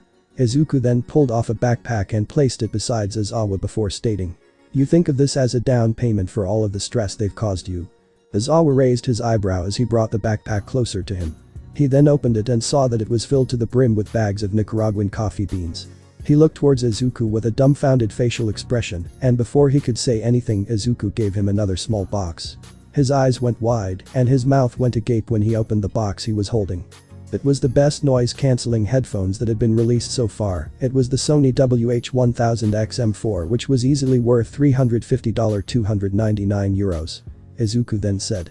It's a small thank you from us and Izuku. It's not a bribe to make you do something illegal if you were wondering. Aizawa became shocked due to hearing an answer to a question he was about to ask. He then heard. But if you really want to do something for us, then we would love it if you'd prank them for us, or even make their lives a bit harder, like unnecessary hard homework or other stuff you might think of. Aizawa just gained a grin before saying sure. They then talked a bit more before Izuku stood up and said. It's been nice to meet you Aizawa, but it's time for me to go. The work won't do itself. Aizawa then thanked him for the gifts before in a non-threatening way saying. What stops me or the others from reporting you to the government? Since I doubt you would attack and kill Japanese military officers. Izuku snickered at the question, since he knew that Aizawa meant it as a question and not a threat. Izuku turned towards Aizawa before saying. Well, I won't stop you if you want to, but where would be the fun in that? Aizawa in a confused tone asks. What do you mean fun? Izuku gained a smirk on his face before putting back on the mask. He then said to Aizawa. If you're able to catch me, then I'll provide you with enough coffee to last you multiple lifetimes. I'll even give you a top-of-the-line sleeping bag and even teach you how I made the big bad All Might shudder in his boots. Hearing this made Izawa drop the backpack that he was holding before throwing out his capture weapon towards Izuku. The prize that he would get if he captured him caused Izawa to forget a few things about the man in front of him. Like how things could phase through Izuku, he remembered it when he saw his scarf come in contact with Izuku, only to go right through him. Izuku shook his head while he clicked his tongue 3 times, he then in a playful manner said, "I can't let you win that easy or else it won't be fun for me." He slowly teleported away as he waved goodbye to the pro hero in front of him. Izawa gained a huge smirk when Izuku was finally gone, he then sighed before saying, "At least it was worth a try." Izawa took his gifts and started walking towards UA to talk to Nezu about what he'd learned. He had more time on his hands due to him expelling all of Class 1 earlier this year, which gave him a lot of free time. This is how Izawa ended up playing a one-sided game of tag with Izuku for the next 2 months. He never gave up even though he was never close to winning, this was due to him really wanting to get his hands on the prize. It has been 3 months since they had gotten back from their mission. They had been using a couple of extra days to help Tsunade with compressing and filtering through all the information that they'd gathered. Besides that, there had been a few news about a vigilante group that had been spotted multiple times in different Japan prefectures. There was even some news that were reporting about a fight that was spotted in southern Russia, and it was followed by a blurry photo of what seemed like a giant blue skeleton that was being kept down by huge wooden roots. After a few days, everyone at Orochimaru's household could be found sitting in the living room, they were all sitting around a huge table while waiting for Orochimaru to start the meeting.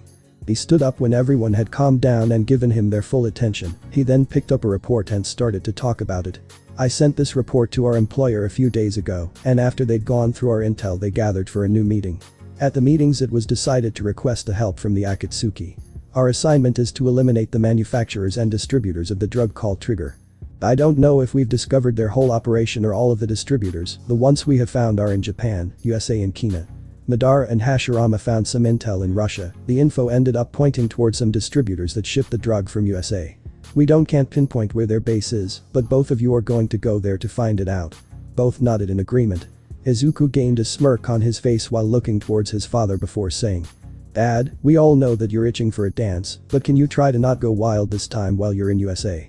We don't want people thinking that you're a super villain, you got lucky that the photo of you was blurry enough to not see our robe inside your Susanoo." Izuku gave Hashirama a thumbs up before saying, "BTW, good job on subduing him." His statement caused everyone to chuckle while receiving a HN from his dad. Orochimaru then continued to the next part after everyone had calmed down. "The intel that I got through the contacts that I have in my underground network told me that some of the drug is manufactured in Kina. I will travel there myself and shut down their operation in that country." Causing everyone to nod again. He then looked towards those that gathered intel in Japan before continuing. "You guys will operate in those prefectures which I've already divided you into. Those that haven't found anything can keep on gathering intel, while those that have found facilities will go and shut them down. Izuku, I know that you've only found one facility, so try to gather intel from every member before killing them." Izuku replied to that with, "It's not my fault. I tried finding intel, but there was almost no one in that area that sold or knew about that."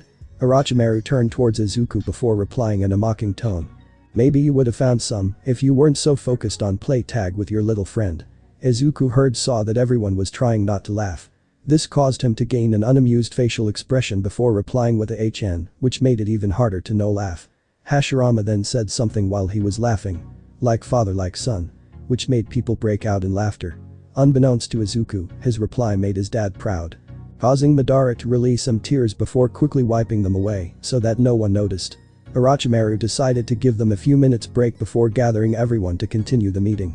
"Our priority is to gather more intel so that we can find out if they've some hidden facilities which we don't know about. I do request that you don't demolish the facilities until you've collected all of their resources and research. But if you can't do that for some reason, or if you can do it but it's too risky, then just destroy the building. It's better to lose that than expose your immortality to the world." Everyone went to the storage room to start packing for their new assignment. Izuku was the last one to start on his mission, this was due to him transporting everyone to their assigned location. It was midnight when Izuku had transported Madara and Hashirama to USA before returning home.